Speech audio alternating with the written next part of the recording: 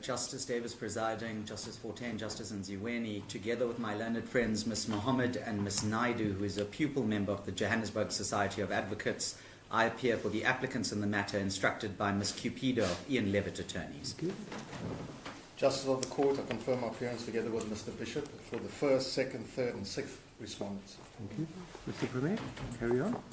Thank you, my Lord. My Lord, may I just start with some housekeeping issues? There was an amendment to the notice of motion. It was a tiding amendment. Does the court have copies of that? I would like one. Would you like it? It was sent to me by email. I have hard copies. May I beg you to hand up all three? Yeah, thank you. Thank you. I'm indebted. And just to place on record, there's no objection to the amendment. Okay, very good. That's great. Whilst we are on housekeeping, and as we indicated in chambers, the applicants have prepared a supplementary bundle of authorities. We do have hard copies of the bundle, and I beg leave to hand that up as well. Thank you very much.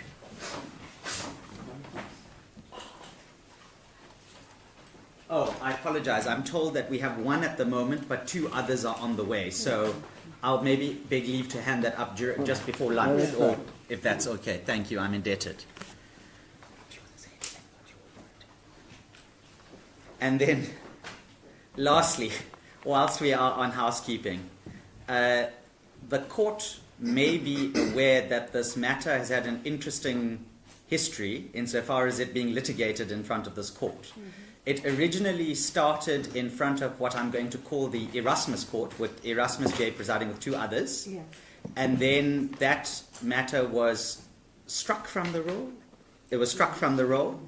That then precipitated an amendment to the original notice of motion, which enrolled a Part A and a Part B. The Part A of the matter was before the Savage Court, Justice Savage with two others. Yeah. That was also struck from the roll, Part A, and this court is only then concerned with Part B.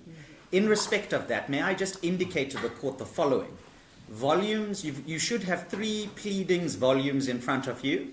Volumes 1 and 2 and the beginning portion of volume 3 up to, I have it as paginated page 950 should be relevant to this court, because what happened before the Savage Court with the amendment of the notice of motion and the filing of the founding affidavit in those proceedings, after the matter was struck from the roll, both parties did not amend the original pleadings or supplement the original pleadings which served before the Erasmus Court.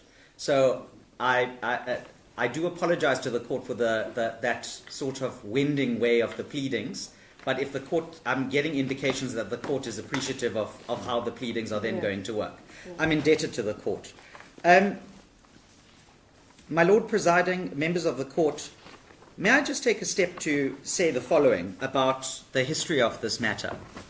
What the court will obviously know is at the time when my clients were suspended from Parliament, there was a single party majority that controlled the structures of the House. That was the ANC. That implicates squarely the principles set out by JAFTA in EFF 2. I don't know if it's helpful to take the court to that in the authorities bundle. Perhaps I can give you the reference. And maybe what we can do is if I can ask the court to take a note so that when the court then looks at this, when it has the bundles, the court will know it appropriately. The relevant paragraphs in the EFF 2 matter, which EFF 2 matter, citation 2018 volume 2 SA 571 CC, which I will refer to in these proceedings as EFF 2, the relevant paragraphs are 192, 193 and 194. You're too fast there, Counsel. I apologize. My lady, what may I assist with, the citation? Or the page? Oh, no. The citation is EFF and Others versus Speaker and Others, another, 2018, Volume 2, SA 571, in the Concourt, paragraphs 192 to 194, and in the authorities bundle that we will make sure the court has copies of by the end of proceedings, the internal numbering of the authorities bundle we handed up is pages 204 to 205.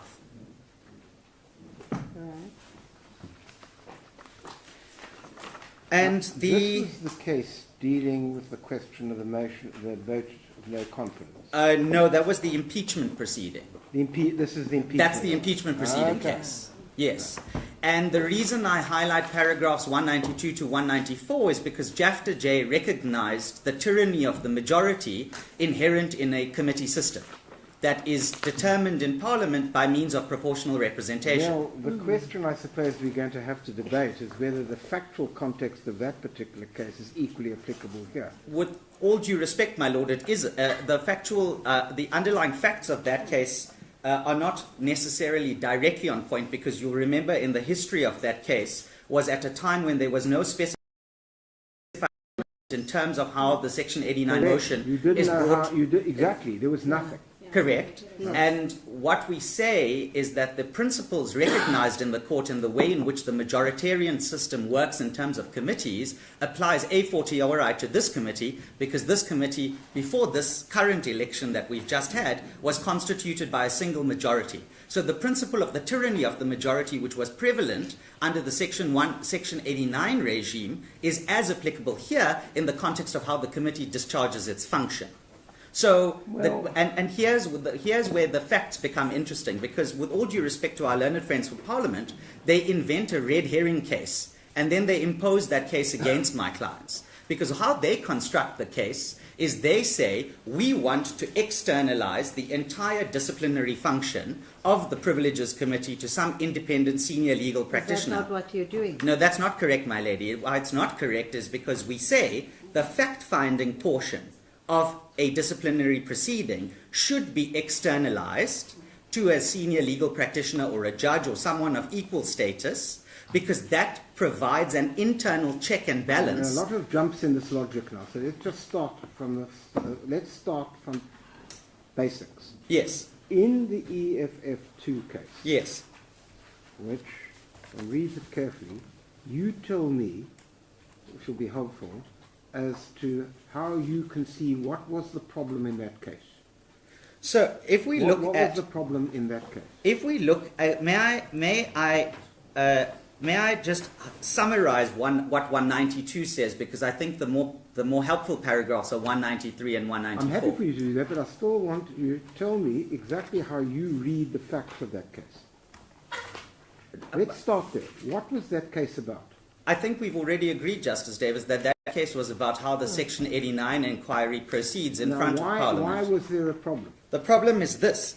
192, the Constitutional Court says, a decision by members of the majority party and the ad hoc committee may prevent an impeachment process from proceeding beyond the committee to shield a president who is their party leader. Surprise, surprise, look what happened in Pala Pala. In recognition of the point that impeachment proceedings are partisan, the acting speaker averred the initiation of such proceedings is inherently partisan, as the aim from the outset is the removal of the president, who will almost always be a leader of the party represented in the assembly. Yes, now, I understand that, but you see, you're taking this out of context, because have a look at 196.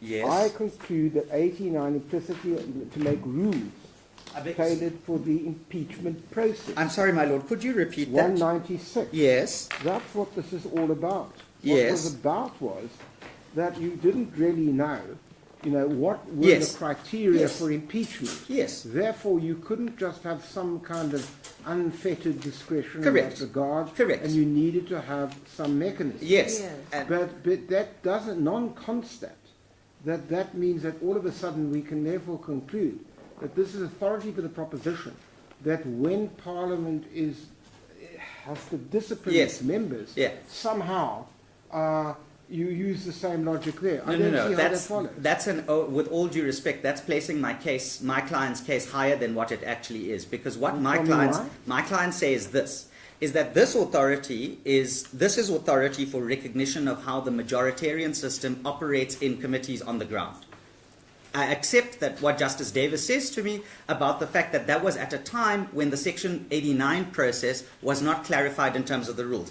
I'm not suggesting that the facts are necessarily the same that I'm relying on in these proceedings. I They're can't. not, yeah. Justice Fortain shakes her head at me, and I'm agreeing with Justice Fortain. The facts are obviously not the same. And But the therefore, where does that take me?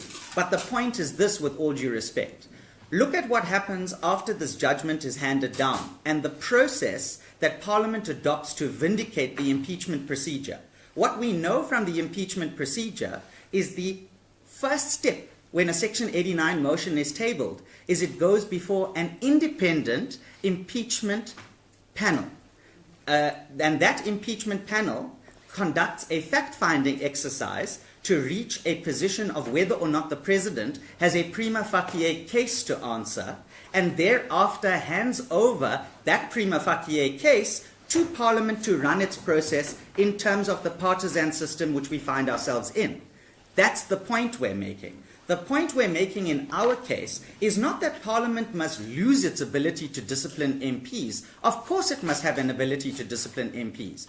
But it's about the ability to discipline MPs stemming from an impartial fact-finding mission, which then determines the scope of the inquiry and the role to be played by the committee. That's where the logic is problematic, because in the case of an impeachment inquiry, remember the Constitutional Court said you've got to make rules for this. Yes. There's authority that it has to be an independent person. No, I'm coming there to demonstrate why why an independent practitioner is the most appropriate way to do so, relying on the logic of this case. In that case for that particular proposition. No, there's a novel proposition in front of this case in the context of privileges. Number two is there a difference between an impeachment of a president and internal disciplinary procedures insofar as members of Parliament are concerned? We would say, is there no difference? No. We would say that with all due respect, engages the wrong question. It's not about the identity of the official who is being held to account. It's the system in terms of which the official is held to account, and whether, if I may finish the submission, that is open to potential abuse by a majority constituted along partisan lines. So if I may finish the submission, please. The point is that Parliament can discipline its MPs, that's fine. But absent an internal check and balance to ensure that it is simply not being done along partisan lines because the power rests with the majority on the individual committee, is where the potential for abuse arises. And may I say this, the way in which you fetter that current unfettered power in the hands of the majority could take the form of an independent senior legal practitioner, or it could take the form of guidelines.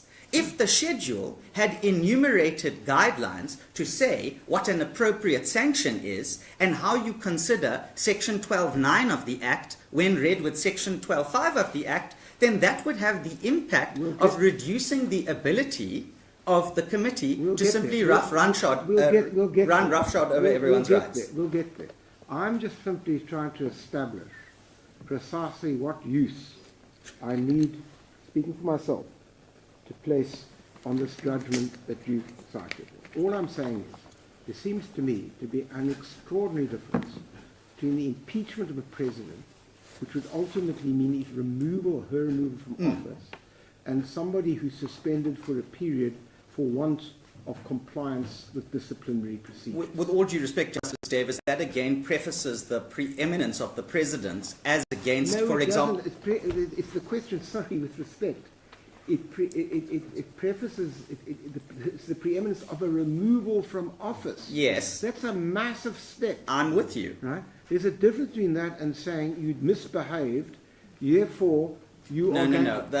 What the similarity is between the two is it depends on the political influence and the ability of the majority to control the votes on the House. So your point is simply this, that what this is authority for is the view that if you just leave it in an unfettered way to the members of Parliament, that effectively is susceptible to abuse. Correct. And that's all you say. It's no higher than that, right. Because that's the perverse incentive structure. So let me then ask you a second question, right, short-circuit this. This argument's been tried before in front of the full bench of this division. The Judge Lord was decision. Cloama, I believe. Yeah, Mr. Judge Lord. The Cloama matter. Yeah. Tell me why that judgment is palpably wrong. Because if it's not palpably wrong, I'm obliged, speaking for myself, to follow it. In the first instance, Section 12.5 wasn't placed in dispute in those proceedings in the way it is frontally challenged here. Well, that's very, very dancing on the head of a pin. The fact of the matter is that that court was asked the same sort of questions about bias and majoritarianism, and it found that that wasn't the problem. Sure, but then the Constitutional Court delivers EFF 2 in 2018, 2 years later after Tlaama, which casts a completely different light on the way in which majoritarianism works in Parliament. So your argument is that it certainly didn't overrule that judgment. Did it? That judgment's still binding on us, unless we say it's palpably wrong. And if it's palpably not palpably wrong, what are we doing here? I mean, I take that's the point. the precedent. I take the point. You've got to tell me now. The one thing you told me is it's distinguishable. Is that what you're trying to say? Yes, 12.5 and the frontal challenge Right, and the let's- frontal constitutional But it would be challenge very is helpful one if of we them. got past that point before we got any. Would you agree with me that if you can't persuade us of that, then that's the end of it? Insofar as the constitutional relief is concerned, yes. I Insofar accept as the review I accept relief, the then review we move on relief is to other separate. stuff. Yes, I yes, accept yes. Now, only in relation to your prayers with regard to the constitutional relief. Yes. We have to find one, it's either distinguishable, or two, palpably wrong. Would you be? I'm just trying to get the menu. That's all. I accept that. And that's where we want to start. Yeah. Yes. Okay. Yes. So let's have a look at that. Yes. And I want to just get my Do judgment. I know you have? Can we look at that copy of the amended notice of motion Yes, that I please, handed please, out? please, absolutely. Thank you. I just want to get there. Oh, sorry. It starts after paginated hand. page I know- 3 I know of the they have it. filing I'm drowning page. in paper. Yeah, yeah. Ah, yeah. Sorry. Please carry on. So it starts after paginated page 3 of the filing sheet. Yeah. There are about 4 or 5 pages which have been struck through because that's part That's the A. part A, Yes? yes, yes. And now we're in part B. Yeah. Paragraph. Paragraph 6, starting under part B. Yeah. So, on the question of whether if Cloama is binding on this court, what would it strike against? It would potentially strike against 6.1, because that's the impartial fact-finding mission, bias, majoritarianism, constitution of the committee. Absolutely. Yes, yes. Okay? 6.2 is open for me to argue, because Cloama didn't deal with absence of guidelines in the context of sanction. Okay. So we are in. Section 6.3 is still open to me because those about Paragraph. paragraph 6.3, I apologize, my lady, Yeah. because those are about fair trial rights, specifically in the context of the right to cross-examine witnesses, discovery of documents, and standard of proof. 6.4 is still open to me because that's about a time bar. So if Cloama is against me in the way that the court positions it, fine. I'm potentially in danger on 6.1. But my answer is 1, distinguishable, 2, EFF 2. But So- if the court's against me, then 6.2 to 6.4 are still there. So the substantive point is this, your submission, is that on 6.1, unless we find the judgment to be palpably wrong, that's it in relation to 6.1. Well, it must be. If we don't, then it's Unless not you there. unless you determine that it's distinguishable. Because remember, I Well, raised don't see how distinguishability as a possible- second leg of the argument. Well, reading that judgment very carefully, that is the judgment Justice Lord. And by the way, on that Justice Bozalek agreed. Therefore, the question Yes. is, I don't see how you can. Because he talks about Rule 2, he talks about the fact that you can't delegate. Yes, but It's absolutely clear. with due respect, there is no square answer on the frontal challenge then, because if you read 6.1 about the disciplining and independence, and then go over the page to 7, Are you submitting that it's different? yes, But sorry, look at paragraph 21 of Justice Lord Lawson. Yes. Tell me where on earth one can take a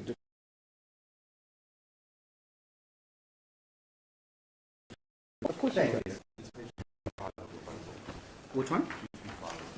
No, you have a copy of my bundle. I don't. Thank you, Mike. Thank you, Mr. Bishop.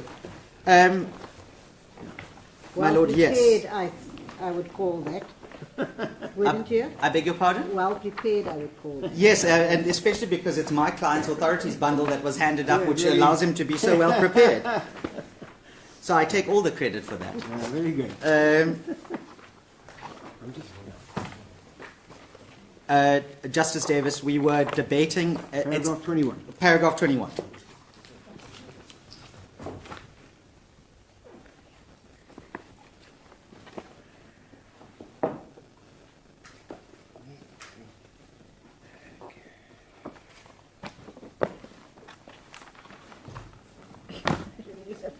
No, just try to sort myself out. That's fine. Yeah, so oh, Justice Davis, may I? No, you carry on. I'm listening to you. Sure. Yeah. So, Justice Davis, I accept the point that you make if 6.1 was where the relief stopped in the notice of motion. No. I want to make this absolutely clear.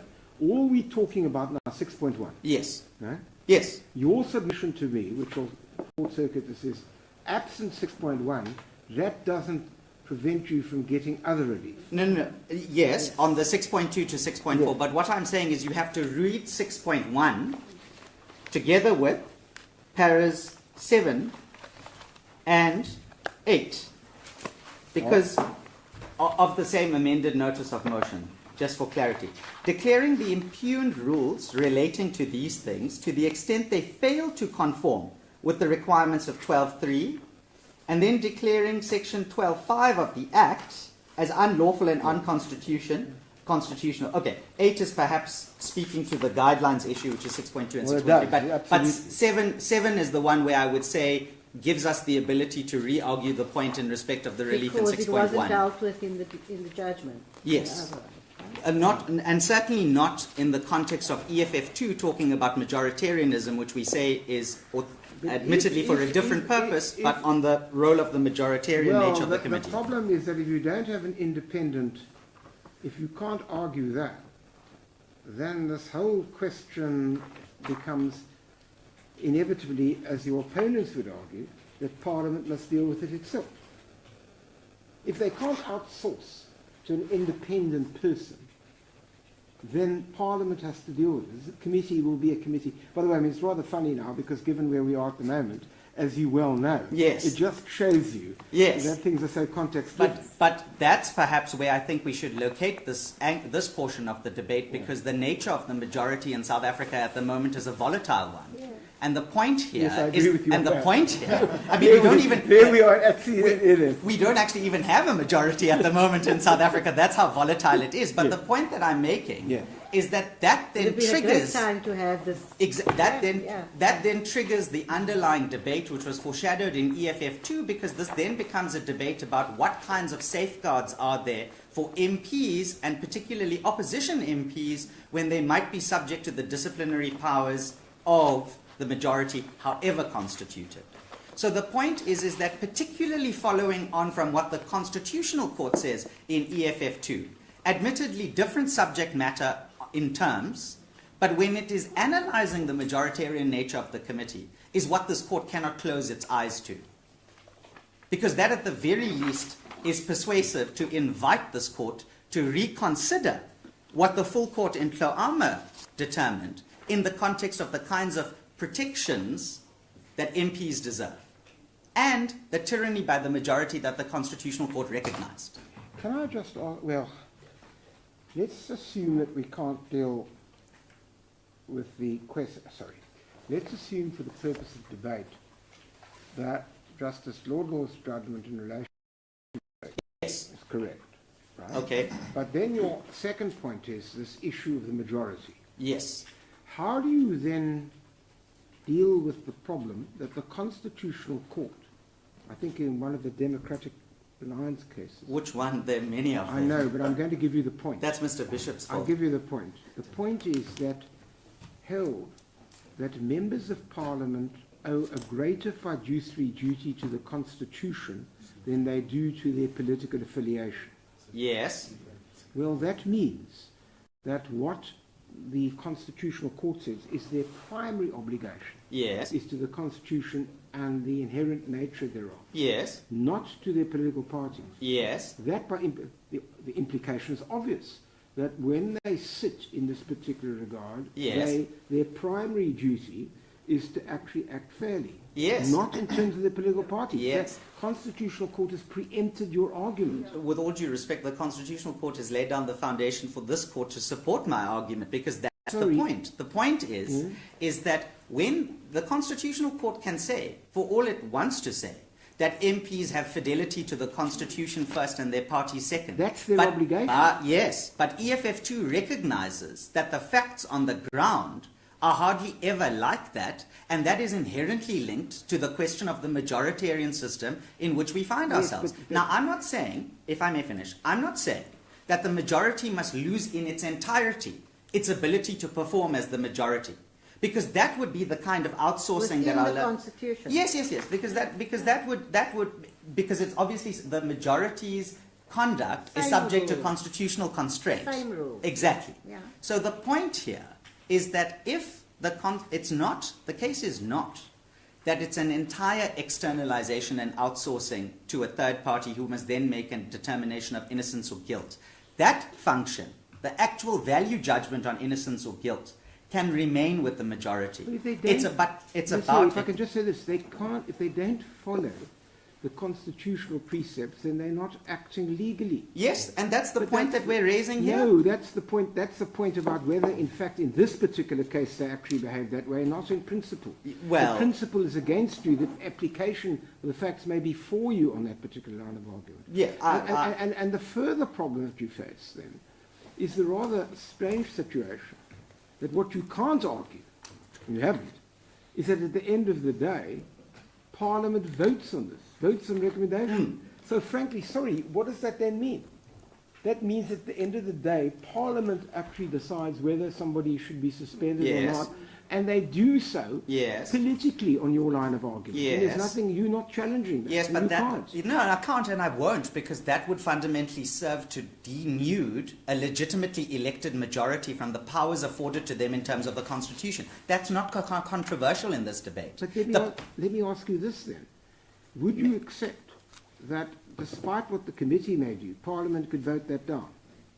in theory, yes. What do you mean in theory? In theory, because EFF tells you that when impeachment motions, which are quasi-legal in nature, come before the House, the incentive in the way Parliament is constituted is to undermine a proper case that would demand impeachment, because the majority acts to protect itself. The point is, and I think where we are slightly speaking at cross purposes, is that the court must disabuse itself of the notion that my clients are suggesting that the majority cannot exercise the powers lawfully ascribed to the majority. What this case is about is the process of how we get there. And we say if the majority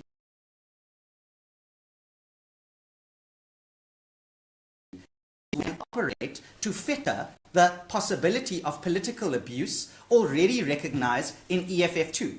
The first one is you outsource the fact-finding component of the We've case. already got to the point that unless you find that that's wrong, we follow that. You got the point then. Then So the second second point. point would have to be this. Yes. It would have to be what you say is if Parliament, if the committee has to deal with this, it should have clear guidelines. Yes. Which would essentially constrain it. Yes. Is that what you say? That is the That's your constitutional submission. constraint. And Yes, your submission absolutely. would follow, as I understand it, that because of your concern, as you've articulated, that you could be subject to majority abuse Yes. if that doesn't happen, and if you can't outsource because Parliament must discipline its own, then at least there should be rules which constrain the discretion. Correct. We are at Eden then. All right, let's move on, because we Yes. understand your submission. Thank you. I'm indebted. Yeah, I whether know. I agree with it is another matter, but the point that I understand. I mean, I'm just pitching a Don't be bit. indebted too quickly. I'm pitching a bit lower than that. I'm just indebted that now I understand my submission too. That being the case, Well, though, I'm delighted that you do. I mean, You get paid I a take lot more for this than I do. I take all the guidance I get from up above, and I'm open to it. Carry on. So, we putting aside the Tawama debate, you've got my submissions on 6-1. Yes, I have. Yes. Thank you. Yes. May I then just talk briefly about 6.2, if that is Yeah. applicable? We're following an amended notice. I Yeah. think in light of the way in which the debate has happened in front of the court, it might be more appropriate to do so. I've prepared my own submissions with a different structure, but Keep going. I think the nature of the debate is such that let's just take it on the hoof as we are. So back to 6.2. They failed to provide sufficient guidelines for the exercise of the discretion insofar as sanctions are concerned. I don't know if the court has available to it the Act and the Rules of Parliament together with the schedule. I'm just going to ask my team if I can get the relevant references in the record, Yes, because I please. think it's It's helpful. in the record somewhere. Yes, yes. I've seen May, that, may yeah. I take a moment? No, yes, please. Thank you. No.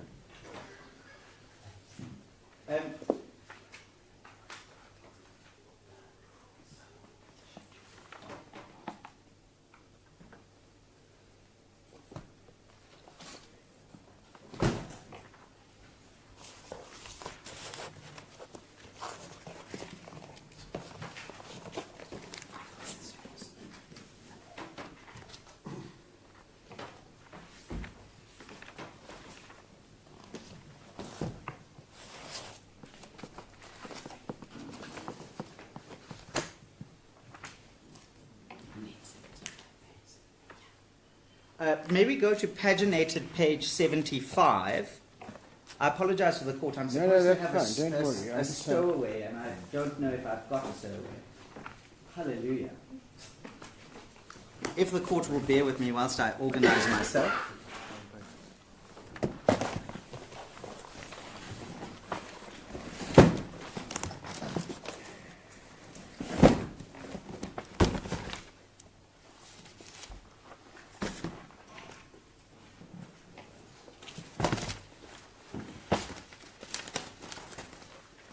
Yes, so paginated page 75 is where the rules start.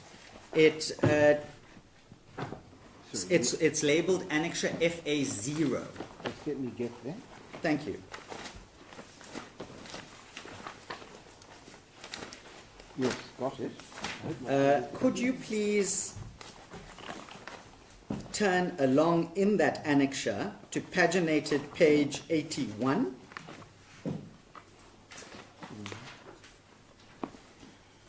I'll be with the court in a second.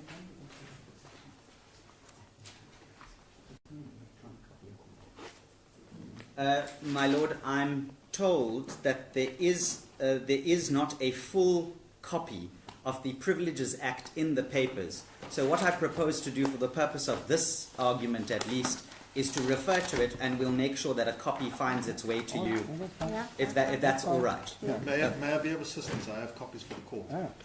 But not for me, unfortunately. So that's also a part of Now the... I will be of an extra No, assistance. there you are. For my learned friend as I'm well. indebted to Mr. Nasser You Rudi. see, if everything was as collegial as this, we wouldn't have been here today. Yes, my lord, but that's because we're advocates, not MPs. And we're not in the majority, but there's only two of us. Never going to be at the rate we're going. That's why a time bar might be appropriate, my lady, but I'll develop that submission just now. Okay, so now are you going to refer us to this one, the Act? So can you Shall we keep... use that one? No, you hold on. want- We're talking sorry, about where are two we different back to where things. Are we still looking at the rules? You're The still rules. looking at the rules, Okay. paginated page 82. Keep one finger there, Yeah. and then... No, it's 82. 82, yes, my lady. At the top of the page, it should say penalty on the top left-hand side, and then paragraph number 9. Yeah. Does your ladyship have it? Yes, we have it. Thank you. Keep one finger there, please.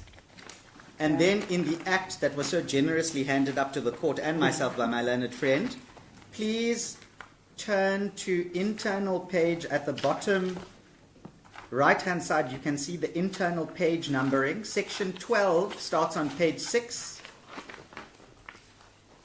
But the two sections I am relying upon are 12.5 on page 7 and 12.9 on that page 7 as well. So we're going to read them both side by side if you don't mind. 12.6 and 12.9. 12.5 and 12. 12.9. Does the court have the Yes. relevant yes, things? Yes, we do have it. Okay, let's start then at paginated page 82, penalty. because all the penalty provision says the following. If the committee finds the member guilty of misconduct or contempt, the member, fellow member, or legal representative must be given an opportunity to present mitigating factors. We don't have no indication what those mitigating factors could be, to the committee before the committee reports to the House. Such representations may be verbal or in writing.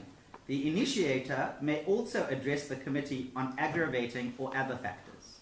That's all the schedule says insofar as the committee, because remember the committee has to recommend a sanction before it then goes to the House, which adopts the report, and then the sanction becomes implemented and imposed. That's the structure and the relationship between the schedule and the Act. Now, we can put the schedule to one side for half a second. Look at what 12.5 says of the Act on page 7.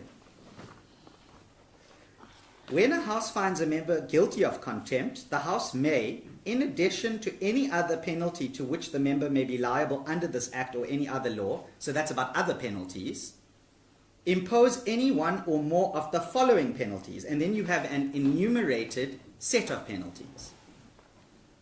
And then you have to read that simultaneously with 12.9, because remember, my clients were suspended here for the maximum of 30 days.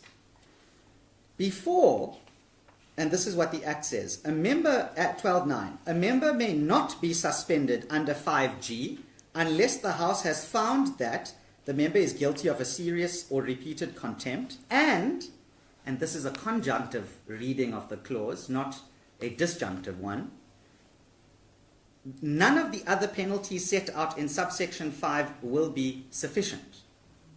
Now, there is a dispute between myself and my learned friend as to whether or not that 12.5 and 12.9 inquiry was ever done, but that's more along the lines of the review relief. I'll come there later. Let's just talk about the principal issue at the moment. The principal issue at the moment is that if we look at the penalty provision, which I referred you to on page 82, there is absolutely no guideline as to what an appropriate penalty could be, how the adjudication function is supposed to happen in terms of section 12.9, where one of the other remedies or penalties are inappropriate, how much weight is to be attached to mitigating factors, how much weight is to be attached to aggravating factors. Whether, for example, and we know that courts do this all the time, for example, in declaratory tests, you know, on the second leg of the discretion that the court is afforded, there are a bundle of factors that the court takes into account before granting relief, including things like delay and practical effect and so on. Sorry, Justice Nsibu. Won't those come out from the mitigating factors or the aggravating factors? It may, but that's not an answer to the principal point. Because remember, that only occurs if any of the parties before the committee choose to raise mitigating and aggravating factors.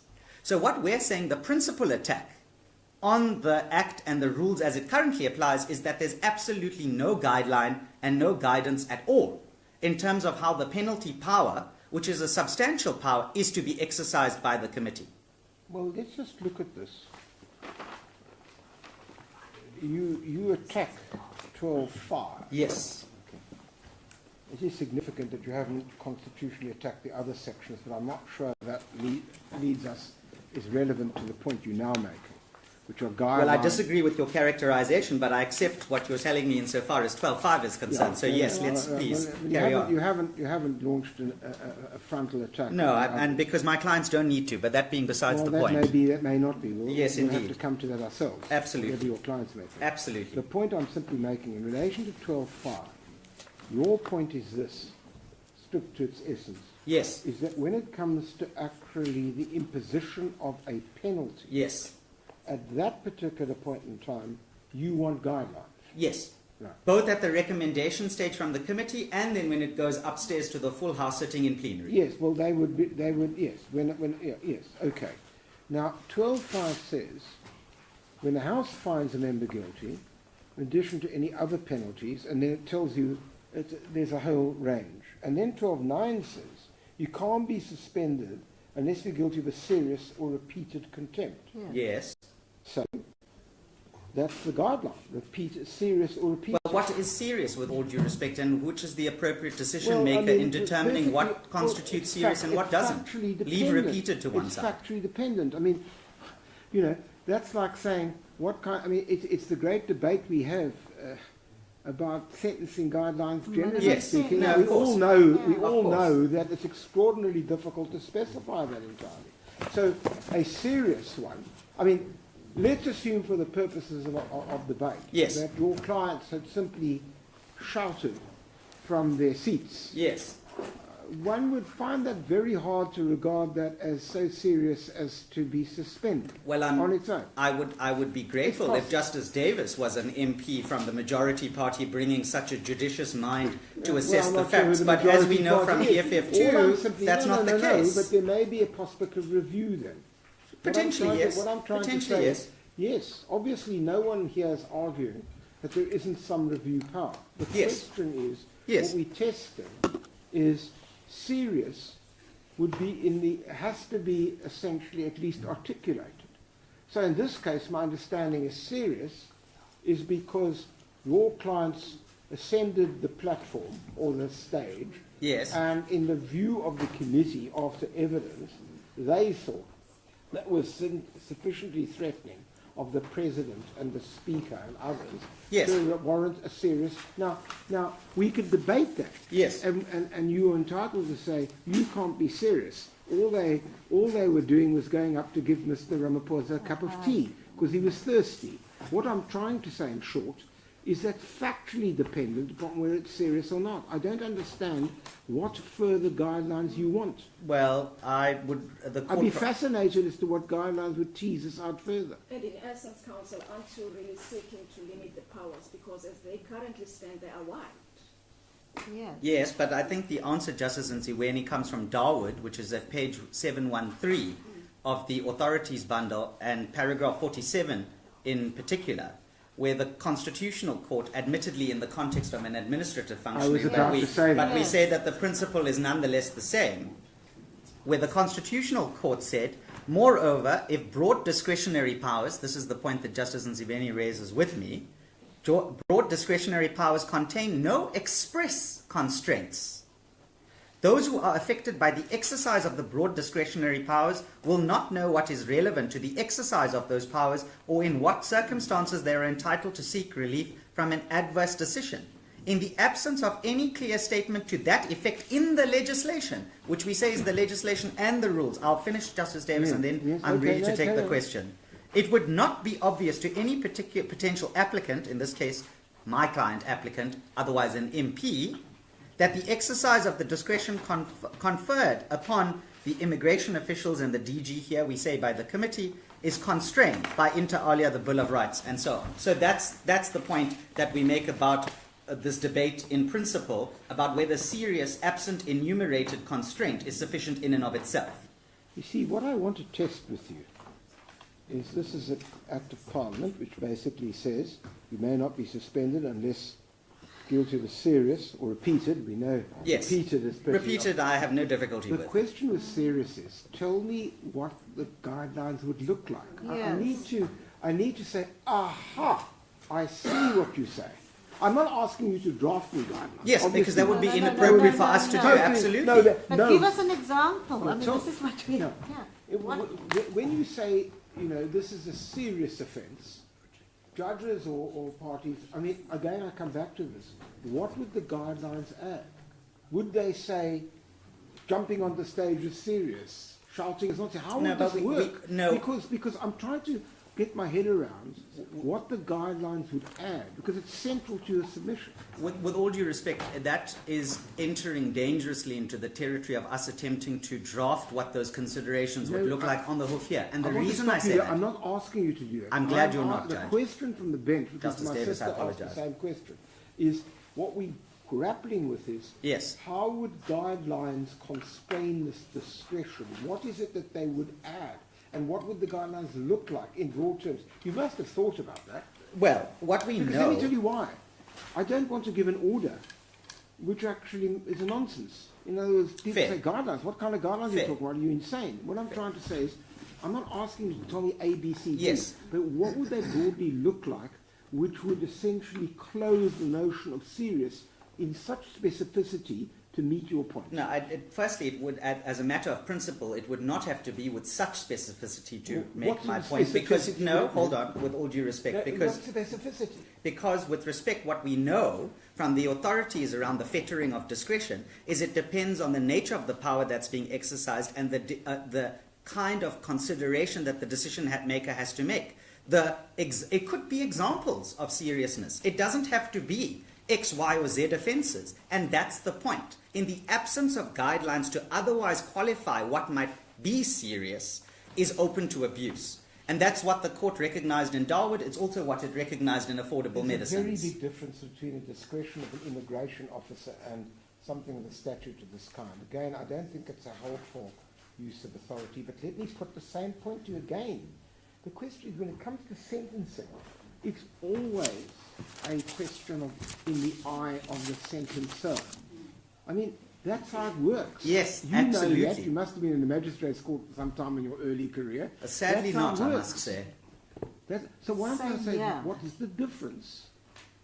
If it's serious, then if, for example, you came to this court and you said, there is no way that any reasonable sentencer could have regarded what my client did as serious, we would have to apply our minds, and if you were right, we'd have to say, I'm terribly sorry, Mr. Malema et al.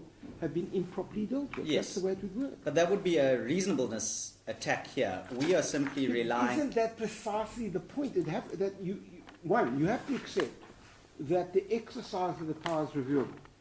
Yes. Well, otherwise we wouldn't be here at all. Well, at least for the second bundle of relief that No, I'm you have asking to for. accept Yes, it. yes, absolutely. I'd be delighted for you to say it wasn't. Review justiciability where ad idem completely. No, because I'd be delighted if you said no, I could go home and I could go back to Johannesburg. But having said that, what I'm trying to say is, yes, if it's reviewable, then surely to goodness, factually dependent would then mean if you as the House or the committee overstep the mark on the bias argument that you're saying, please come to court and we would correct that. but that's under your review power. That's under your review power. What I'm saying, and I think perhaps it's appropriate to say that the supposition of sentencing is the inappropriate comparison, because that is about a judicial officer considering... Well, this is a form of sentence, one way or the other. Yes, okay, fine. But then what we know is that there are, firstly, judicial officers are not directly themselves invested in sentencing the parties appearing in front of them. The structure of the committee is fundamentally different because your political opponents sit in judgment of you. I'm not going to rehearse what we discussed in what we discussed in the morning, but it's important for me to start there because it's a distinction about the function of the decision maker and who the decision maker is. Right. That's the first point. So, yes, the second point, what we know in the context of sentencing is that there are minimum sentencing provisions and there are factors that are included in legislation that is applicable to sentencing, which either enumerate powers by means of illustrative example or contain specified and contained considerations that the judicial officer has to consider. Yeah. I'm saying if we can accept sentencing as the equivalent paradigm, ipso facto the absence of qualifications here renders this unlawful. Well, firstly, that depends... On your logic, with all due respect, Justice Davis. No, it's not my logic, it's the point I'm putting to you. I'm putting to you the point that, well, of course, not all sentences go in front of the minimum sentence, so you can't really rely on that. I accept that. Number two, the fact that you give me examples is very unhelpful. I mean, because each case depends on the facts of the case. It also depends on evaluating those facts. Yes. All I'm simply saying is, I mean, what you go But against what metric, Justice Davis? Is saying the whole, I mean, in a sense, this entire case is predicated on one fundamental principle, bias. Everything flows from bias. Because your whole case is they're biased, they have to be constrained, therefore we've got to look for constraints. And what we're testing is, now if you can't, the problem is, if you look at, well, let's just have a look at this. If we say, Where, are you in the Act? No, I'm looking at that. Yeah. If we say that 12.3 and 12.4, for example, Yep. for 1.12.2, 12.3, are not being constitutionally attacked, if they aren't, No. then that means that we must make the assumption that the House can appoint a standing committee, that it's got to deal with these particular matters, Yes. etc., etc. Yes. Yes. So the point is that what I'm troubled by is, if that's the case, your inherent bias would. Why did you not attack those sections? No, but Because- that's a false litigation burden with respect. well, we don't with have to. respect, We the don't have question, to. No, but the question is, once you assume 3/4 of the structure are immune from constitutional attack, I'm not entirely sure you can say, well, the final leg No. is therefore infected. With respect, I disagree, and the reason I disagree You is have to because that disagree, takes us back to the original point that we were debating in the morning about the earlier It's this still in the morning morning. about are we? It feels like it's been quite a long I time. know that. I appreciate That- your I'm point. glad that Okay. Justice Davis has sympathy for me. Enormous so. uh, In fact, I'll give you a cup of tea in 5 minutes. But that's I'm going to take you up on that. But that being said, firstly, it's a false litigation burden. Okay. These individual sections can be attacked on their own merit, and the court cannot, with all due respect, say that the attack on No, the individual section must fail because of a failure to attack other I sections in understand the that, same but just subprovision. hear me out. What I'm trying to say is that on your logic, the earlier section, the concept of bias is, these are politicians who are going to peddle their own political agenda. Mm. Well, if they are politicians, and that's why there's bias. Mm. It's a structural form of bias. It's Correct. not necessarily a But if personal form of 3/4 bias. of the structure is regarded as fine, right? What does that say? No, but No, it's taking not fine, it's not attacked. Is but- that what you but said? Well, it's got to be fine then, No. because it's not attacked. No, with all due respect, both Justice Davis and Justice Fortain, the difficulty with the supposition that is put to me is that that would have the necessary consequence of robbing Parliament of performing a function that is constitutionally and politically appropriately preserved for the majority. The issue of bias here is not constructed that bias equals no majority participation. It's about if bias, as a result of majoritarianism, which is baked into our political system, is a fact we have to live with in a representative democracy of ours, it becomes how are the constraints and the checks and balances, either in the statute, constitution, or the act, collectively applied to constrain the possibility of abuse emanating from a systemic feature of the act. That's the point. Yes, but the problem that you face is one of the reasons, I suspect,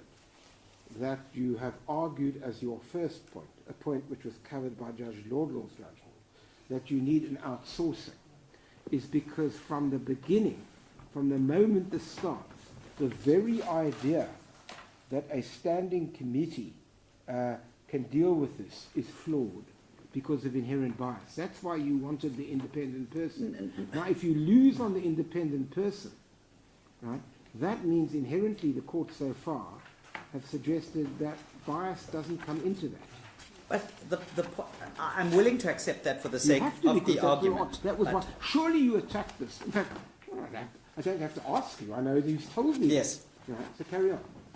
So the point is it's about when that discretion-making power afforded to the committee is subject to no constraint. And what we are saying, in our constitutional system, it would be wholly inappropriate for my client to try and take away majoritarian-based decision-making and locate that determination squarely in an outside third-party source who has no democratic legitimacy and accountability at all. My clients are not here trying to say that democracy needs to be undermined through backdoor processes of independent disciplinarians. That's not what we're saying.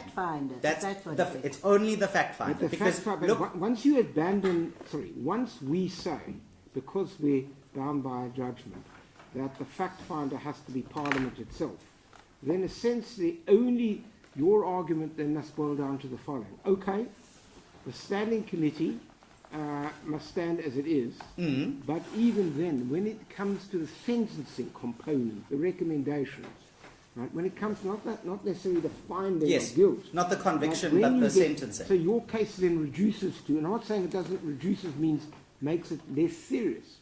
Your case essentially focuses on the fact that if we've got to accept that there's a standing committee with all the inherent problems therein, you would expect this act to have given greater guidance to that committee Yes. and to the House Yes. as a whole, Yes. rather than having it in what you would regard as a unsatisfactory and unjustifiably unfettered thing. That's your submission on 12.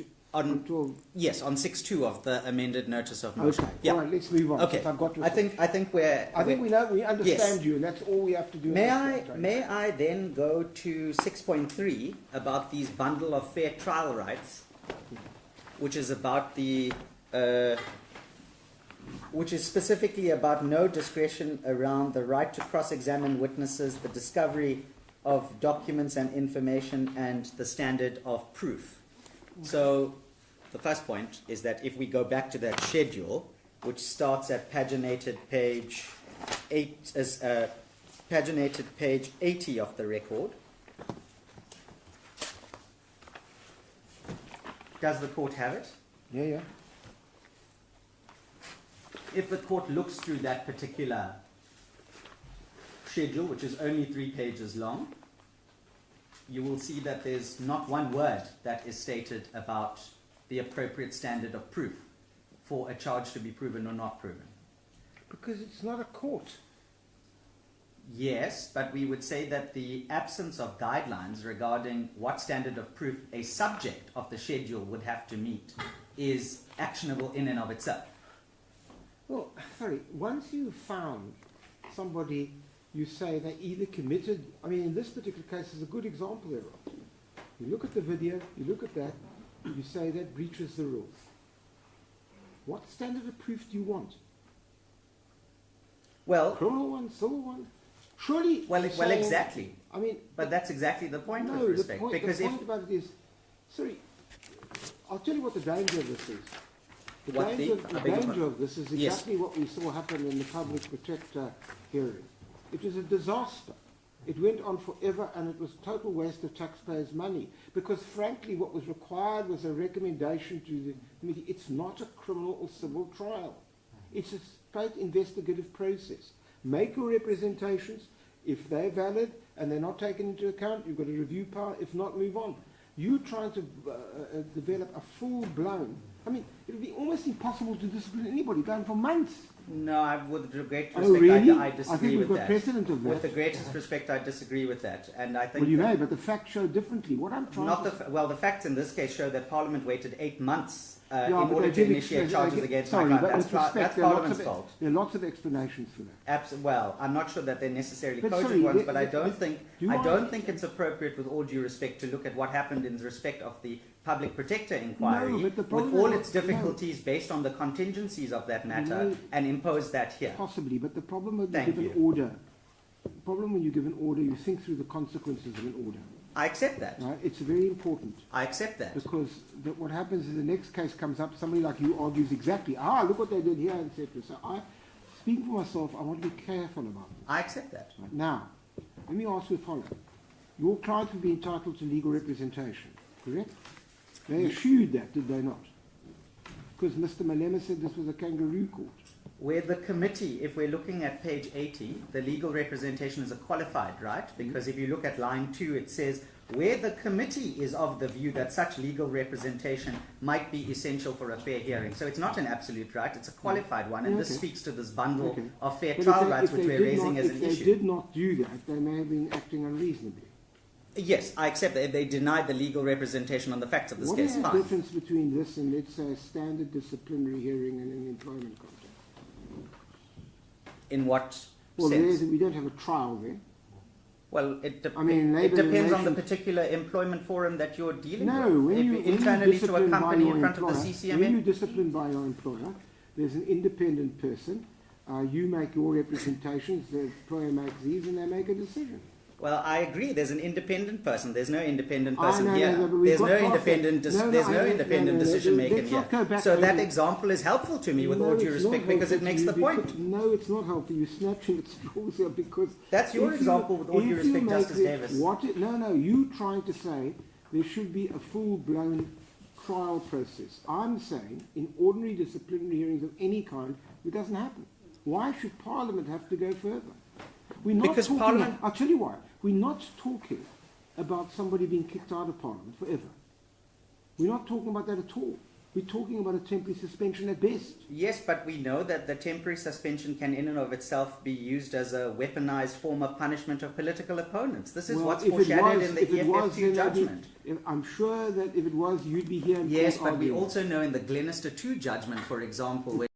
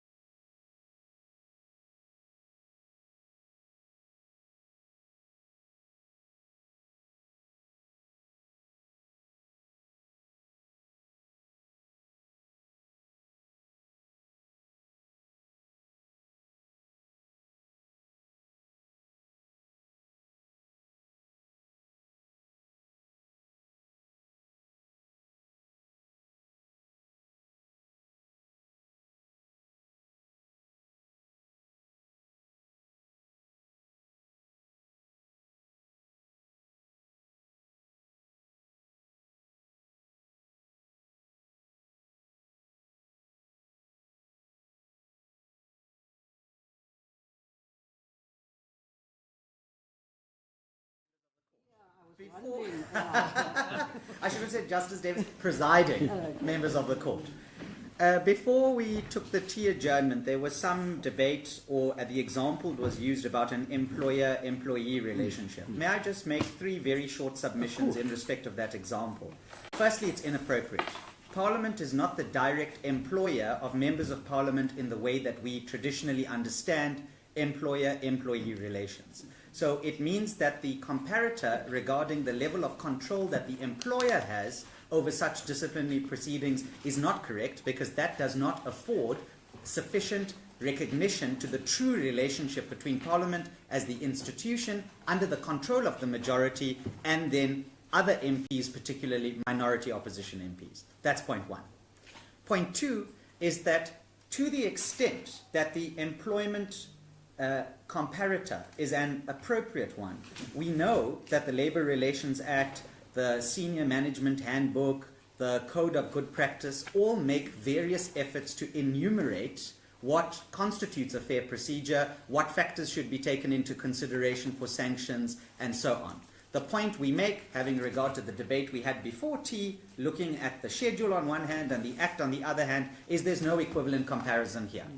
The third submission we make in respect of the employer-employee relationship is that even if we accept then that Parliament has a greater degree of control over these things resting in the hands of the majority, that triggers the necessary obligation, foreshadowed in EFF 2, which I'm not going back to, around the protections that need to be given to opposition MPs in particular, because the enumeration serves as an internal check and balance on fettering the power and the discretion that is otherwise in the hands of the majority.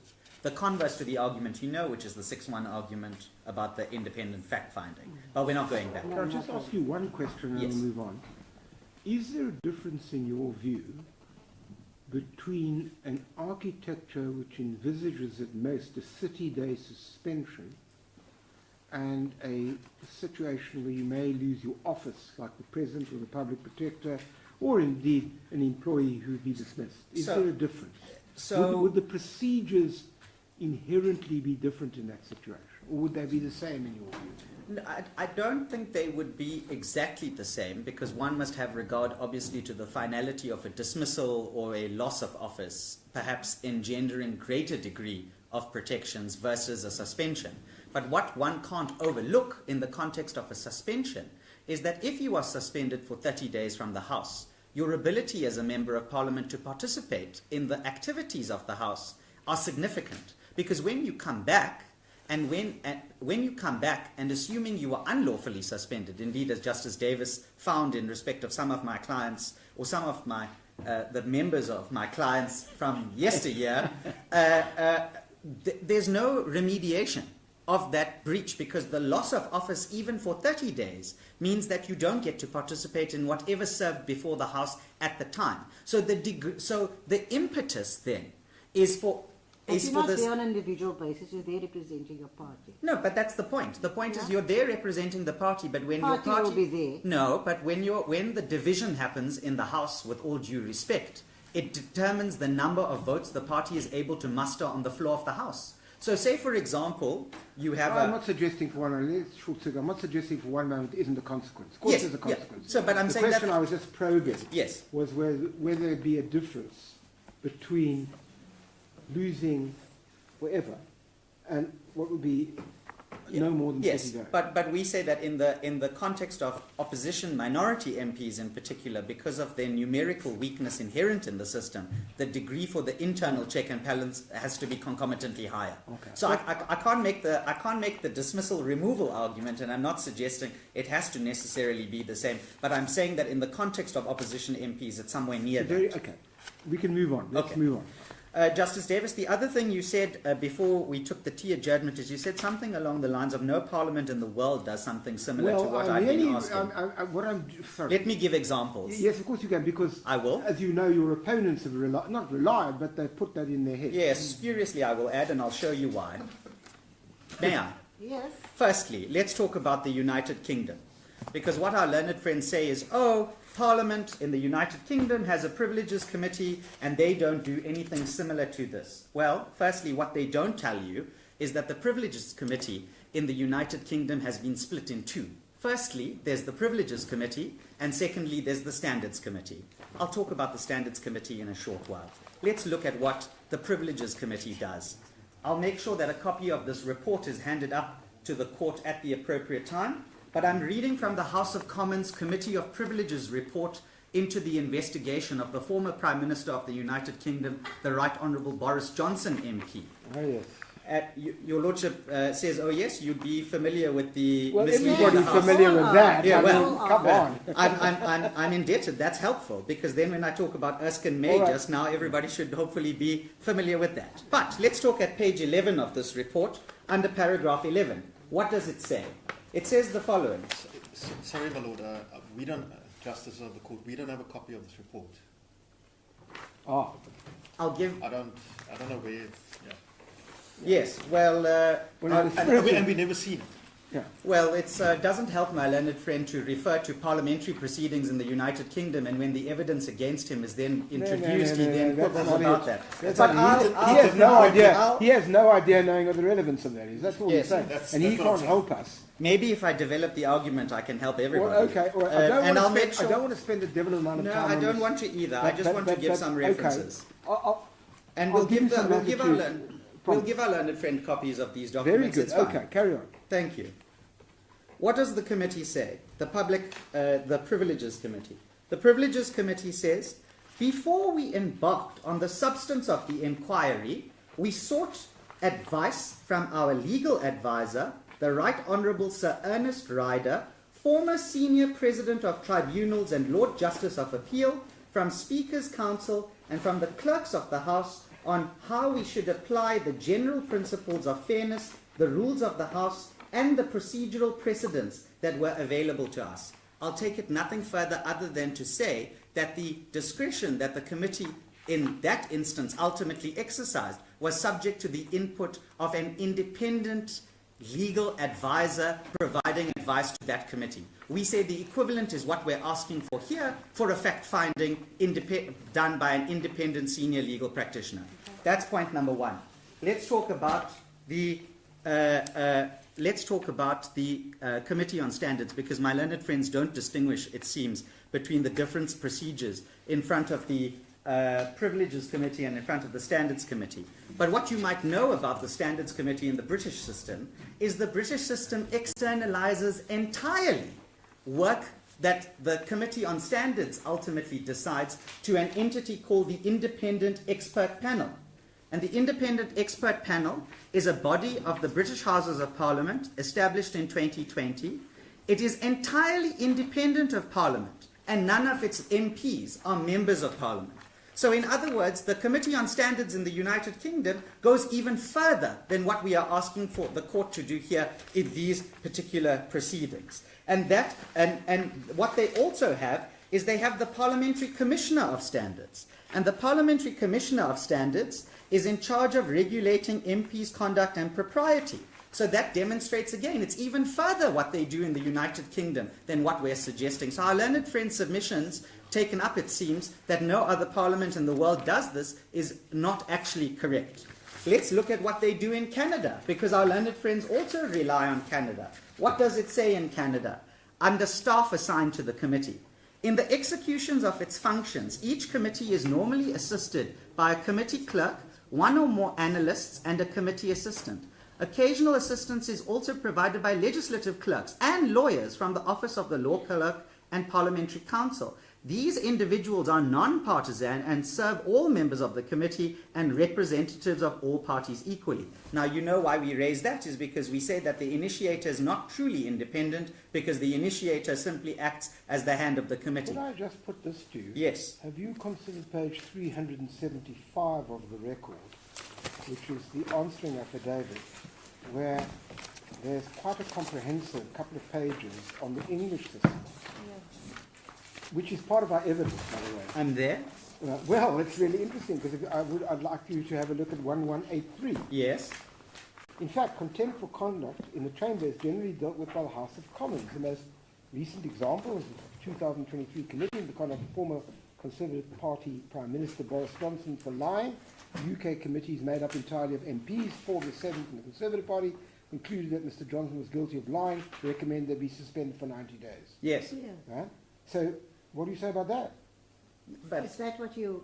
the point is that the committee, in the discharge of its function before the report can go to the House, is fettered by virtue of the presence of independent legal advisors in determining how the committee should or shouldn't operate and giving it advice. But And that may be, but since we take that out of it, at the end of the day, the committee made up of members was the committee who made the recommendation for suspension. Yes, but and the House. So that second part is exactly what we do.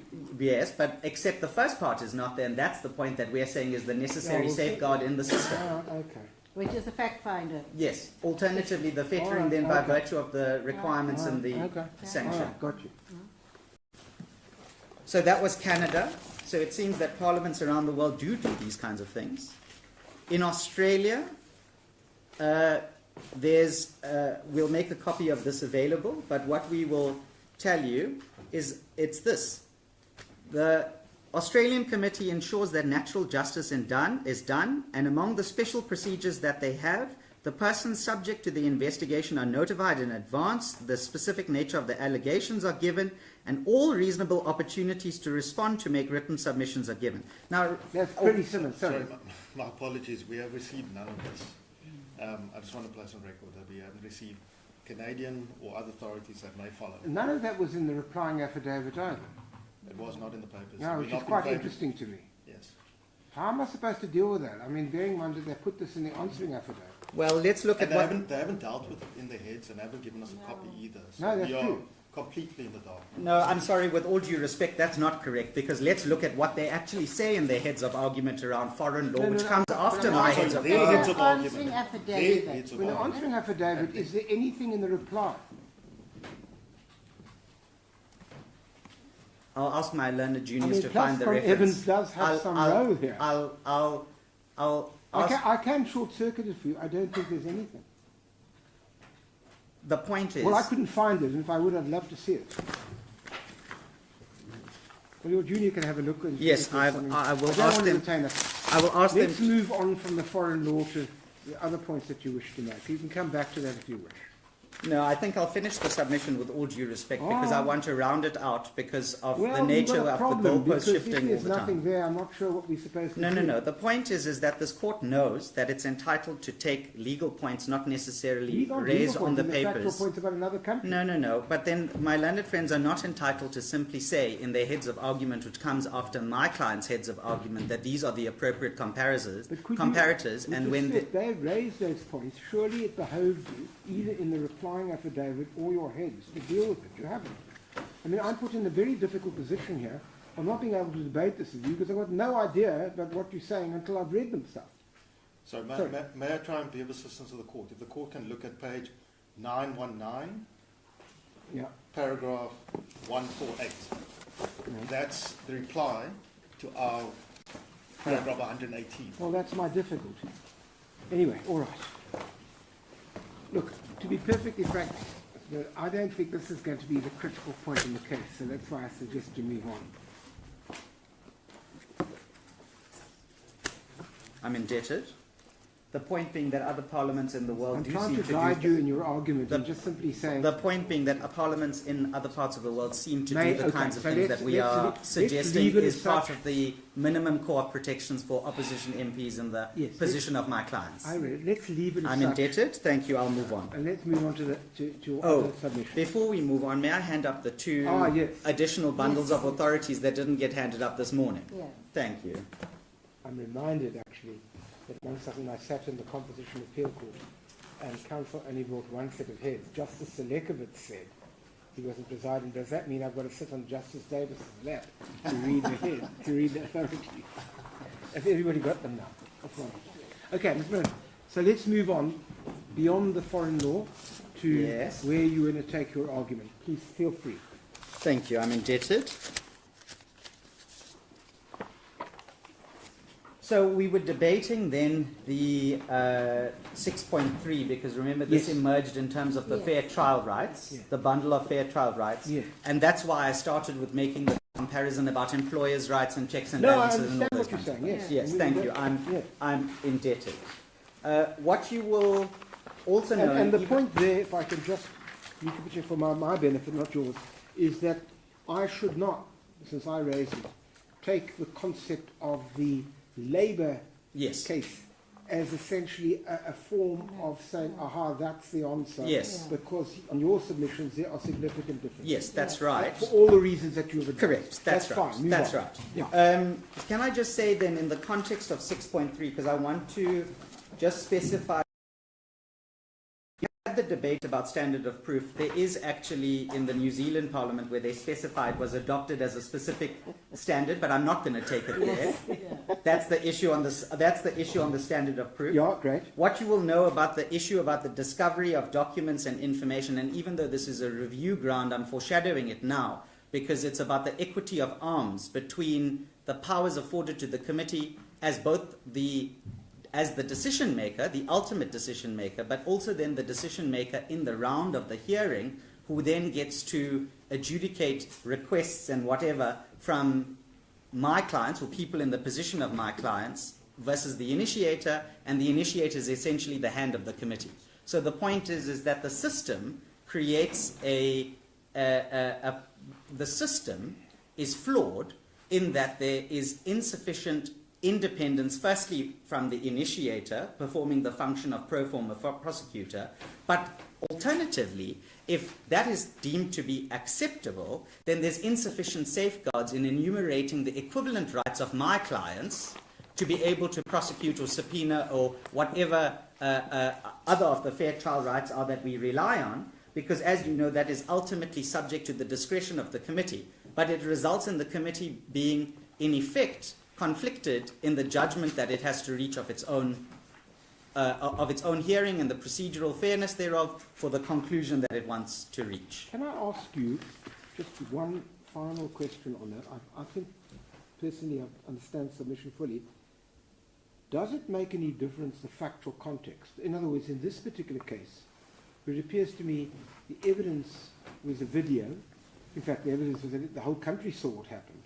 And there was a video which occurred of your clients alighting, if I could use a neutral word, the stage at a particular point.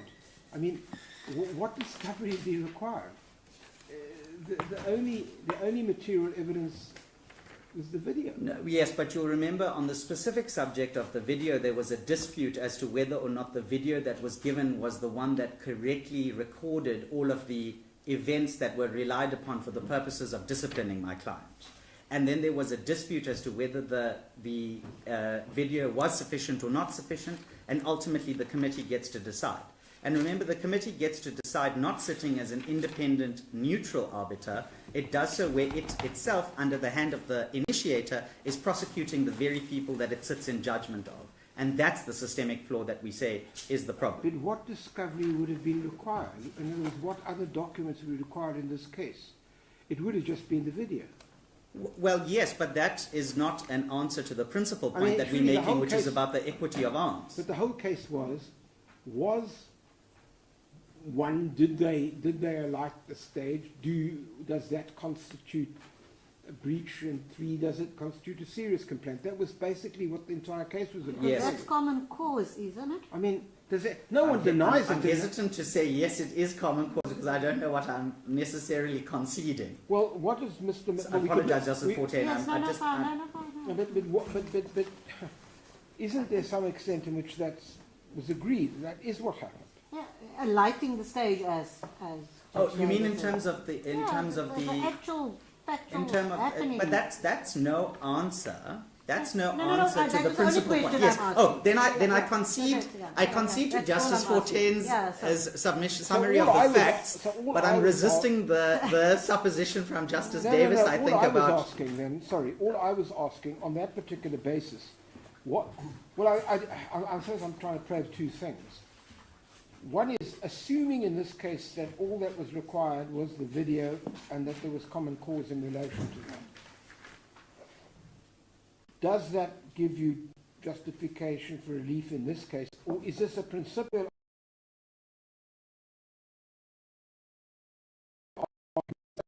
Second leg. Okay. remember, the evidence and the content of the evidence in the video could have had the effect of allowing my client to raise certain defenses which they couldn't raise, potentially, in the context of the hearing. But we would never know that because the video was withheld. And the reason the video was withheld is because the system creates an inequality of arms between the committee, who has the initiator running the proceedings on their behalf, and who they sit in judgment of ultimately, versus my clients who most of the time only get protections when the committee agrees that they deserve those protections. All right, got you. Carry on. Can I just give you a reference, because we were, my learned junior did find what you're asking for. My learned friend addressed you at page 914, I think. Let's look at page 890 together and 891. Is that the foreign? Are we back? Yes, Back it's on- just where it's dealt with Foursquare. Yeah. Yeah. Yeah. Paragraph 69. What's the page? 890 to 891. And I think actually maybe it's helpful for me to read this. Sorry. Also in 886 and 887. Is it your reply? Reply. So 886, para 52. The example from the UK was offered to illustrate how parliaments have responded to crises of legitimacy within their committees. And then it goes on to deal with that. In the next paragraph on 886, para 53, other examples will be more fully dealt with in legal argument, but some innovations in Australia, where the Senate Standing Committee is not composed of proportional representation, required to be nominated by an opposition MP in the Senate. And then it talks about New Zealand. At page 890 again, paragraph 69, it talks about New Zealand and Australia. And then over the page, it talks about, and this is the conclusion, and this is the point that we're making, which is why their resistance to this is unfortunate. Those standards clearly set on their publicly accessible information pages. In other words, you know what it is fully enumerated, the procedure you have to come and meet. That's a comprehensive answer to reply I'm not going to get into now. Thank you. That we'll I'll have to move see. on then. I'm not sure it is, but that's another matter. Carry on. Indeed, that's for you to decide. But anyway, we were talking about the. We had reached the point where we had spoken about the discovery, Yes. etc., Yeah. and we can move on. And I think there was got the the point. second part of your summary You're that also- that I accepted as being But correct. I mean, effectively, what we're submitting to us doesn't really matter the specifics of this That's the case. principle Yeah, of it. yeah. It's the broader principle that you're on. This is the constitutional relief, Got it? absolutely. Move on. Can I just say briefly then, in respect of 6.4 of the amended notice of motion, the issue about they failed to provide a time bar for the institution of charges against an MP. The principal point here, and this is the debate we were having earlier, Justice Davis, about the effect of the suspension, is that given that the initiation of the charges and the prosecution of the charges rest in the hands of the majority, we know what EFF 2 says about that, the fact that there is no time bar means that that is open to abuse. And that really is the point. Because as I was saying when we were debating this point earlier, in the hands of a majority that has a perverse incentive structurally to inflict political pain on its opponents, what the time bar of the issue here is that you might be suspended 8 months later during the budget vote, or you might be suspended 8 months later when there's a motion of no confidence, or I might be suspended where there's an impeachment inquiry. So the principal point is that in the absence of a time bar to ensure that cases are timeously instituted and prosecuted, it's the weaponization of an otherwise neutral disciplinary process that Again, creates the principal issue. Again, Yes, this, yeah, a complete. principal issue. You want to complete. bring it to the facts? Completely. I'm going to No, deal with no, it. later, I'll deal with that a later. bit later. That's the review relief. All right. Okay. Yes? I'm indebted. Okay. I'm indebted. May I just take an instruction? Yes, you might.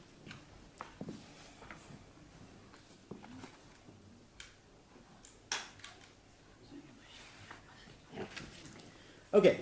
Thank you. I'm indebted. Just then to just highlight in respect of 7 and how one reads 7. Are you still maintaining that it links to 6.1? You got me then. But Okay. it's not even 6.1. It's a bit more than that. It's about 6 in the introductory portion. Take us through 7. If you, so 7 says, declaring the impugned rules relating to the powers and privileges, to the extent that they fail to meet the requirements set out in section 12.3a.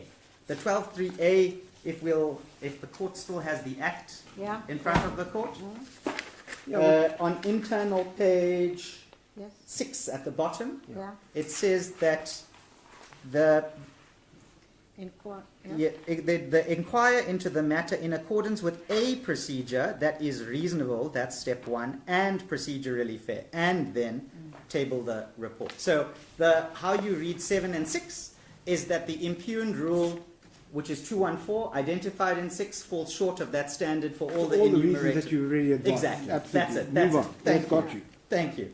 And then let's look at. And 8, I think, we've already debated. I think we foreshadowed that. Yes, you have, Is it generous? Is it Yeah, yeah. ungenerous of me to say that, or not? No.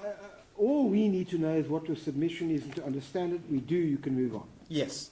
And you've got it because of the imposition of sanctions absolutely. point, and we've debated that Yeah, already, yeah, and we've I've read written 12.5 down and 12.9. absolutely. Right. Okay, now let's go to paragraph 9, which is the review relief. But before I delve into each of these individual things in para 9, can I just go to para 10?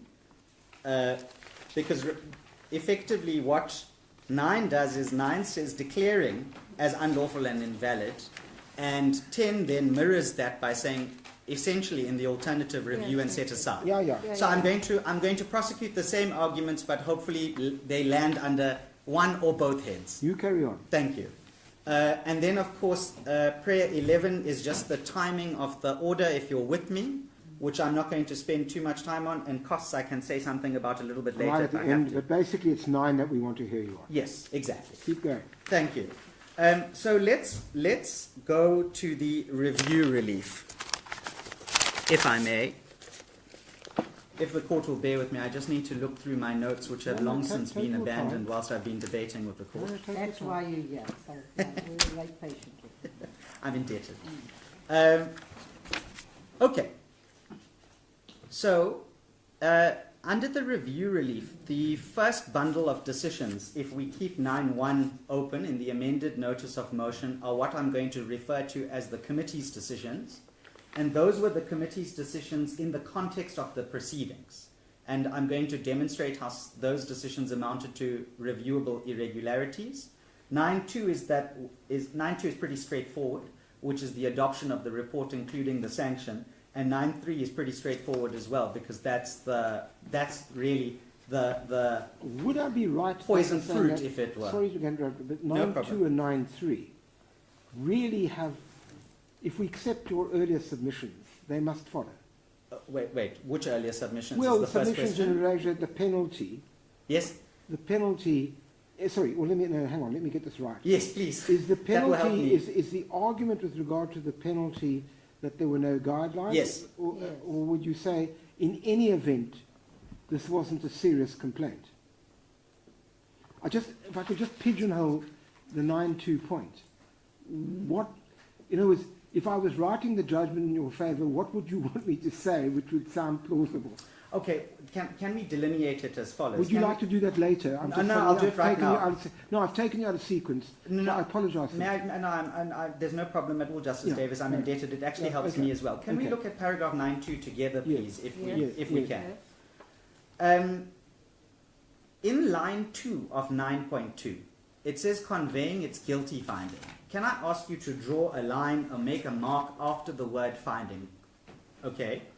Because what that really talks about is that is related to the conviction, which flows from the decisions taken in the proceedings, and that's the link to 9.1. Okay. Yeah. So Okay. that's the first part of the answer. Yeah. The second part of the answer is that in respect of the recommendation of the penalty and so on, Justice Davis, yes, I'm happy to accept that my sanctions penalty arguments would apply as against that. Yes. So insofar as the second portion of paragraph 9.2, I foreshadowed some of those arguments, and what I ultimately say is that the report then could then be scuppered on one of two bases: either the conviction part, in other words, everything before the word finding, or on the sentencing part, everything thereafter. Right. So the first part of 9.2 is coupled at the toe to 9.1. Yes. And the second part is coupled to the fact Yes. of the submissions that you already made. Yes, Yeah. that's right. Okay. And I understand where you go. yes, and then remember also as well, because the report only becomes, I want to use the word implementable, it's not the right word, it only is adopted and therefore becomes an effective report in terms of imposing the sanction when it serves in front of the National Assembly. Yes. And obviously, what I would say, and maybe I shouldn't say obviously, is that what we would say is that the poison fruit doctrine would apply, that if we can vitiate either the proceedings before the committee or its adoption of the report, the consequence necessarily follows as regards the National Assembly's I have adoption. you. Then I think we're okay. No. Okay, so on let's this go. point So now. we can revert back to 9.1. Yes, I'm let's. sorry for. No. I think Okay. No. All right. I thought that was very helpful. Okay, Thank you okay. very much, Justice Davis. So, let's go to the refusal to provide the. So one of those decisions is the Speaker's refusal to grant the applicants the access to the full video footage of the events of the SONA.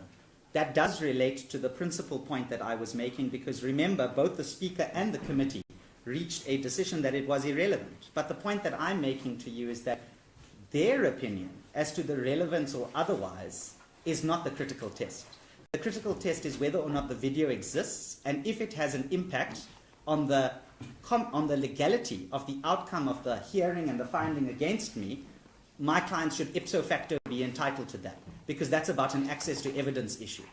And that and this relates to the principal point I made earlier, because in the absence of appropriate guidelines as to how the committee exercises its discretion in respect of these kinds of interlocutory disputes, I suppose you'd call it, is the problem. Because the committee can effectively convict my clients on indirect or weak evidence or incomplete evidence, and that's obviously reviewable error. No. I'm asking. I'm cannibalizing the principal submission I made earlier, and I'm saying it applies foursquare then as that decision in the context of the review head of relief. Yeah. Thank you, Justice Forte. The second decision that we can zone in on is we can zone in on the refusal to grant the postponement. Yeah. Now, the refusal to grant the postponement is important for two reasons. Firstly, remember at the time that these hearings were happening in Parliament, there was other litigation launched by other EFF MPs around whether or not there is an equivalent subpoena power for a charged MP to subpoena a witness to the hearing to give evidence, and that was in front of this court. So one of the reasons for the postponement was the one that you would expect, is postpone to see the outcome of that, and then let's see what the outcome is and whether or not that has any influence on us. The fact that the committee persisted notwithstanding, we would submit, is a breach of my client's rights. But isn't it a discretion to grant or to? Indeed, but we would say it was an I'm using the word of judicial officers applying their minds to discretion. I'm going to use it all the same. I would say it's an injudicious application of the discretion, because it's as though we are here in this court arguing about these facts. Let's say by some miracle the blue party, and I'm not suggesting any particular party, I'm calling it the blue party. Perhaps we should call it the pink. No, that's not the pink party. I'm trying to think of a neutral term. Carry on here. The beige party. That might be the blue party. Okay, I think that's fine. Beige party. Okay, we'll buy that. But you know my example. Yes, you exactly. know what I'm suggesting. Yes, Let's say the beige blue party, combination of the two colors, ended up in the Constitutional Court litigating similar facts. Maybe not even the Constitutional Court. It could be an interdict hearing in front of a single judge in this division, or in another division of the country. We say it's an injudicious application of the mind because that's a relevant and material factor which would have clarified how the proceedings here against my client, our proceedings here today, could or couldn't be resolved. So in as much as, yes, it's a discretionary power afforded to the committee, we would say that they are constrained by exercising what I'm calling a judicious application of the discretion, which they failed to do on the facts in respect of my client. I don't know, Justice Nziveni, if it's an answer. I don't know if it's a helpful answer or otherwise.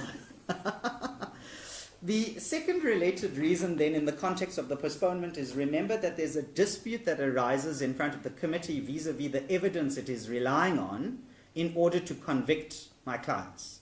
So if I'm not mistaken, there were 6 witnesses, 5 of whom were technical evidence, that one witness who gave oral evidence. Sorry, I'm confusing the matters. In the other Menti Maria matter, there were 6, but in this one there was 1. So, is this your yes, people Mr. advocate? Klasse. Is this your people advocate who seems to know what's going on? Which is, at least someone knows fills what's... me with hope for the future. Absolutely.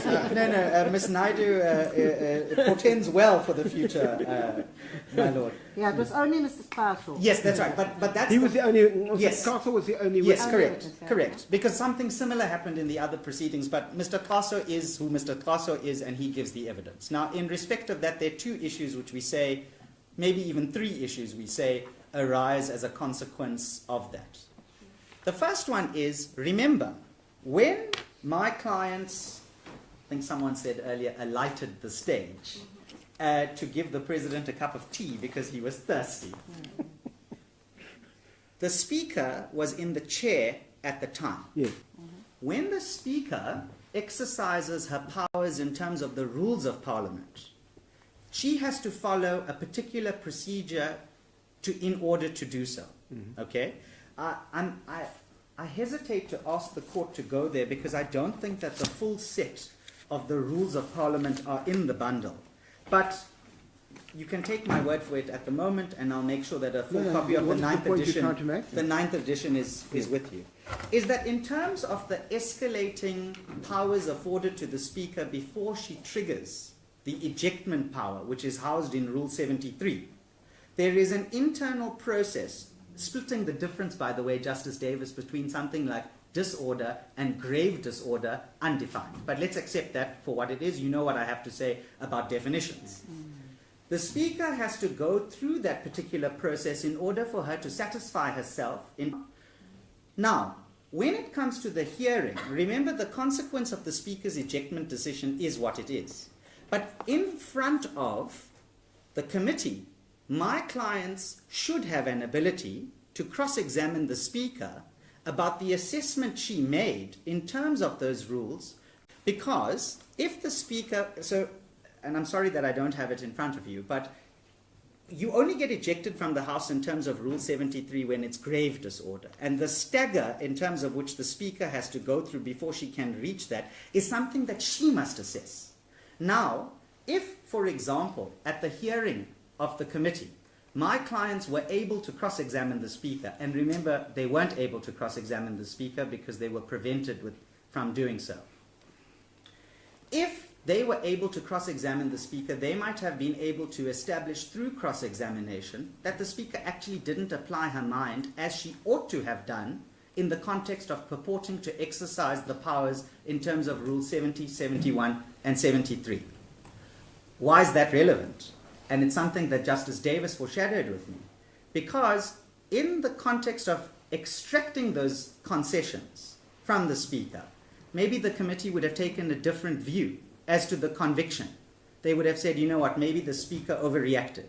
Or maybe she, I don't know, she misapplied her mind, and the consequence of that is we're not going to find it. Why did that need cross-examination? Why could they not have put that up as representation? Well, they didn't, firstly. Well, that goes back to the whole postponement problem. Yes, and then also remember the further problem from that is the witness they rely on is Mr. Kaso. Mr. Kaso is not the repository of the power.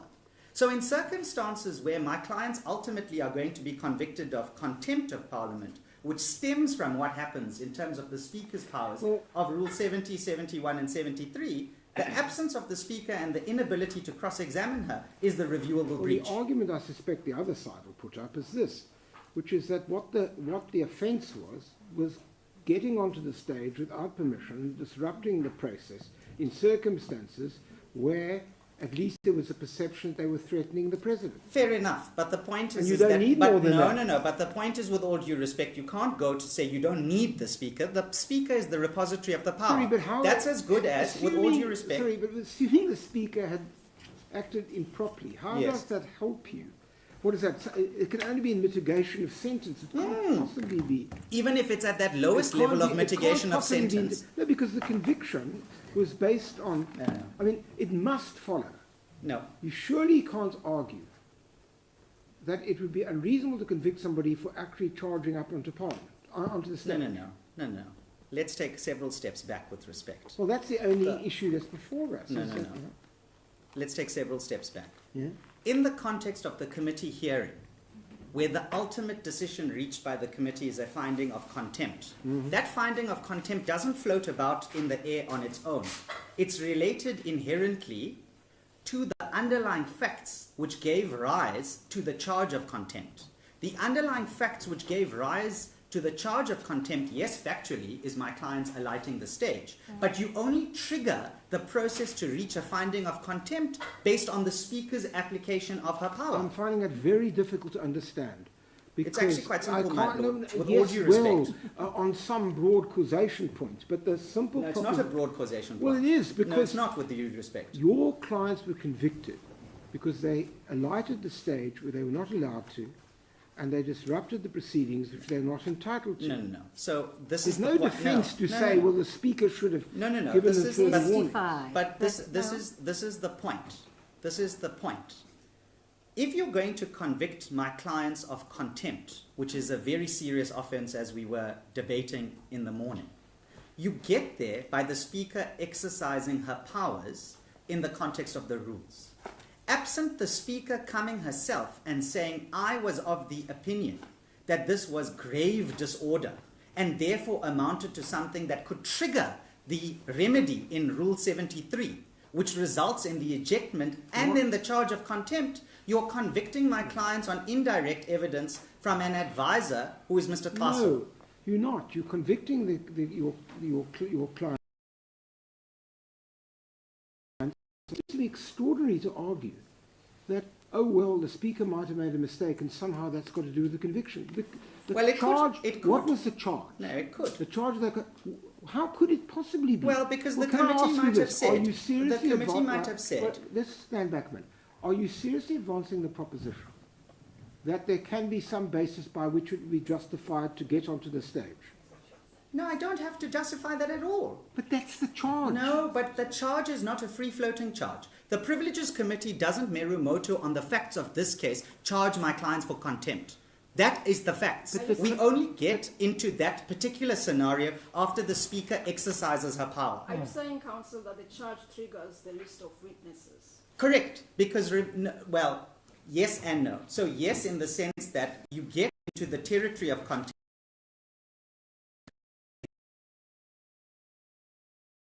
to be brought, because really what she's doing in the contempt hearing is she's justifying her decision, and she's justifying whether or not the threshold of contempt has been reached, because that's the evaluation the committee is being asked to do. So that's yes. The no part is that the committee on the facts Is there of not this case. an assumption that there was, because the committee was set up? Don't you need her to make the finding for the process to start? Exactly. So you are disputing the setup of the whole process. No. I'm saying that if her decision was a necessary decision to trigger the process, then in the context of the finding of contempt that the court ultimately reaches, the committee ultimately reaches. Where is the charge again? Where can you Oh, find the charge? let's find it. Well, I think this is absolutely fascinating. All of a sudden, this is to do with the speaker. The Page charge is what? Page? 87, volume 1, Yes, that's the first called one. Annexure A, Volume 1. 1, Page 87. Is it 83? It starts at 83.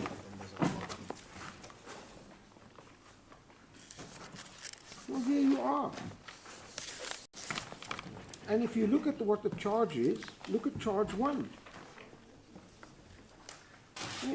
this is, What page are you at, my lord? what's it, 88, I think.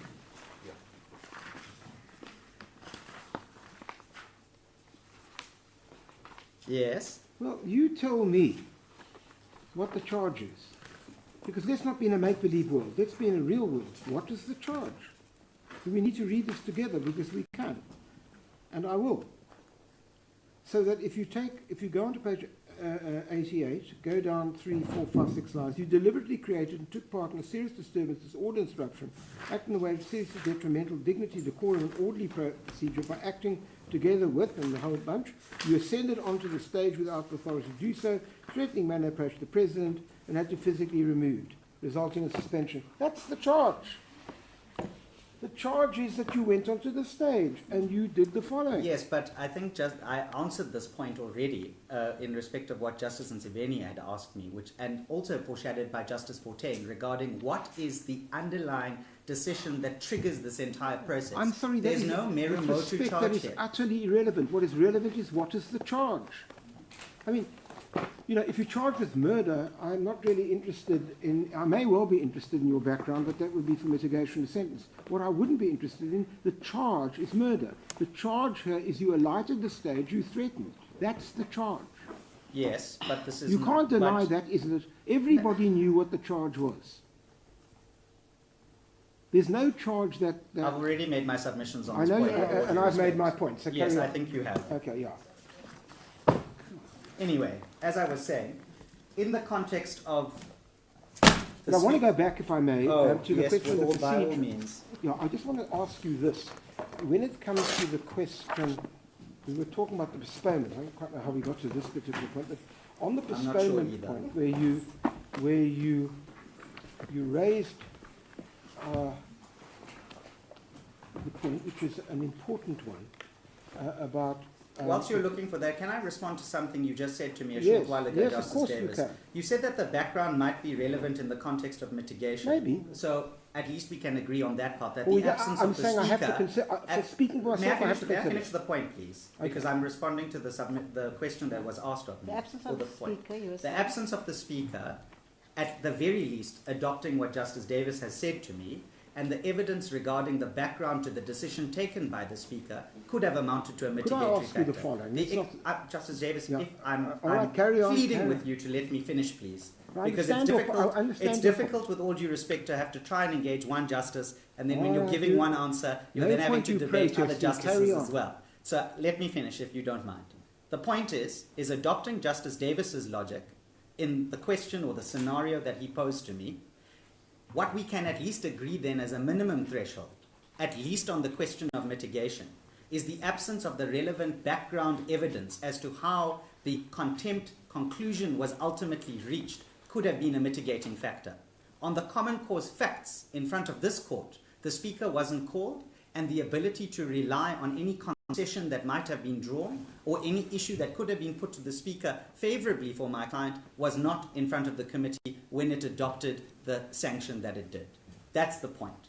Insofar as, obviously there's another debate that we need to have about the sanction and whether or not the preclusion of the submissions was correct, but I'm saying that the same logic applies then in respect of the ultimate charge of conviction, the ultimate conviction of contempt. Because all I'm saying is that if we can accept that the background information, the evidence from the speaker may influence mitigation, it could have also influenced the committee's conclusion on contempt. Never mind the actual underlying facts on the alighting of the stage. You can't look at that in isolation to how this matter got in front of the committee.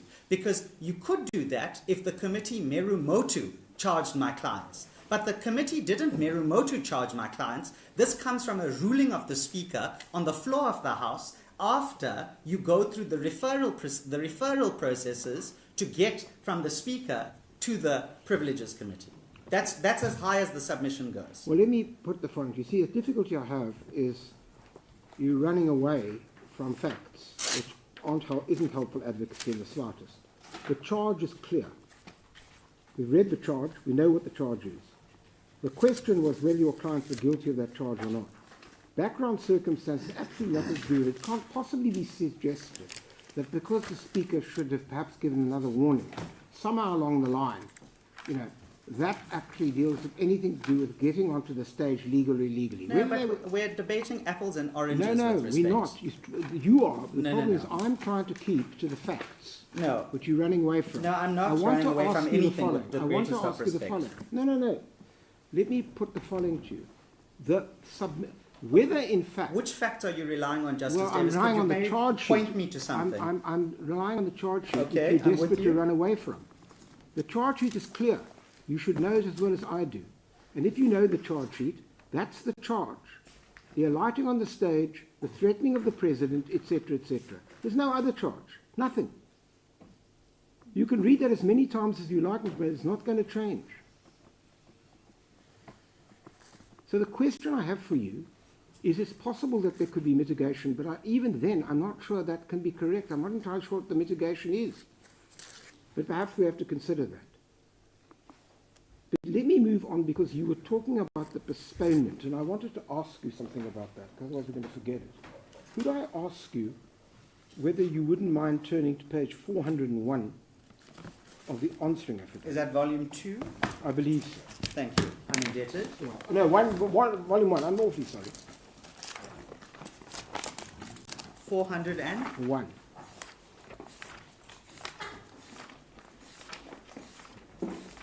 Yes, I'm there. So towards paragraph 192, this is your opponents addressing the question of postponement. And we can move on, because I just wanted to give you an opportunity so I know what your argument is in this one. Yes, please. The last 3 lines. The issue, therefore, is not whether this court would have granted the postponement if it had been in the committee's position. The only issue for this court is whether the refusal rendered the proceedings unreasonable and procedurally unfair. What paragraph, my lord? I'm sorry, page 401, para 192.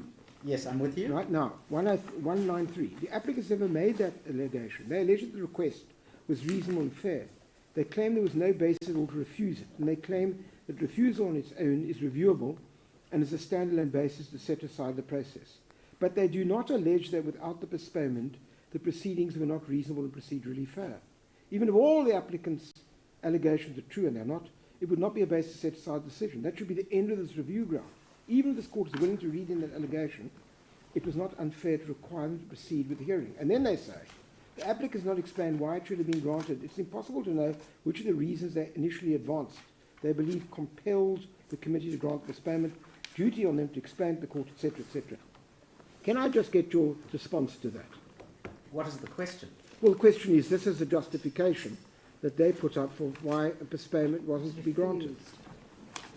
Yes, and I think that my answer is self-evident. My answer is self-evident because of all the breaches in terms of the proceedings as they continue to unfold in respect of my client's ability to have a fair trial in front of the committee. Sorry, when they asked for postponement, they're asking, what did you put before the committee for the... Page 168, FA 14. 168. FA 14.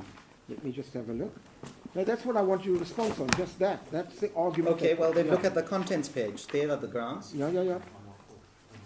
Is this Mr. Capido here? So he's affidavit. That's right. Mr. Capido, I believe his name. Miss Cupido. Oh, Miss Capido, say so. 168. FA 14. 168 FA 14. Yes, thank you, my lady. Yeah. So, So you're saying this is, I need to read this to get as the, basically this is your case. This was the case. This was in front of the committee, yes. yeah. Okay. The basis for the And you postponement. say these are the reasons Yes. why a postponement should have been granted. Okay, got you. That's fine. Okay. No, I wanted to make sure that when I read the two together, I can understand their Okay. argument and yours. May I just, perhaps it would be helpful to give the court the reference to where the FA 14 is discussed Yes. in the main affidavit, Yes, because of then course. that adds then the further contextualization Yeah. of the review ground. If I could find it in my own papers, that would be, there we go. It concludes at page 32, paragraph 56.2, but the whole analysis about the postponement starts with page 31, Paragraph 54.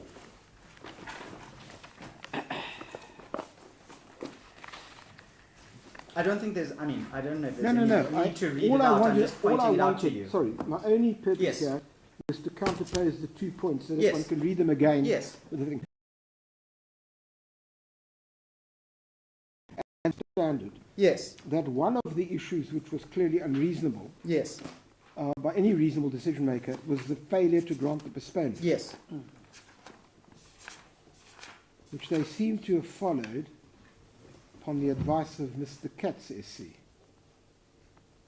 Pardon? They seem to have followed that on the advice of Mr. Katz. Yes. But Mr. Katz is not here, so I'm not going to talk No. about the quality of that advice or otherwise. You're very welcome to if No, you no, wish no. to. No, no, no. No, he No, has no, no, filed an but affidavit, all I'm hasn't he? simply saying Yeah, is indeed. they followed that, Yes, yes, and that was it. yes. Okay, got you. Got Yes. your submission. So let's move on. Thank you. Could I just point out that FA 14 is spoken of, as I said, on page 32, but the analysis and the consequences which flow from that continues then thereafter from paragraph 57 onwards at that page, and it carries on from there. Thank you. Thank you. So that takes care of the postponement problem. Yes. And you've got my I know we disagree about this point, but you've got my submissions about the materiality of the speaker. I would say that the arguments about the materiality of the speaker as a witness to come and give evidence was also necessary for the president. Because if we go back to the charge sheet, which I think it's perhaps important to do so, because Justice Davis invited me to reread it as much as I want to, so let's do it together. What was he supposed to come and say? Well, let's look at what the charge is. The charge is this. Without the authority, that's what Justice Davis referenced, to do so and advance towards the President of the Republic and the presiding officer in a threatening manner.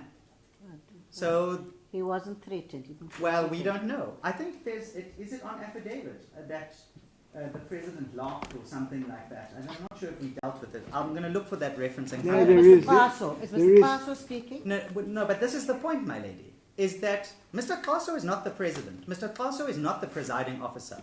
Mr. Kaso may look at these factual occurrences happening and say, oh, I think it's threatening. Yeah, Oh, it was very threatening. This but is a he's different. not I'm not saying this is an irrelevant point. This is Yeah. but a different point. The point you now make, which fair enough, I understand, Yes, is that this is not about what the Speaker's rulings are. It's the question of whether the Speaker and or the President felt threatened. on this leg of it, Yes, yes. well, that's I was- exactly I what you're was- reading. yes. No, I'm sticking to that. Can I just say, in relation to whether you and I have a dispute, you've been an advocate for long enough to know counsel puts difficulties. Yes. That doesn't mean we've made a decision. One has to consider your No, no. submissions. I just want to make that absolutely clear. No. Since it's being recorded, that the public should know we aren't making a decision. No, Justice Davis, We're just having engagement. No, However robust that may be. I appreciate that, and I must say it's enjoyable to have such robust engagement Well, in the that's High fine. Court. I'm very happy that you are. Yes. You can buy me a cup of Of tea. course, at the there's a end. certain inequity of arms given where I stand and where you You're sit. doing But very- be that as it may, if You you are can doing- invite you are me as a doing very guest well, on your don't worry television about show, that. we can Okay, play so on now the same we've playing got, field. so we've got that. He's still in charge there. Yes, We've got, yeah. we've got the postponement, we've The got the BCC question might that say your something. submission now, that they should have called the President and or, probably President and the Speaker, Yeah. should at least, at the very least, have been called Yeah. to explain why they were threatened, Yeah. or whether, actually, to be perfectly frank, they thought this was a storm in a teacup. Yes, exactly. Okay. And those are the arguments on the threatening part. You've already got my Got- arguments on the yeah. first part about Yeah. the Speaker exercise. So then let's just look at the next one about the committee's file written submissions in respect of the sanction. Yeah. Can I ask the court to please go back to that code, not the code, the schedule that we were talking about and debating earlier? I think it's at page 7. The relevant one that I want is the para 9, which is at page 82 again.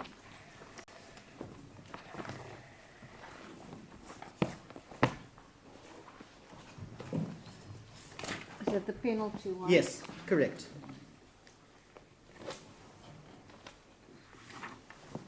We're on 82 again, yes? 82, page 82, volume 1.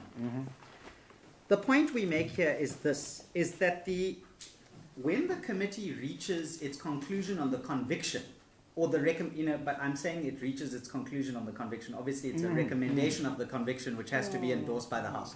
But I think we're all on the same page. 82. The point is this, is that the penalty portion of that proceeding stands on a separate footing. And that's quite clear from the wording because of it. Must be given an opportunity. So you know what must means in public law, peremptory, can't deviate, and the attempt by our learned friends' clients to suggest that there was some or other waiver or abandonment of the hearing is contradicted by two references on the facts. The first one is, and I'm looking at my learned attorney because she mentioned it to me this morning. So it's both Ms. Naidu and Ms. Cupido who are coming to my rescue.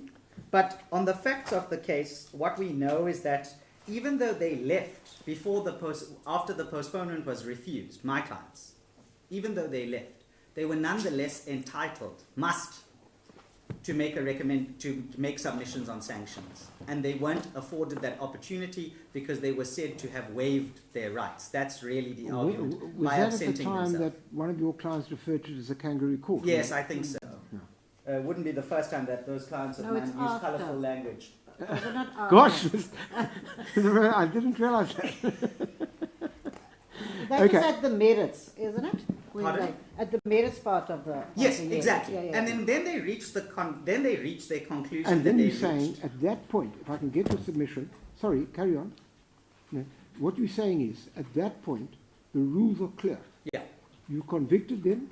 You say these people are in contempt. Yes. However, having said that, they are now entitled as a separate leg of the inquiry. Correct. To provide representations insofar as sentence is concerned. Correct. And your submission is they weren't given. They weren't. And that's because of this doctrine of waiver that is and applied. you were going to give us a couple of references. Yes, that's right. Can we go to FA, is it FA 19?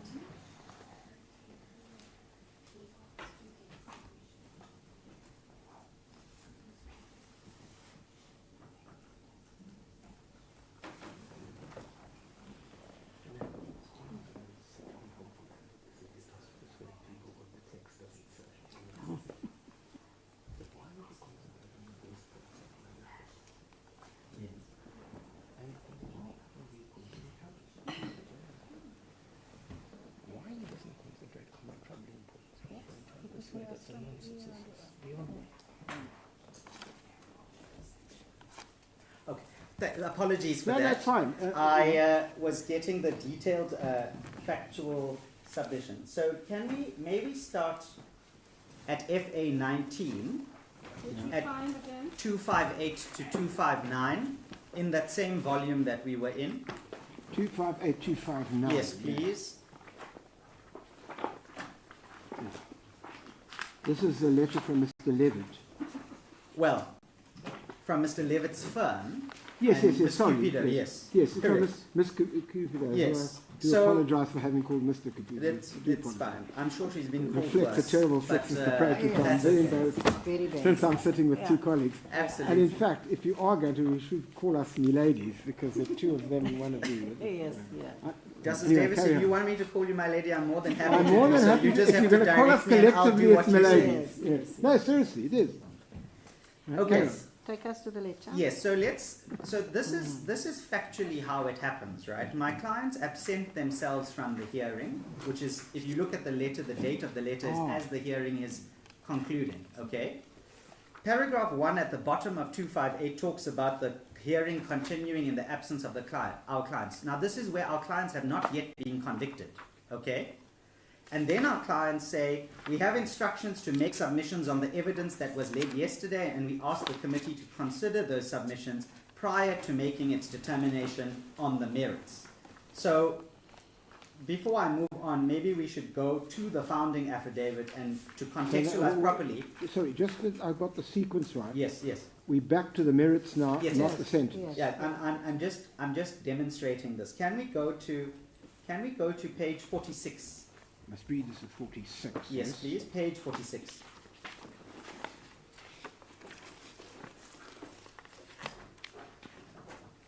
Mm-hmm. So you can see, for example, at paragraph 111 of that page, that's the summary of why the conviction shouldn't have happened. But I want you to look at 112 at the bottom of the page, please. Prior to the committee making its decision on the merits, a letter was addressed by our attorney requesting the opportunity to make representations before the committee renders its decision. The decision is the conviction, for lack of a better phrase. Letter was sent. Then look at what it says there about when the hearing commenced on page 47. When the hearing commenced on 21 November, the initiator brought our letter to the attention of the committee. Initiator submitted, this is Mr. Katz's advice, that they were making an indulgence. And then the committee ruled that it would not be entertaining any submissions made by the EFF and that it would effectively to proceed to hear only the version put forth by the initiator. Any submissions to be made by the EFF were to be ignored. Can I pause there? That's the narration of the facts of what happened, where my clients, through Ms. Cupido's letter, says, please may we make the submissions before you convict us. Whether for good reason or bad, or opportunistic reasons or not, at FA 18 in that bundle, at page 243, you will see the submissions, those submissions. So despite the committee saying whatever the committee said, my clients put the submissions in front of the committee ignored them. Okay? But that's a conviction issue. We were talking about sentencing, and I'm coming there. Yeah, because I did read this, and a lot of that had to do with what we've just canvassed about whether it was threatening or not. Yes. Yes. Okay. Carry on. But then, if you go back to page 47, because the narration continues, you see that at 117 it says the committee not only refused to take the EFF submissions into account in its deliberations, but also proceeded on 22 November 2023 to decide on a recommended sanction without giving the applicants an opportunity to present mitigating factors before it reported to the NA. And then over the page 48, the EFF was always entitled as of right to make those submissions in terms of reading section 9. And that is because if you look at page 118 on that same paragraph, the NA rules clearly state the process of determining a recommended penalty is distinct from the merits, meaning the committee was required to give us an opportunity to be heard regardless of whether we participated in the hearing. And that goes back to 9 in... Yes, what yes, is that? penalty. Yeah, That's the right. Must. Yes, the must. Yeah, right. They say in response, the applicant's contention that they were 421 paragraph. Thank you, my lord. Is that the answering affidavit? Yes, 263. The applicant's contention is that they were entitled to straddle two horses at the same time as misplaced. Plainly, the applicants had made an election when they labelled the committee a kangaroo court and refused to participate. That's they irrelevant. cannot therefore then claim to be entitled to participate on some sort of semi-formal basis. This will be addressed fully in legal argument. Well, I wait for that, but I'm just saying that's their response. That's their response. But can we just go back to the schedule then? Because that's a misreading of the schedule of the greatest of respect. Sure. If we go back to the schedule, let's look at what happens here. So look here. The page back, page 81, under the heading hearing. I'm not going to read clause 7. I want to draw your attention to clause 8. It says, if after receiving the notice is the notice of the charge, which is the merits issue, fails without just cause to attend the hearing, the committee may proceed in the absence of the member. Right? So that's how they reached their conclusion on conviction, because they say you absented yourself. What their argument has to amount to, in terms of this attempt to apply a waiver, kangaroo court, and extricating yourself, is they have to read in words to the must in paragraph 9. In other words, that where you fail to attend, based on what it says in clause 8, that means you lose your right in terms of... Yeah. Well, that's how they have to read it, and we say that's not correct, because why would the word must be there? Because must creates the situation that if you absent yourself from the hearing on the merits, that's the risk you take. The committee may go ahead without you, but then when it comes to the hearing, the sanction, that's it. And if you refuse? which we didn't, but if you refuse, that's the risk you take. That must be the case. Okay. But you say we never refused. We never refused, we never got We the never got opportunity. opportunities. So it's even worse than that. So the obligation moves to the committee. Yes. In 9. Yes. So your submission on this, just to round it up, is that when it comes to sentence, Yes. we can argue the debate about whether, in fact, the committee was justified in granting a postponement with regard to conviction. Yeah. Yeah. But what is absolutely clear is there's a peremptory requirement which would require a clear waiver, as I understand your argument, insofar as sentence, you were never given the opportunity in that regard. Okay. Got And it. in the main heads of argument, we take this point. We demonstrate that there's no waiver. No, but I've read their I heads. don't think that... No, I'm that's indebted. I'm not going to go there. We've got the point. Thank you. We can move on.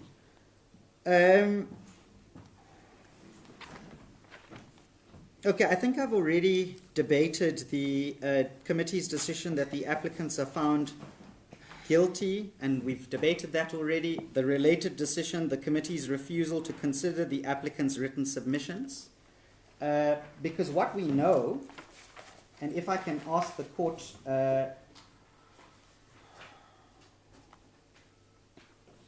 go back to the schedule, page 81. I don't know if you've moved beyond the schedule. No, Oh, we're there. We're there. it's emblazoned in my mind. Yours and mine both, Justice Davis. We're there. Yeah. But look at what it says in the tail end of clause 7 under hearing.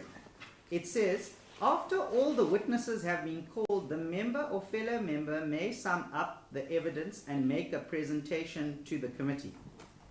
So we would say that that's really the function of the merits submissions, which the committee ultimately ignored. And it ignored based on the evidence of Mr. Katsesi, because once you have allegedly absent yourself, then you lose the right to even put that in front of the committee. And we say that deals with the merits. yes. There is a difficulty, obviously, one should be careful about this, just in general terms. I mean, people can actually refuse to go. Yes. And, I mean, at some point, committee's got to do something. Yes, no, that's correct. But I mean, and these internal contradictions are based on the wording of the schedule. Because if you look at the same page 81, it says, if after receiving the notice the member fails, comma, without just cause, comma. What's just cause? Is just cause only a medical appointment, or you say that and Justice Davis, I do this, I tread very carefully. Is it because the speaker improperly exercised her powers which gave rise to these hearings and therefore I don't recognize them? Is that just cause? So that's the point we make. Got you. Thank you. I see it's almost lunchtime. I've got a few more submissions to make. No, we're going to carry on for one. We've got another 10 minutes. Carry on. Oh, is it 10? I've got 5 on my side. No, we'll give you 10. Yeah, oh, 5 more minutes. Sorry. Well, why don't we wait? You can use the 5 minutes. Thank you. You can wrap up after lunch, but Thank take you. the 5 minutes. I'm indebted to the Yeah, court yeah. and the staff. Okay. Then, related to the first bundle of decisions, this is all in the context of the proceedings and what happened. The two things that we particularly take issue with is we take issue with the sanction that was recommended. Yeah. You'll remember that there were two parts to the sanction. One was the apology, Yes. and then it was coupled with The 30 days. the 30 days. Yes. And based on the earlier debate we had about how you read 12.5 and 12.9, what we say is that the evidence coming out in the answering affidavit as to how they reached their determination on that sanction doesn't find expression in the committee's report, in the recommendation, in terms, because remember, that's the obligation created by the Act. The Act says in 12.9, you have to engage with why the other things are inappropriate before you go to 5G. And they didn't do that in the report. And it's not open to them to justify this after the fact in the answering affidavit. So the point is that the sanction falls to be set aside because, in to borrow their language, they try to straddle two horses.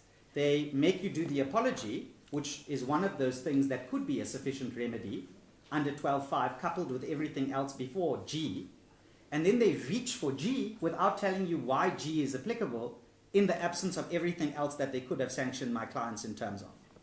So insofar as the sanction, never mind the absence of Audi, which is what we were just debating about, must under clause 9 of the schedule, there's also here an internal problem in terms of recommending the sanction that they did because they failed to adequately discharge the onus on them in terms of the Act. Got you. I'm indebted. So that's everything that we were debating under 9.1. Yes. Well, If we go back to that amended notice of motion that we forgot about a while ago. Yeah. That's I where we think- were. but that also covers what 9.2, doesn't it? Well, up to the First portion. Yes, well, I think, No, I think the it probably does both with due respect, No, it Justice does. Forte, and it does. No, I think so. absolutely. I think so. Yes. And is the submission of 9.3 follow that if you've got an inadequate report under 9, as you've submitted, then the House couldn't have done its job properly? Yes, that's right. Is that really what that means? Yes, but also it's in the it's additionally it's more than that. It's that, and again I tread very carefully when I mention EFF2. It's the EFF2 problem, because even if there is an inadequate report that serves in front of a majority that has an inbuilt incentive to punish you regardless, then that's the consequence that it's going to be. So that's the further difficulty that stems from that. It's never mind the nullity of the report, if we can call it that, for one of the review grounds of contending. It's that that report, regardless when it serves in front of the National Assembly, is going to be adopted, or potentially going to be adopted without What is any the status? compunction at all. What is the status of that report? Is it administrative action? Where does it fit in? What do we call that report? I mean, it's not binding on anybody. The report between the committee and the Assembly. Yes. Yeah, the report. Yes, to it's the recommendatory in Yeah. it's recommendatory in nature. So That's does right. that mean they can reject it? They can. Is your Yes, argument yes, is it yes. unlikely to? Yes, because it's Because an of the up-down. majority. Yes, because it's an up-down vote on the floor of the Yeah. House. So your argument, as I understand it, would be that once the proceedings before the committee are, on your line of argument, as flawed as you submit they are, then the House is not legally entitled to proceed. Because at the end of the day, the suspension comes from the House. Yes, yes, yes. If you follow my logic. No, I do. I'm trying to I do. pigeonhole this. The argument I just made to you now is my fallback position.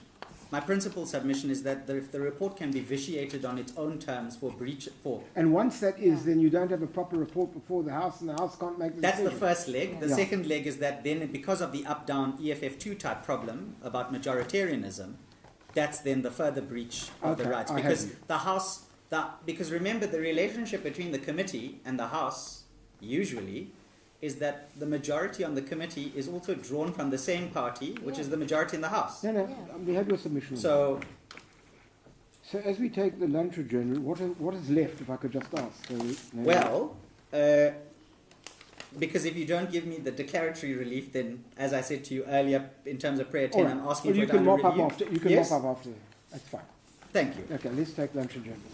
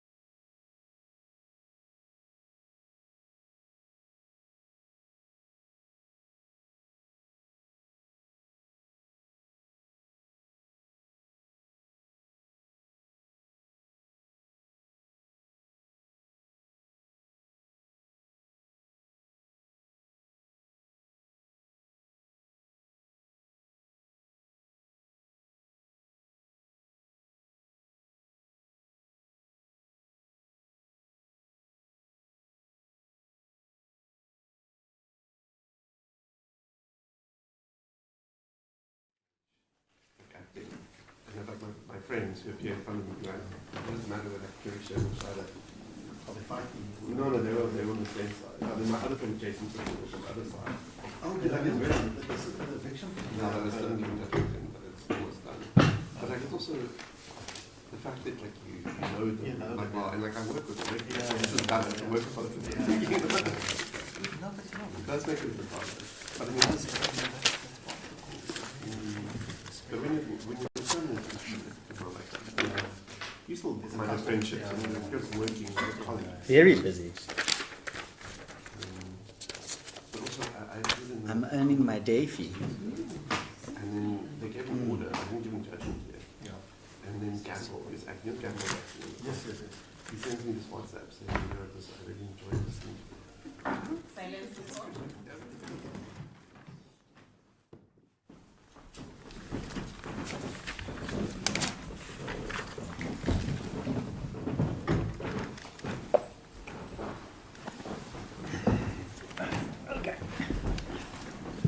Please do carry on, Mr. Pambo. Thank you, Justice Davis. Justice Davis, may I just address a matter of housekeeping first before I Sure. just deal with wrapping up?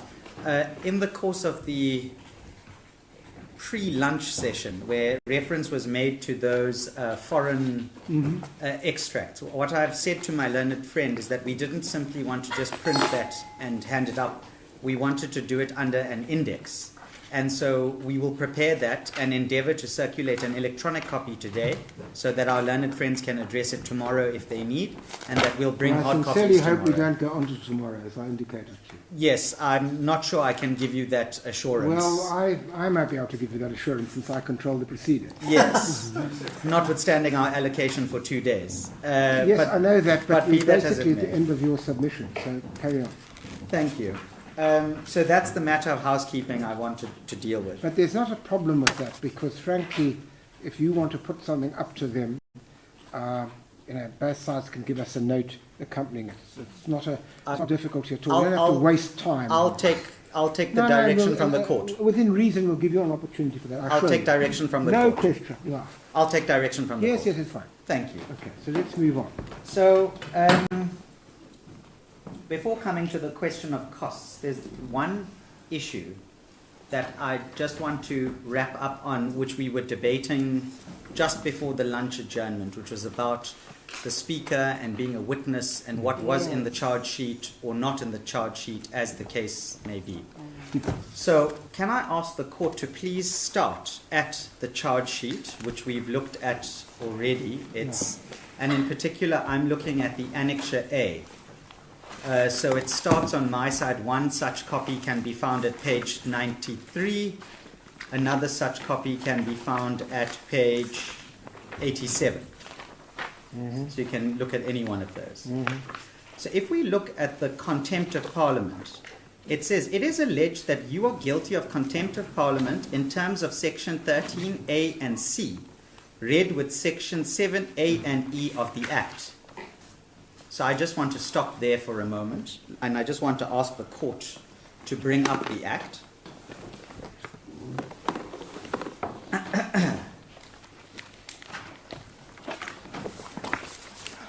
So I want to start at section 13 because that's mentioned first in the charge sheet, if that's all right. Internal page 7.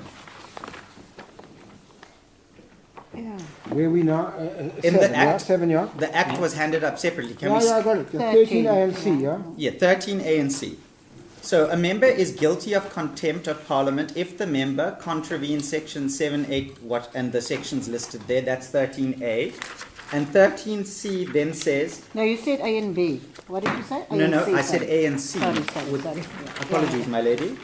So 13A and then 13C over the page. Willfully fails or refuses to obey any rule, order, or resolution of the House or the Houses. So that's the first part of what is said to constitute contempt. And then the second part of what is said to constitute contempt is 7A and 7E. So if you turn back a couple of pages in the Act to internal page number 5,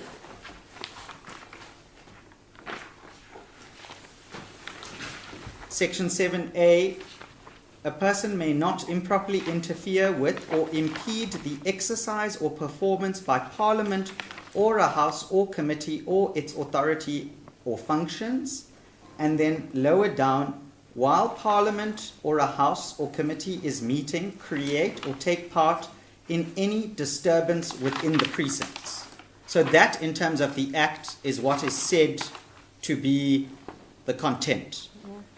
With that is reliance on the rules. And the rules which are referenced, and if you turn over the page to page 88, I think it is, the rules that are cited by the National Assembly, well, by Parliament for the purposes of this charge, are rules 64A and D, as well as rules 69A and F.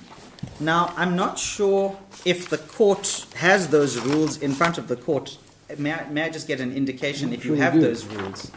I think there's only the extract from the rules which we talked about, which is the schedule and rule 213. Yeah.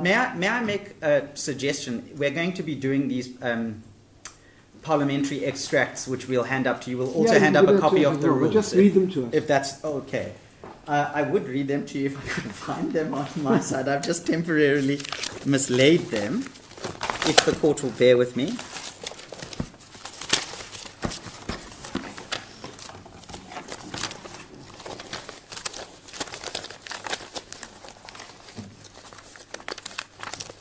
Here we are.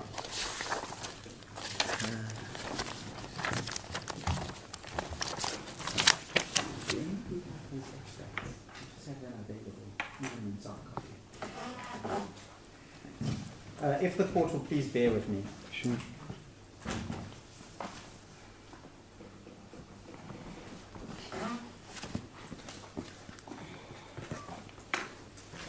Oh, here they are. I apologize. Okay, carry on. They were hidden under my file. So, 64A. 64, conduct of members. Members must at all times accord the presiding officers of the National Assembly and members due respect and conduct themselves with dignity and in accordance with the decorum of the House, and are required, sub A, to enter or leave the House with decorum. That's all it says. And then sub B, not during proceedings to pass between the chair and the member who is speaking, nor between the chair and the table, nor to stand in any of the aisles or cross aisles, nor to cross the floor of the House in front of the benches. So that's the 64A part. And then the 69 part is 69A and F. And that says as follows: grossly disorderly conduct. Members may not engage in grossly disorderly conduct in the House and its forums, including deliberately creating serious disorder or disruption. And then F, acting in any other way to the serious detriment of the dignity, decorum, or orderly procedure of the House. So those are the things to which the contempt charges are These were the set sections to speak. upon which the facts were then predicated. Yes. Oh, yes, clearly. Yes. So, and where does this leave us? The point that I want to make in the context of these proceedings is, firstly, when it's common cause that the committee only called one witness. That one witness was Mr. Paso. The reference to that is at page 40. No, we know Para that. We know 84. that. You don't have to. We know that. I've read that and I've read his evidence. Yes. Thank you. Then what I want to ask the court to have regard to at FA, I beg your pardon, I just want to find the other reference that I was looking for. In FA 18 is the submissions of the charged members in front of the committee. This was about their submissions on conviction. FA 18 starts at 243. 243, Yes. yeah. Whilst you've got your hands there, can I ask you to turn into that annexure at page 246, at paragraph 8. So remember, this is the sole witness that the committee relies upon in order to convict for contempt of Parliament. And what does the witness say? The witness says, I am here just to explain the roles and procedures of Parliament. It is not really for me to express an opinion there. But Chair, with your permission, I will not express an opinion on what is likely to be the finding of the committee on this matter. I just express my view on the application of the rules. Now, I'm not sure if he is entitled Now, I'm to not do sure that. whether this takes us any further than what we had before, which was your point, which I understood.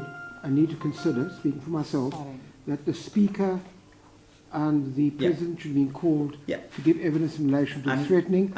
And that's exactly what Mr. Malema tells us. All I'm doing is I'm just giving you the references in the I got record that, to and I cross-reference understand that, and I perfectly understand that. I just Thank don't you. want repetition of what we've already known. No, I'm not repeating. I'm just Okay, giving I'm you just merely references in the mentioning- record Yeah, with all right. respect.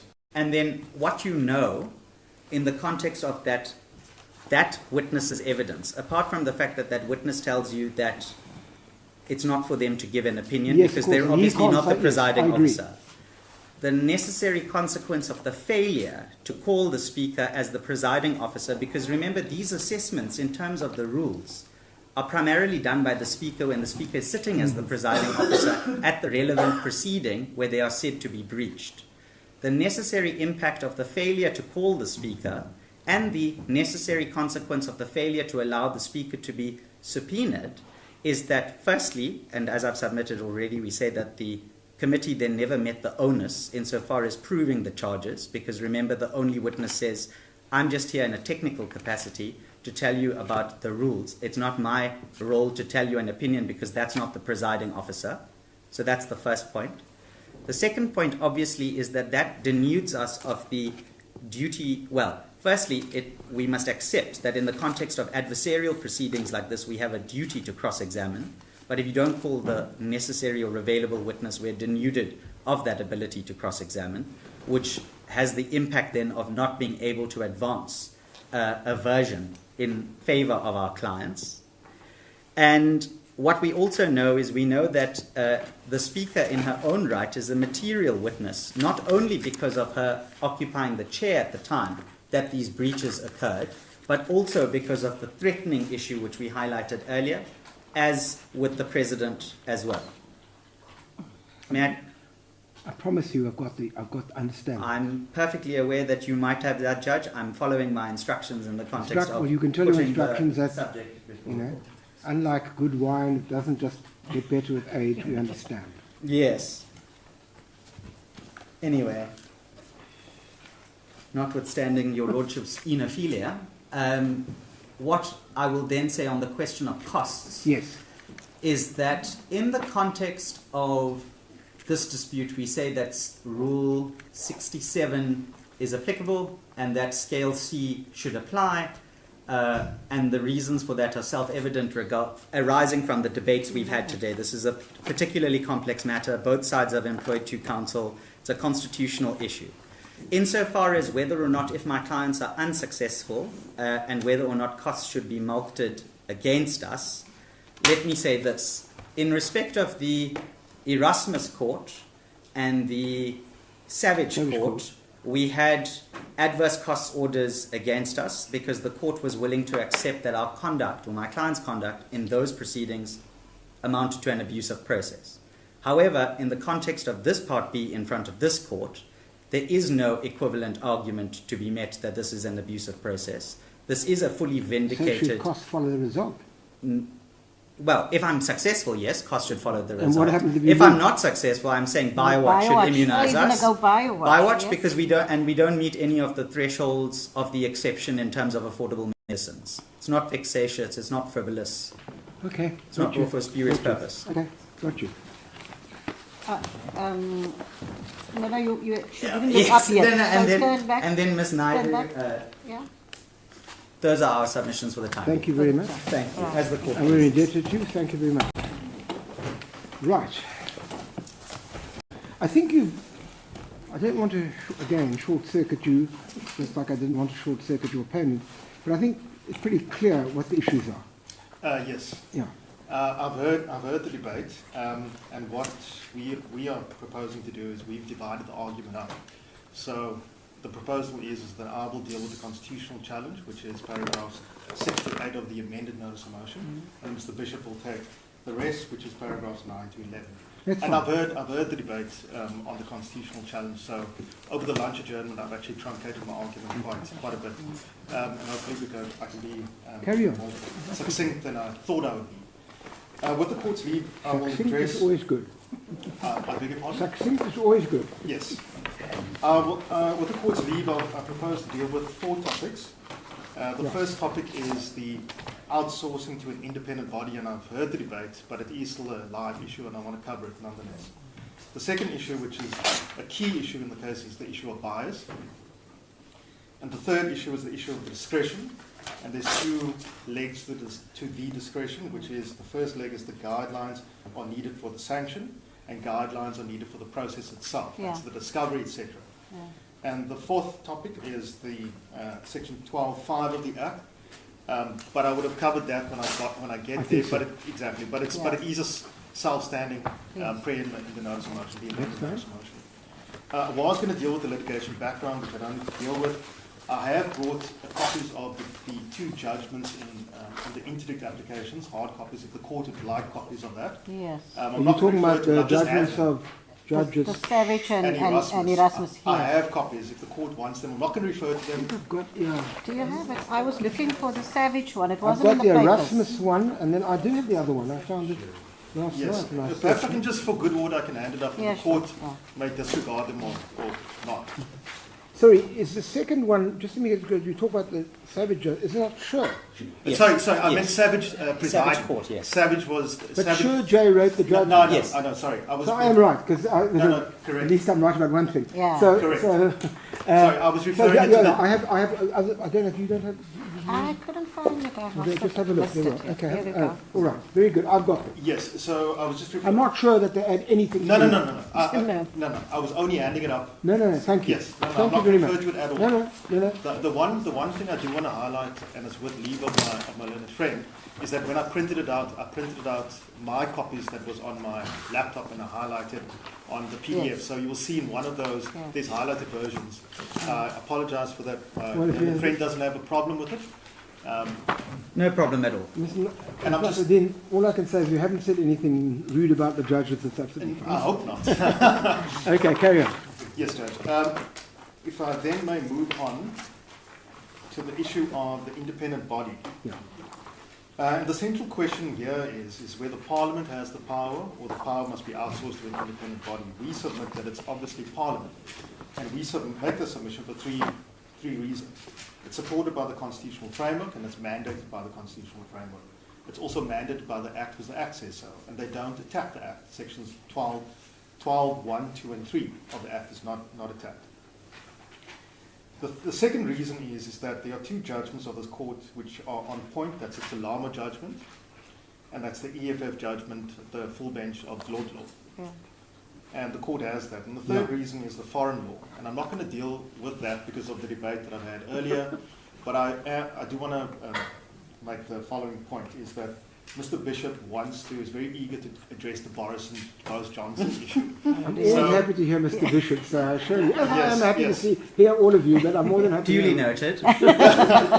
Yes, none of us take offence. But he's very eager to deal with Mr. Boris Johnson, and so The he will best deal with that. democracy that we can look at. Exactly. Currently, So yes. he will deal with that under the foreign law aspect. Oh, yeah, we refer to it. Yes. Yeah, yes. yeah. No, Okay, carry Yeah. very well. Yeah. So I don't need to deal with the constitutional framework other than it's obviously sourced from sections 57 and 58. The court has those in the heads. What I do want to just highlight, and it's just very brief submissions with regard to the Act, I want to highlight the preamble to the Act, which is, just puts it with respect beyond a doubt. In the preamble, it says, it's the third whereas. It says, whereas it is considered essential to provide for such further privileges and immunities, and in order to protect the authority, independence, and dignity of the legislatures and their members, and to enable them to carry out their constitutional functions. So that's the framework of the Act, and how they do it is enforcement of Section 12. That gives the teeth to the Act, and as we know, they do not attack subsections 1, 2, and 3. The notice of motion only deals with the rules. And we submit that's fatal to this argument of institutional bias, because that's totally dispositive of that. And you cannot delegate on the basis of the Georgia judgment, and we've covered that.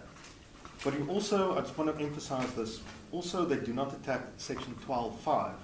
12.5, there is an attack to 12.5, but not in the context of proportional representation and outsourcing. The attack is something different. It's about the guidelines. So that's also a further basis on why that argument cannot succeed. And then I just want to emphasize... So just so yes. I can get this clear, because I think I had this exchange. It's this, that because 12, 1, 2, 3 and 4, etc., are not attacked, Yes. the structure of that provision, which envisages Parliament having an internal set of processes itself, Yes. isn't being called into constitutional question Yes. by them, Yes. and therefore one has to take that as a basis for justifying your submission, Yes. that outsourcing, one, wasn't envisaged in the Act, two, it's not really under attack because you'd have to attack the whole thing in order to get there. Is that Exactly. right?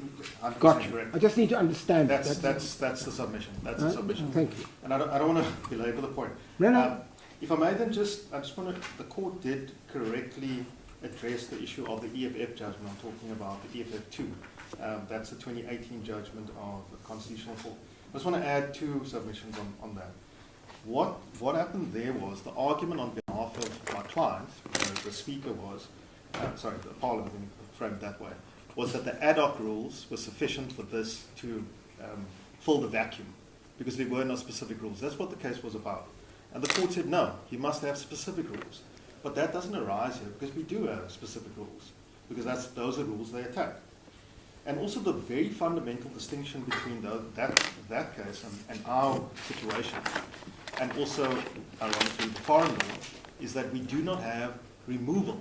You cannot remove and expel, same thing essentially, a member of Parliament. That is not envisaged by the Act. The high water mark of the Act is suspension, and suspension for 30 days.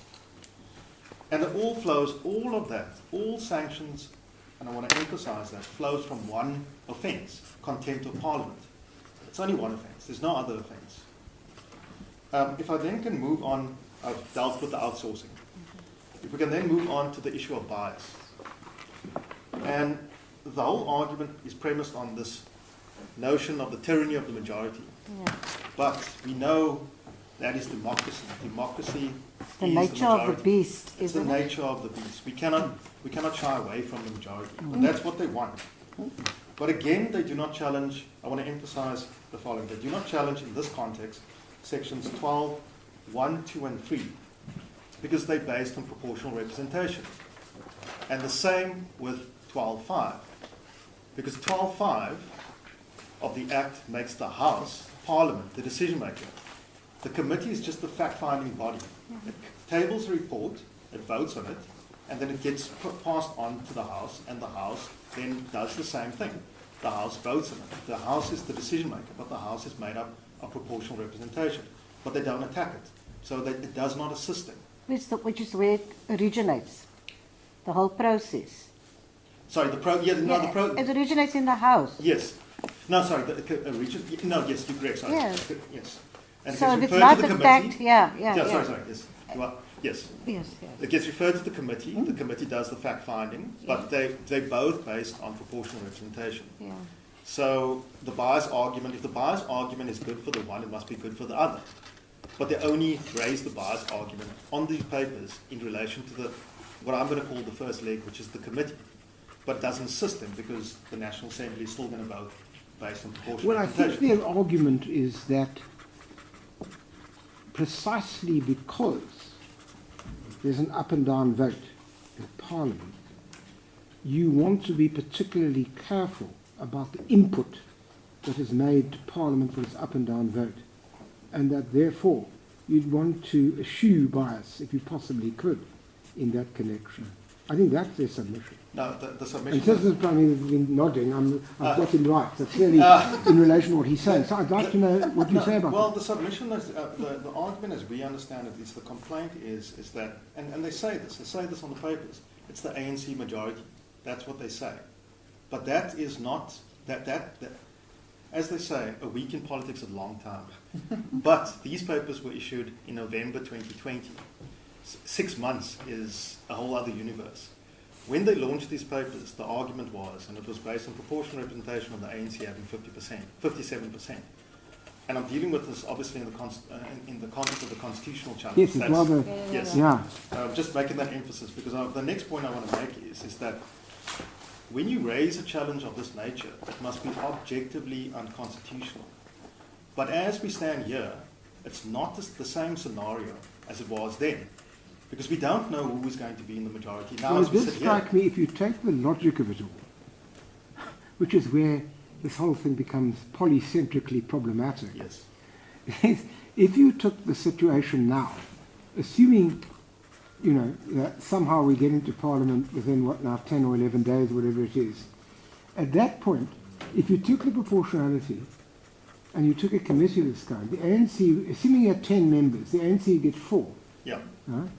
The DA probably 2, Mr. Zuma's party probably 1 or 1.5, or together with the EFF 1 and 1, and maybe the others, IFPS. And Yeah. so the irony would be, you could argue that actually, if it's that all the other parties are going to gang up on one party, you get the same problem.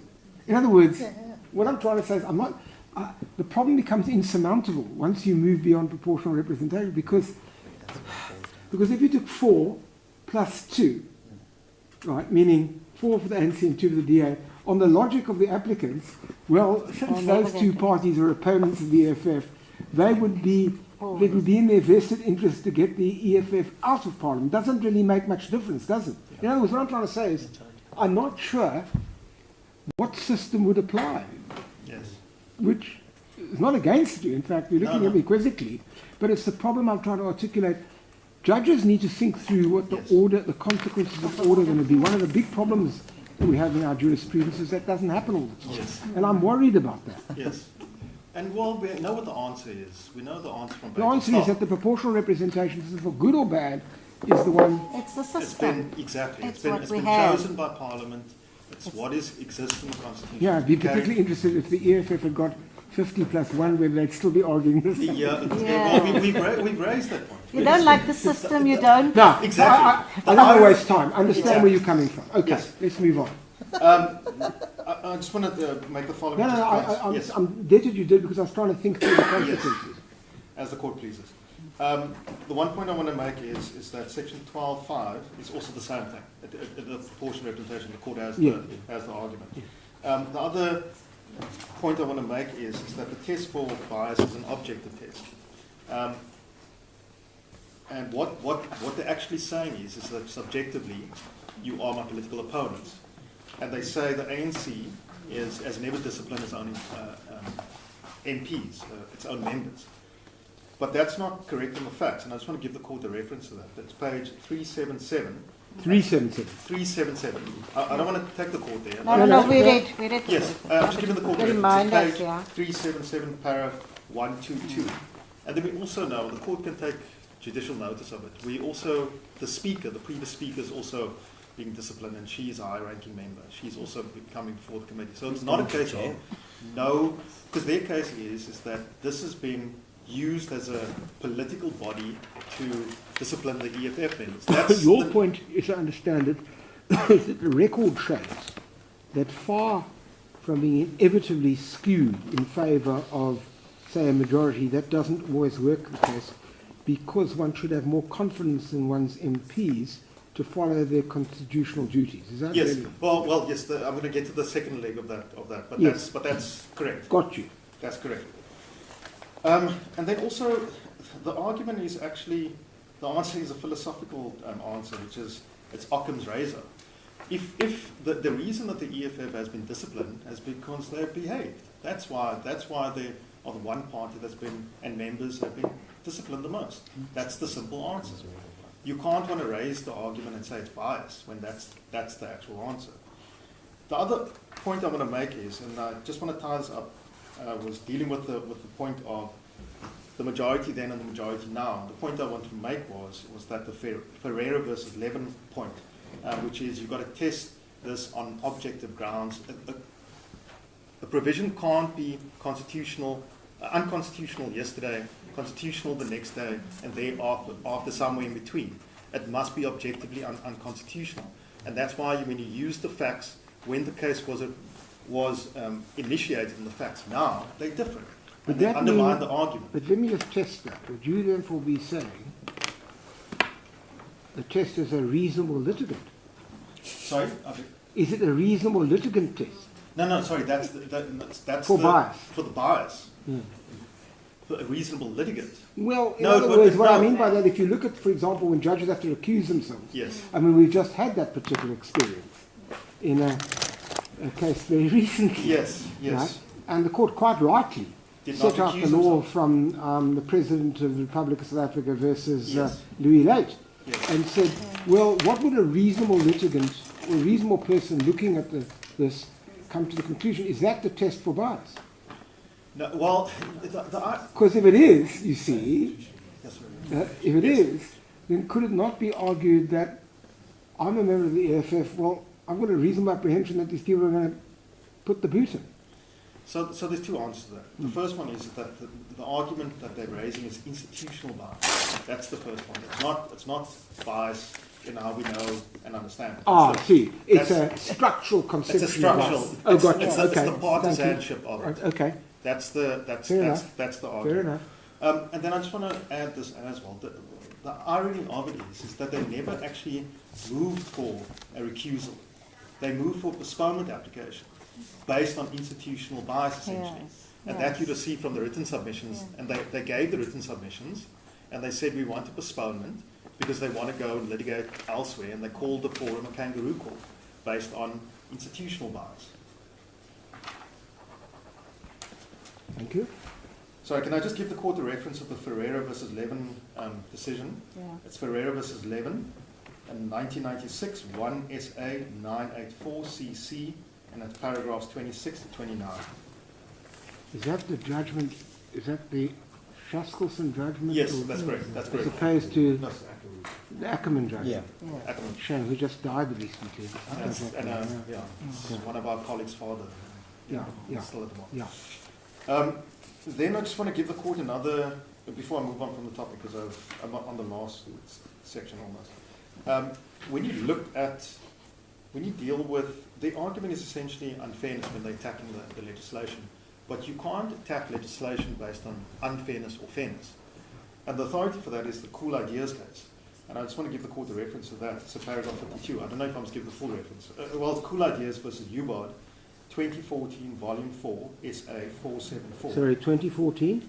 Volume 4, SA 474, CC, at paragraph 52. And now, I want to just deal with... I'm afraid these days you better to give us the actual judgment date because judges don't get the law reports anymore. Yes. Perhaps I should have given the Safri reference then. Yeah, But I don't have it at hand. But I know But good ideas. it's a simple No, I proposition. know the case very well. Yes. Carry on. If I may then just summarize this argument, and I'm dealing still with this issue of bias, and I just want to summarize the argument with regard to the oath of members. And I'm going to make the following points. The oath you will find at section 48 of the Constitution, read with item 4.1 of the schedule 2.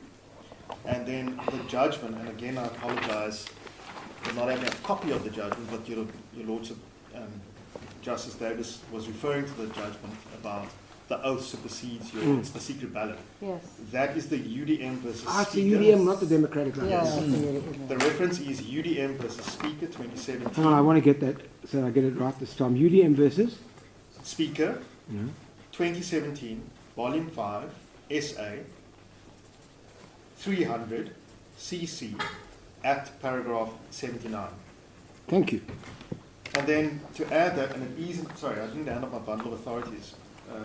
The other reference to the The issue of the oath is the Sinawo versus the Speaker judgment, which is in the, and it's quoted in our heads at page 21, paragraph 62.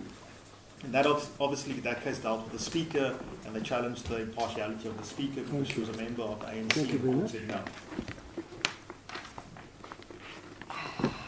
Yes. If I then may move on to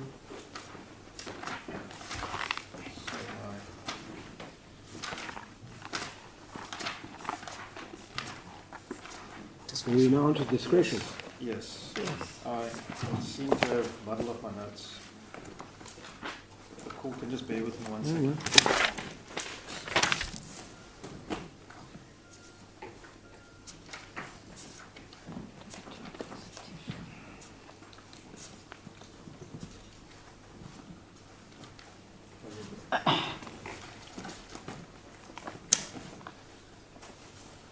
I can then deal with the discretion. Yeah. And there's two legs to the, well, they say you need a discretion, and it's essentially on the basis of bias. And you need guidelines to guide the sanction and the process. That's the argument. But Your Lordship, the court has my submissions on bias. So that covers that. And then we also we make the following submissions with regard to the sanction and why guidelines are not necessary. The first submission is that flexibility is important and is necessary with regard to the sanction. And it actually promotes fairness, the flexibility of not having guidelines and not straitjacketing the committee and Parliament. And also, I just want the argument that was raised earlier was we in Darwood situation, but we're not in Darwood. In Darwood, there was no framework. That's the first point. The second point is, in Darwood, you were dealing with a low-ranking immigration official at an airport. You're not dealing with a low-ranking official in these circumstances. You're dealing with an MP. And yes, there is no strict qualification, but there is an oath. And a lot of the MPs we're dealing with are seasoned MPs.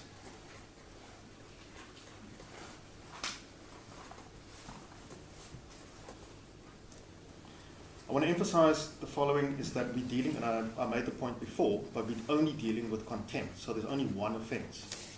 So, because you're dealing with one offense, you need to deal with that on a specific set of facts. And that's why you can't straitjacket this in the way that they want, because it must be fact specific. You must allow for that flexibility in order to apply which sanction in which context to the offense of contempt.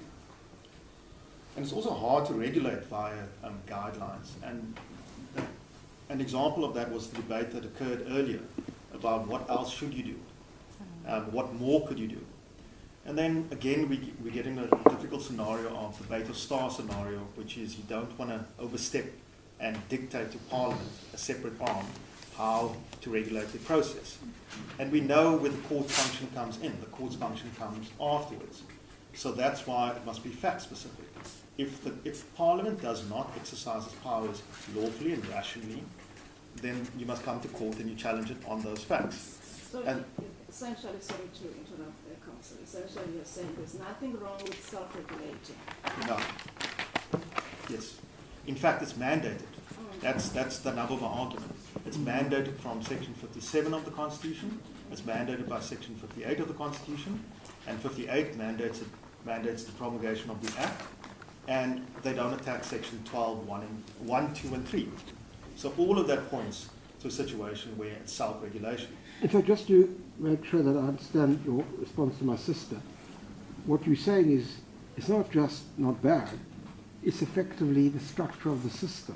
Yeah. Bringing us back to your earlier submission, that unless you attack the whole of Section 12, you have to accept the validity of an internal structure and process. Correct. Yeah. Correct. Because that's why I started with the preamble. The preamble refers to the dignity of Parliament. And we're dealing with contempt of Parliament. Gotcha. So it's similar to a situation where the court is dealing with the contempt of court. We don't have to think of that very far back to know about the Zuma decision. The Constitutional Court itself dealt with contempt of its order. You don't outsource that. Outsource it to. And the same applies to Parliament. it determines and regulates its procedures in terms of 57, read with the rules. I've already dealt with the last point, so I want to deal with the second leg of this, which is the process. You need guidelines for the process. Again, the linchpin of this is bias, and the court has my submissions on that. The other submission is, and I only want to make 3 submissions. The other submission is we're not dealing with the court here.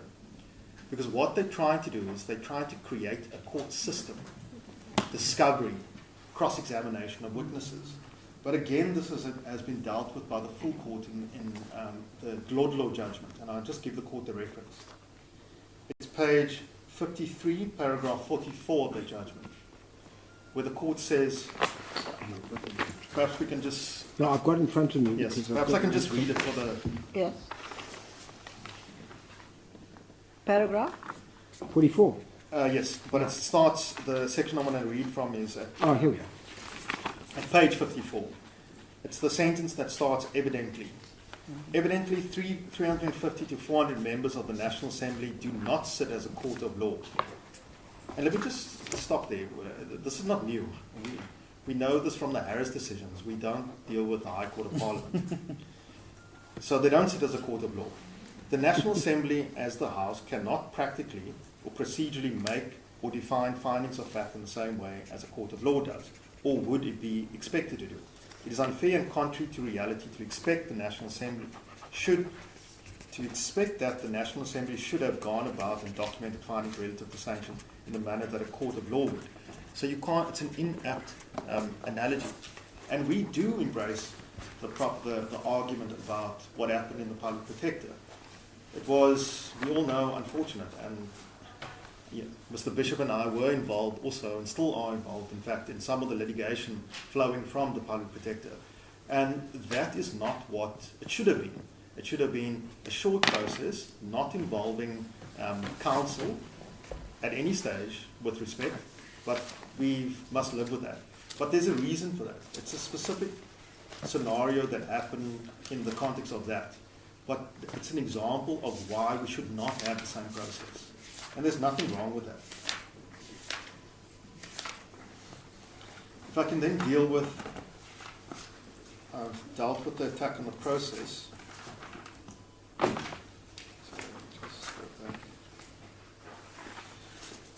The final leg is section 12.5 of the Act. Sorry, there was the time bar issue. I just want to make 2 submissions on the time bar. One is, again, it's covered by bias. That's the first one. 2, it doesn't arise on the facts. Because we've given an answer for the time delay, let me put it that way, on the papers. Yeah. And I just want to give the reference to that. That's in the answering affidavit, page 346. We were not addressed on that. Excuse me? We were not addressed on that. We were. We were in the fact that Ms. Mbuyiseni said that we should be a time bar. No question. Yes. Sorry, I just... That was it. On your submissions. Sorry? Was not raised. Yeah, the explanation you gave.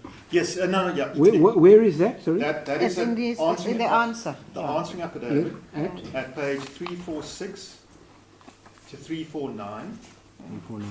It's paragraphs 45 to 51. That's the chronology. That's the chronology of why. So you can see from the chronology that it wasn't intentional, it wasn't egregious, and that's a submission. Yeah.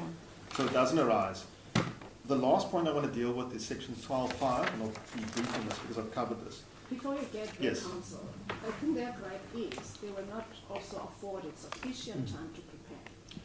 Yeah, well, they don't attack the provision in the rules. The provision in the rules says that they must get 5 clear days. They've got more than that, so they didn't attack that. So that's the first proposition. The second proposition is that when you look at what they were given 640 pages. That's what they say, and we couldn't read this. But when you actually look at the documents, it's not what they purport to be. It's not 640 pages of new documentation that they couldn't read and couldn't prepare for. That's with respect to the answer. Yeah. Yes. Sorry, and I don't want to take the wind out of my learned friend Sale, but he will also cover that when he deals with the postponement, because there's a relevant consideration for that. Yeah. If with the court's leave, if I may then deal with the final topic. Yeah. Section 12.5. So this arises from paragraph 8 of the amended notice of motion, and the argument essentially is that it's a similar argument to the other arguments, which is there's insufficient guidelines for the National Assembly with regard to sanction. But again, the answer is, well, a bias. It's the first answer. I know I sound like a struck record, but that's the answer. The second answer is that, and it's the point that was raised earlier, Section 12.9. They do not attack Section 12.9. And Section 12.9 does give guidance. It gives guidance on the basis of seriousness. And they don't raise on these facts. Remember, it's the constitutional challenge. They don't raise on these facts that it's not serious. In fact, the argument is they don't attack Section 12.9 at all. Justices, those are essentially my submissions, unless there are further questions from the court. No, not. Thank you very much. Mr. Bishop. Thank you, Malema. Yes, I've always insisted on this. No, he's got one up here on everybody. Mr. Femi didn't do that, did he? Tick, tick. Carry on. I'm going to address the review grounds, or the various review grounds for the process that the committee and the National Assembly followed. And I'm going to first just talk very briefly about what the standard is that this court should apply, and then go through each of the pleaded review grounds. And I'm going to take the court through the founding affidavit where the grounds of review are pleaded, because what you heard earlier this morning is very different from what's in the founding affidavit. And those are the grounds of review that we called the court to meet and that we're going to answer. I'll then try and deal with the additional grounds that have been added along the way. But I'd like to start by dealing briefly with Mr. Johnson. I have prepared copies of the report that the Parliamentary Committee in the UK produced. And I don't want to take the court through it in any detail. Never did I dream in my wildest dreams that I'd have to deal with Boris Johnson. But I do just want to refer the court to a few specific portions, because I think they're revealing, because some of the same complaints that arise in this matter were also made to the committee in the Johnson inquiry. So if I can start at page 10, where there's a section on the procedures in this inquiry. And it goes through what the procedure is, and I would recommend that section of the court, paragraphs 10 to 16. But I want to focus on paragraph 14 on page 11. So it says, in bringing forward our report, we note that the committee was instructed to carry out this inquiry by the House on 21 April 2022 without a vote against. We further note that each of the committee's members were appointed to the committee by the House without provision. Each member has done their duty on behalf of the House. Despite this, from the outset of this inquiry, there's been a sustained attempt, seemingly coordinated, to undermine the committee's credibility, and more worryingly, that of those members serving on it. The committee is concerned that if these behaviours go unchallenged, it will be impossible for the House to establish such a committee to conduct sensitive and important inquiries in the future. The House must have a committee to defend its rights and privileges, and it must protect members of the House doing that duty from formal and informal attack or undermining, designed to deter and prevent them from doing that duty. We will be making a special report separately to the House dealing with these matters. We note that Mr. Johnson at no point denounced this campaign while it was underway. Giving oral evidence, he expressed respect for the committee and said, when pressed to do so, that he deprecated terms such as witch hunt and kangaroo court, but said the people would judge for themselves whether the committee had been fair. Asked in relation to the committee's inquiry, would you not characterize it as a witch hunt or a kangaroo court, he replied, I will wait to see how you proceed with the evidence that you have. Exactly these same arguments that this is a kangaroo court are raised here, and the committee goes through in detail to explain why that's not the case. If I can refer the court to Annexure 1, which is they go through each of these complaints that were raised by Mr. Johnson's QC, Lord Panic, and in the media, and say why they have no relevance. Was it? Casey. Yeah. Lord Panic Casey. Particularly paragraphs 18 and 19 on, I believe at page,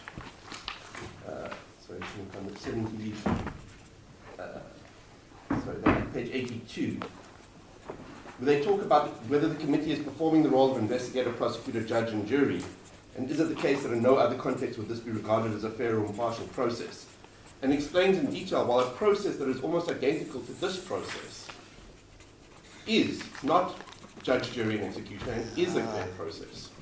So I'm not going to take the court through that, but I would invite the court to just go through Annex 1. So I can then talk about what is the standard for a review of the committee and the National Assembly process. There is a debate in the papers about whether Section 34 of the Constitution applies. They rely on it, we say it's not applicable. It doesn't really matter. I don't think the court needs to go there because the governing standard is Section 12.3, which says the process must be reasonable and procedurally fair. So that's a standard that Parliament set for itself in the Privileges Act. Of course, it must also meet the requirements of legality, it must be rational, but that's a lower standard. So the real standard is reasonable and procedurally fair. But there are two factors that this court must also keep in mind when applying that process. The first is the one that my learned friend referred to, is that Parliament is not a court. And he took you to paragraph 44 of the Lord Law EFF judgment, which explains you cannot expect Parliament to act like a court. If you expect Parliament to act like a court, one of two things is going to happen. We're either going to have processes that are so long, like the public protective process, that it's unable to do its work, or it is constantly going to be acting unlawfully because it cannot meet the standard that's been set for it. So that's what happens if you say to Parliament, you must act like a court, you must analyze evidence like a court, you must apply the rules of evidence, you must apply the rules of discovery, you must record all your things in the way that a court would record its judgment, otherwise you haven't done your job. It's unworkable and it's not what the Constitution requires. The other is, Parliament absolutely accepts that this court can review its process. Yep. But the separation of powers is still important. And there must also be a degree of deference to the way that Parliament regulates its own internal processes. And I'd like to refer the court particularly to the judgment of Doctors for Life, which I'm sure that the ladies are all well aware of, and particularly paragraph 37 of that judgment. Which one is this, sorry, Mr. Bishop? Doctors for Life. Oh. The reference is 2006 6 SA 416 CC. Is that here in your... It's not, unfortunately. Okay, so just give me the reference again. 2006, volume 6, SA 416 CC. At? Paragraph 37. Is this a judgment just in Kobo? Yes. That one, yeah. Okay, Yes. got it. In the public participation. Yes, very important. And so what he says is, the constitutional principle of separation of powers requires that other branches of government refrain from interfering in parliamentary proceedings. This principle is not simply an abstract notion. It is reflected in the very structure of our government. Courts must be conscious of the vital limits on judicial authority, and the Constitution is designed to leave certain matters to other branches of government. They too must observe the constitutional limits of their authority. This means the judiciary should not interfere in the processes of other branches of government, unless to do so is mandated by the Constitution. So, if Parliament has acted unreasonably, procedurally unfairly, this court must enforce the Act and tell it it has done so. But in assessing what Parliament has done, and in applying those standards of reasonableness and procedural fairness, it must also give some leeway and deference to Parliament to determine how best to regulate its own process. And only if it strayed beyond those realms.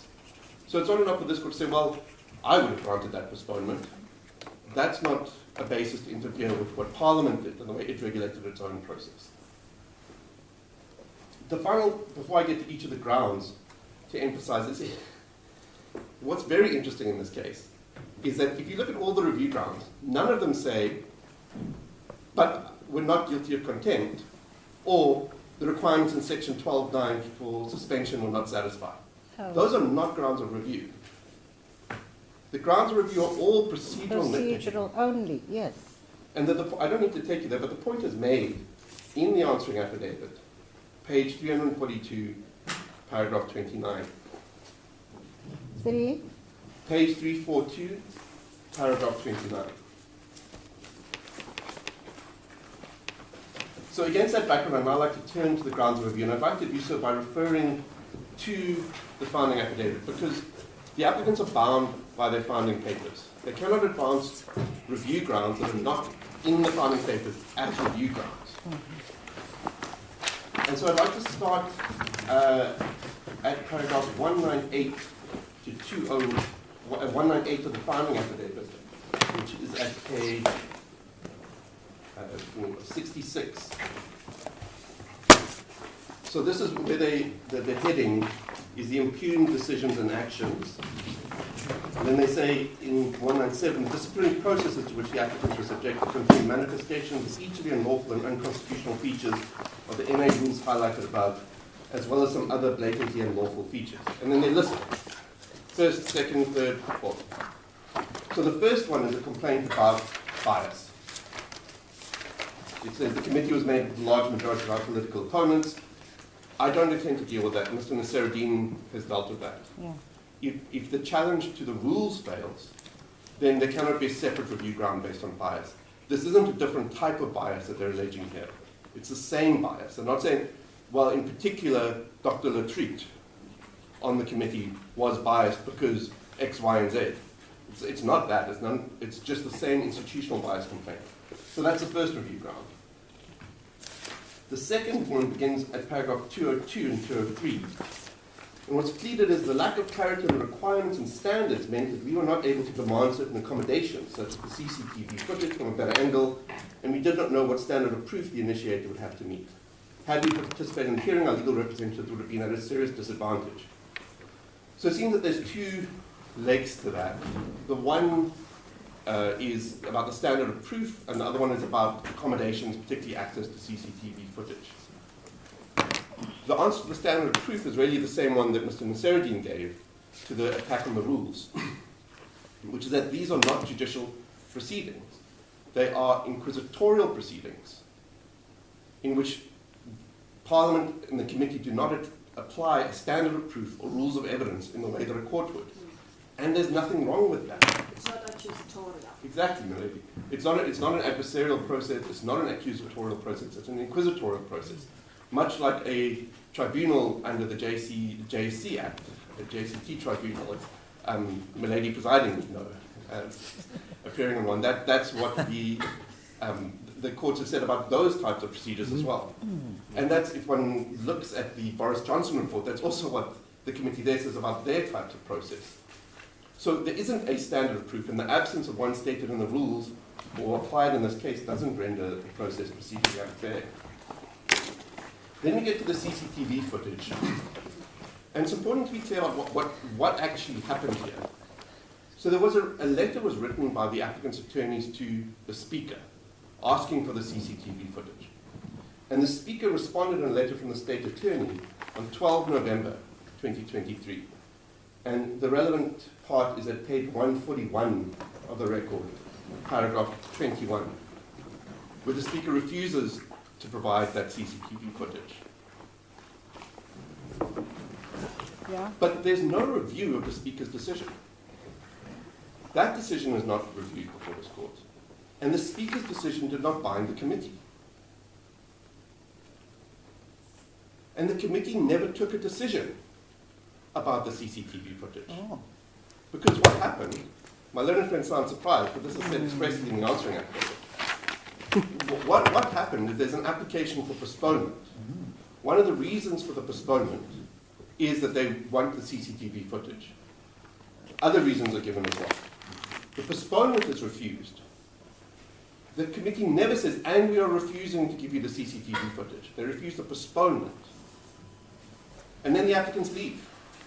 They say, we're not participating in this process.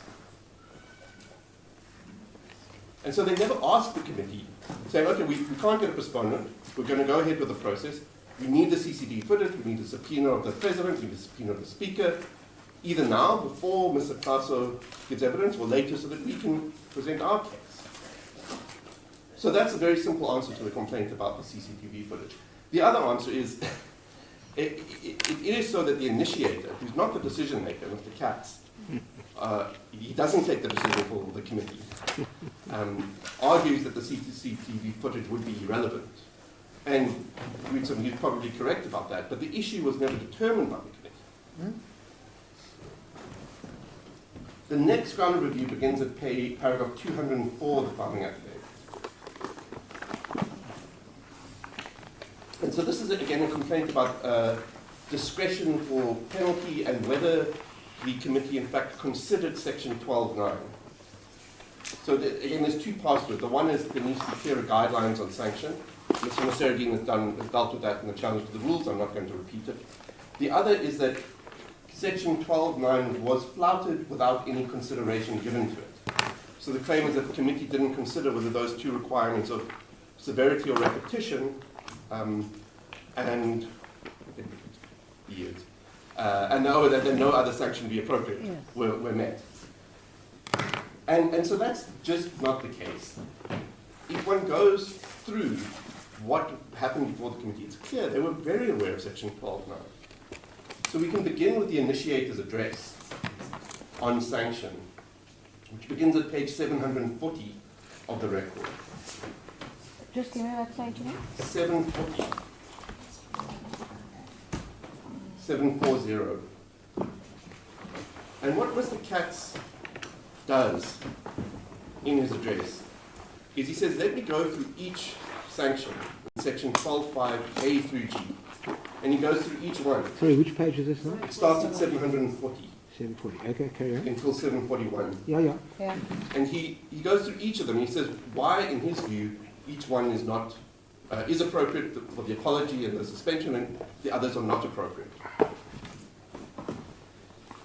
He also, at page 742, explains why, in his view, this is a serious form of contempt, warranting meeting the requirement in section 12.9a. So both of those, that other sanctions are appropriate and that this is serious, are addressed by the initiator to the committee. And then at page 743, Mr. Katz seems to have almost forgotten to expressly mention 12.9. But he does. He says, excuse me, there is one more. Oh, yes. In order to do so, in order to impose a sanction that is set up in section 12.5g, the committee would need to be satisfied by virtue of section 12.9a that two issues are at stake, and he deals with each of them specifically. So that's what the initiator says to the committee before they deliberate on sanction. And then if one looks at the committee's deliberations, I don't want to take you through, I'm just going to give you the relevant references, but if you read through those deliberations, they consider both the options, whether other options are sufficient, and some of them propose other options. Some of them propose a fine, some of them, there's another proposal that's put up as well. And they also explain why they consider it severe. They give their reasons why this was a severe form of contempt, and why a message needs to be sent to other members. So it's expressly considered in the deliberation. And then most importantly, it's in the report that goes to the National Assembly. And that's at page 788. Sorry, it begins at 786. Where they're dealing with sanction. So 786, paragraph 2. With respect to aggravating factors, the initiator drew to the attention of the committee to the relevant provisions in the Act, namely 12.1, 12.3, 12.5, and 12.9. And then deals with what the initiator submitted and ultimately the sanction is reached. And the sanction is expressly imposed in terms of section 12.5g, read with section 12.9. So the committee was fully aware of what the requirements are. The complaint seems to be that what didn't happen is they didn't write a judgment in which they sort of expressly set out 12.9a, 12.9b, these are our reasons why we say they were met. But if one looks at what's submitted to them, what they deliberate about, and what's in the report, they knew what the requirements were, and they determined they were met. And as I said at the outset, the substance of that determination is not challenged before this court. The applicants do not come and say, but 12.9a and 12.9b are not met. This wasn't severe. Other sanctions were appropriate. That conclusion was irrational. They never say that. Instead, they try and nitpick and say, well, we don't see enough reference to exactly the way we would have liked it to be set out to show that they considered it. But if one looks at it, they obviously considered it. And they reached the only rational conclusion. So that brings me to the next ground of review, which is at paragraph 210 of the founding affidavit, which is that the late delivery of the notice constituted an ambush. So this is the same argument about timing and the weaponization of the timing. I didn't hear that separately pursued in oral argument as a separate ground of review. But the argument is One is parasitic on the attack on the postponement, which I'm going to get to shortly. But if the committee was justified in refusing the postponement, then it's difficult to understand why the delay would be a ground for review. Because all it would mean is, well, the only basis the applicants could make that claim is an ulterior purpose claim. To say it was delayed this far for an ulterior purpose so they could impose a sanction at a different time. But that makes no sense, because even if they'd heard this matter in March or April in 2023, they still could have imposed the sanction for the month during which SONA would have been in 2024. They imposed the sanction in November, and they chose February specifically. They could have done that whenever they imposed the sanction, so it made no difference when the matter was heard. So there's just no basis to this idea that the delay was for some sort of ulterior purpose. And my learned friend has given you the references to whether Parliament explains the delay. And shows, yes, it's unfortunate that this took 8 months. It would be better if it took shorter, but it's about internal process around procuring an initiator and going through those processes. It's bureaucracy. But it seems as if they seek parity. There should be parity as far as the timelines are concerned. Yes. I don't think what they're entitled to is fairness.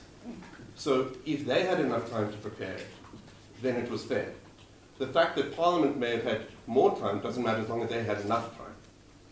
As long as they had enough time that they could fairly prepare for it. Pursuant to what? The rules? Well, pursuant to the... So the rules set a 5-day... 5 days, yeah. Yes, 5-day minimum, which isn't attacked. And they were given more than 5 days. Yeah. They were given 10 days. What I'm saying is, if the 5 days weren't 8. attacked, we've got to accept that. Yes. Yeah. Yes. And there may be... I accept that there may be cases which are You need much more than 5 complicated, days. and 5 days would be unreasonable to expect somebody to prepare. I'm going to argue later that for this particular case, given the nature of the charge and the nature of the evidence, and the nature of the papers that were given to them, 5 days was more than enough time, and they had 10 days, or 9 days. 8. I think it's 8. So Yeah. 8 days. 8, yes. So that deals with their fourth complaint, which is the late delivery. The fifth complaint is then in paragraphs 211 and 212, which is about whether they had a right to be given separate and additional notice after they were convicted in order to make representations on sanction. So, or what they say, refer to section or item 9 of the schedule and said the committee made no attempt to offer us this opportunity. In fact, as stated above, neither our attorneys or ourselves have received any communication from the committee or the NA about the findings and penalties since the morning of 20 November 2023. Where we were told that our application for postponed was dismissed. This argument is really quite disingenuous because they had the opportunity. They chose not to take advantage of it. So it's important to remember why are we even debating this question. It's because they left the hearing. Why did they leave the hearing?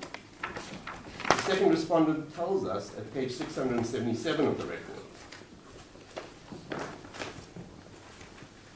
So this is after the committee refuses the postponement. Mr. Malema explains why he's leaving. And I'd like to read it. This is what Mr. Malema says at page 677. It's very clear that we are being subjected to a kangaroo court, and which we are not going to accept, and you brought this white man here to come and persecute us, because you will know that every white man will go after the blood of the EFF. That's what he's there for. They're talking about Mr. Katz. Yes, poor Mr. Katz. I don't care whether my legal representative says he's got respect for him. I've got no respect for him. He's a DA lawyer. He's a well-known DA lawyer, looking for our blood. And then there's an intervention, and then at the end of that page, Mr. Malema continues. So all I'm saying is you brought an apartheid apologist and beneficiary to come and persecute me. No white man can persecute me. I'm not going to allow that, and no white man will persecute you again. And we are not going to accept to appear before this white man and before this kangaroo court. You can go and be together in your own arrangement there. We are not going to participate in this kangaroo court because its outcome has been determined even before by yourself and the DA. That's why you brought a DA lawyer here to come and speak to us. It is not a man of integrity. He has got no integrity to come to persecute us. I will never be persecuted by a white man. We refuse to appear before a white man. We refuse to appear before a kangaroo court. Do what you want to do. Any application for recusal of Mr. Katz, for example? No. Mr. Nkatobi, SC, who appeared for the applicants, took a very different view from Mr. Malema. No, he was very, he behaved in the best traditions of the bar. Yes, absolutely. Yeah. And he accepted Mr. Katz's integrity, that he was doing his job as an advocate. No, it's very unfortunate that. I'm not But sure. that's- But we can't hold that against Mr. Malema. He can say what he wants. I'm not, but those are the reasons. That's why they leave. Well, could I ask you this? It seemed to me that Mr. Pemed's main point here was twofold. The one was that when you look at Regulation 9 of it, there's a sort of bifurcated approach. He took it. He said, well, there's one thing in relation to, as it were, the conviction, but then there's a must in relation to hearing representation. One. And two, there was a letter from Levitt's attorneys offering, saying we will make representations, I think, within 24 hours. Right? Yes. So if I can deal with Isn't it extraordinarily unreasonable not to say, oh, well, all right, we'll hear you in 24 hours? Well, can I deal Mr. first Bishop, with- I can't think. I'd be a very rich man if I had a breakfast for every time as a judge I'd said, I don't like this, but I'd rather give you the benefit. Well, I think, can I first deal with what the schedule means, what item 8 and 9 of the Yes, schedule yes. mean? Yeah, that's... And then I'll deal with Yes, the because I'd facts. like you to, because I mean, that seemed to, this is a point Yes. of central importance to Yes. your opponent's submissions, and I want to hear you on it. Yes. So let's first deal with what did the rules require. Yeah. Yeah. So you've got to read item 9 with item 8. And so these All right, appear on let's just get Let's there. do page that. 81 Yes. Right. If I can find of the mine. record. Item 8 and item 9, yes. No, 81. 81. Yes, I'm here. Yeah. So item 8, if after receiving the notice the member fails without just cause to attend the hearing, the committee may proceed in the absence of the member. Now, Yes. there's no dispute, there's no allegation, there's no review ground that the continuation up to the point of sanction without them being present was lawful. So we must accept that there was just cause, and there clearly was, based on what I've just read to you from the record, that if members of parliament wish to absent themselves from a disciplinary hearing because they determine it to be a kangaroo court, and they don't wish to appear before, or appear in a process where an initiator is a white man, Yeah. that's their choice, but it's not a just cause in the meaning of Just item give me 8. the reference again. Sorry, I didn't write down where Mr. Malema provides Mr. Katz with a character reference. It begins at page 677. 677. Right. Yeah. Carry on. So I'm interrupted you. Please carry on. Yes, so that's the first part. So the committee can proceed if you're absent without just cause. There was no just cause here. The committee was entitled to proceed with the hearing. Yeah, that's where the distinction is made. There is only Right. one hearing. Yeah. That's the key point. If you look at the whole of the schedule, it never talks about a conviction hearing and a And, sanctions sin- hearing. It yeah. talks about the hearing. What if then the accused has got a change of heart and say, I want to come back? Well, let's look at what item 9 says. Okay. So item 9 says, if the committee finds a member guilty of misconduct or contempt, the fellow member, legal representative, must be given an opportunity to present mitigating factors to the committee before the committee reports to the House. Such representations may be verbal or in writing. So what's important here is it doesn't say anything about notice. It doesn't say that the committee must give a separate notice to the member. And why doesn't it say that? Because the notice is given for the hearing at the outset. And this is the same hearing. It's the same hearing that's going on, which you've chosen to absent yourself from. All item Are 9 you is saying that only once you present at the first stage of the hearing? if you are That's what kick if in. you're present, or presumably if you're absent with just cause, here Yes. they're absent without just Yes. cause. But if you're present at the hearing, you must be given an opportunity. So we've now been convicted. You're here before me. I must give you an opportunity. It doesn't say, if you are absent without just cause, you've left, you've said this is a kangaroo court and you've gone away, that the committee must stop, issue a separate notice, and give you separate notice of a new hearing, a different hearing. Which takes us back to the recusal issue, because it's going to be the same committee, the same kangaroo Yes. court, is Exactly. Because there's one hearing. They got notice of the hearing right at the beginning of the process. But I want So- to come. So please carry on. So I now want to, so that's what the law is. But let's look at the facts.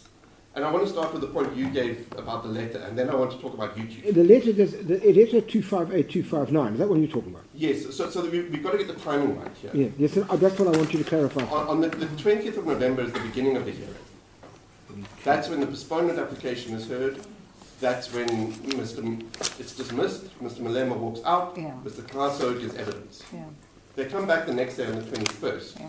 Mr. Katz makes submissions on the merits. I want to get this correct. I think it's during the submissions on the merits that he says, I've received this letter. But the letter isn't the submissions. The letter says, we want to make submissions. And the initiator says to the committee, while we're here, we've refused the postponement. We should not wait for the submissions. The committee agrees, reaches a finding on guilt. On the 21st, convicts, for lack of a better word, on the 21st. And this is important. They then hear Mr. Katz on sanction. He makes submissions on sanction. But they don't deliberate on sanction. They postpone it to the next day, to the 22nd, at 11 a.m. It's in the transcript. The chairperson says, we will come back on the 22nd at 11 a.m. When they come back on the 22nd at 11 a.m., the first thing that happens is Mr. Katz says, I've received these submissions. We received them overnight, late on the 21st. Those are the ones promised in the letter from Ms. Cupido. Yes. Yes. But now they've only been received and only presented to the committee after they made a finding of conviction. And they only go to the merits. They say nothing about sanction. And the committee says, on the advice, well, Mr. Katz submits to the committee, you're functus officio, you've already made a determination, it's too late. And they agree and they say, well, we can't look at these submissions because we've already determined guilt. And there's no challenge to any of that. No ground of review for any of that went on. Could I just ask you this? When Ms. Cupido writes this, and they then do serve representation, Yes. that's an affidavit, I think, or some sort by Mr. Malema or something, is that right?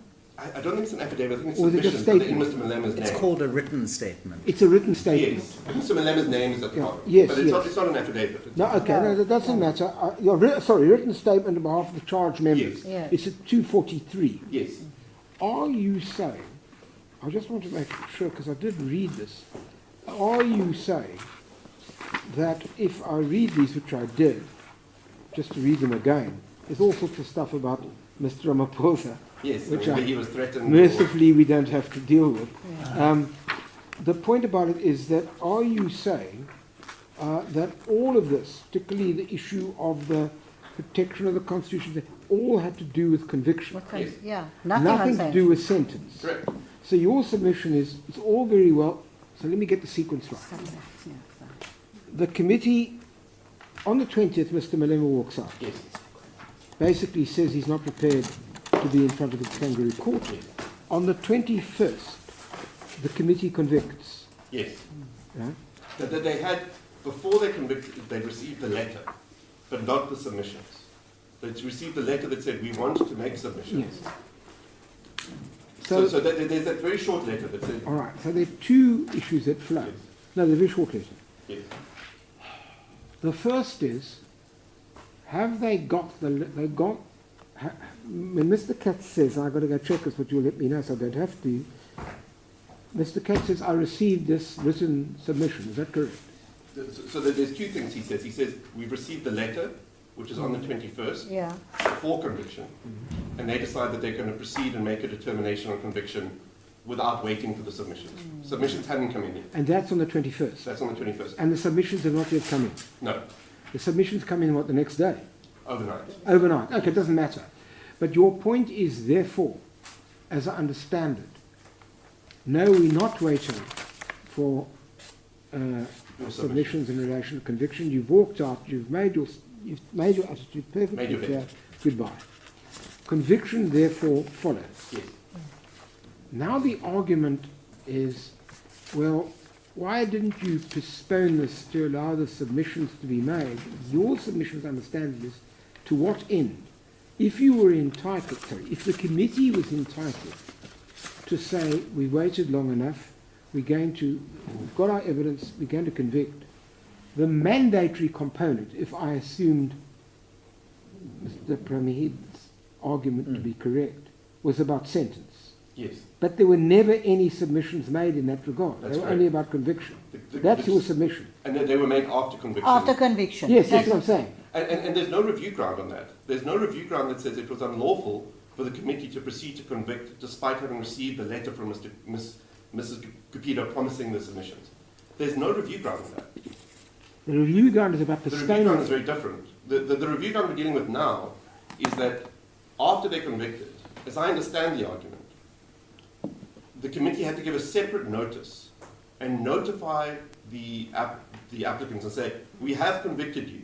We will be convening to debate sentence on the following date and time and place, and you have an opportunity to present. And your submission is no. If you read 8 and 9 Yes. together, it's one basic hearing. Exactly.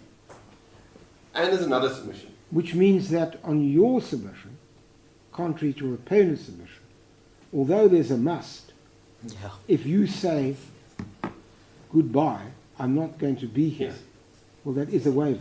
So you have notice of the hearing. The hearing runs from the beginning through to sanction. If you choose to absent yourself at the beginning, halfway through, whenever... You can't approbate and reprobate. You can't then say, well, I'm entitled to a notice, because it's one hearing. I got you. And so you must be given an opportunity, not you must be given notice. But and this is the last submission I want to make on this point, because it's worse than this. They knew that they were meeting for a sanctions hearing then. Why do we know? Because they tell us they were watching the whole thing on YouTube. If you go to page 40 of the record, Yeah. paragraph 85. The conduct of the hearing, which we watched as it unfolded, suggested what we had anticipated. The finding of guilt was a foregone conclusion, and the committee did not deem it necessary to inquire into the events of 9 February beyond the video evidence presenting a slanted and incomplete picture of the events. After watching the hearing, I submitted on behalf of the EFF and the applicant's submissions on the merits of the hearing. So they watched the hearing. They say they watched the hearing. What happened at the end of the hearing? If you go to page 744. So this is the hearing of the 21st of November. 744 at the end of the hearing. Honourable members, this is the chairperson. Since we are having, my humble request is we adjourn the meeting and we will resume tomorrow at 11 o'clock so that we finalise our matter. So that is the announcement I am making. And the only thing left was sanction. They hadn't yet deliberated on it. So it was absolutely, the applicants knew that sanction was going to be deliberated at 11 o'clock, 22nd.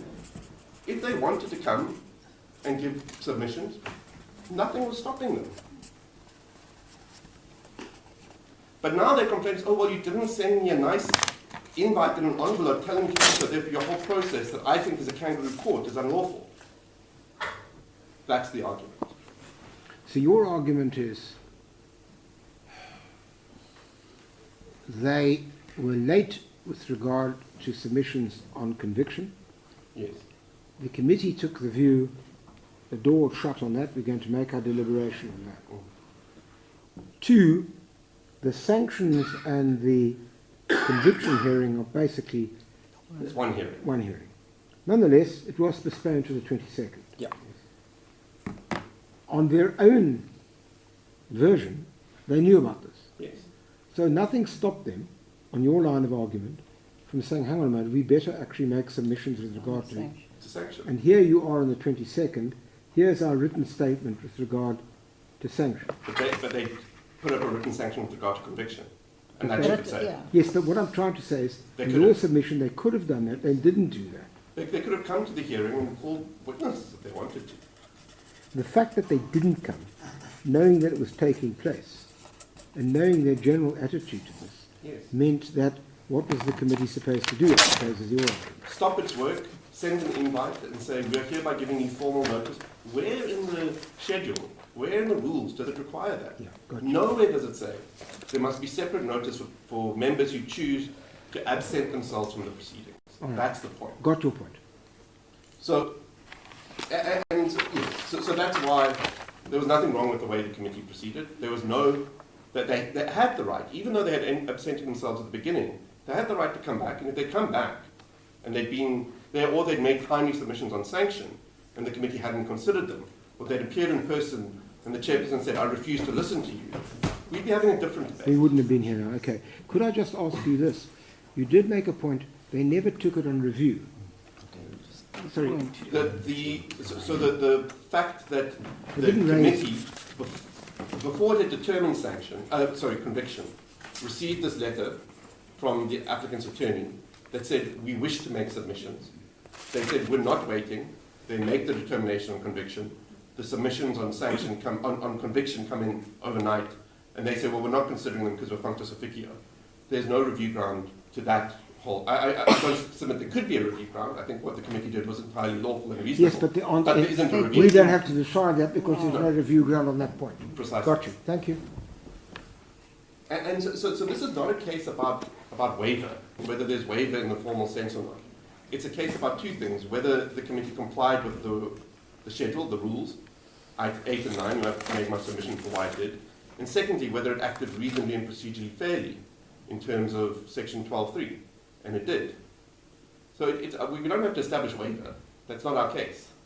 The word waiver might have been used in the affidavit, but our case is not one of formal waiver, and we have to meet that high standard. Although I submit that we could meet it on these facts, given their conduct and given what they admit they knew, that they watched it, they watched the hearing, they make submissions but not unsanctioned. But we don't have to meet that hurdle. That brings me to the last pleaded ground of review, which is the postponement. And so I want to take the court, unfortunately, back to the founding affidavit, to page 213, paragraph 213, which is on page 70.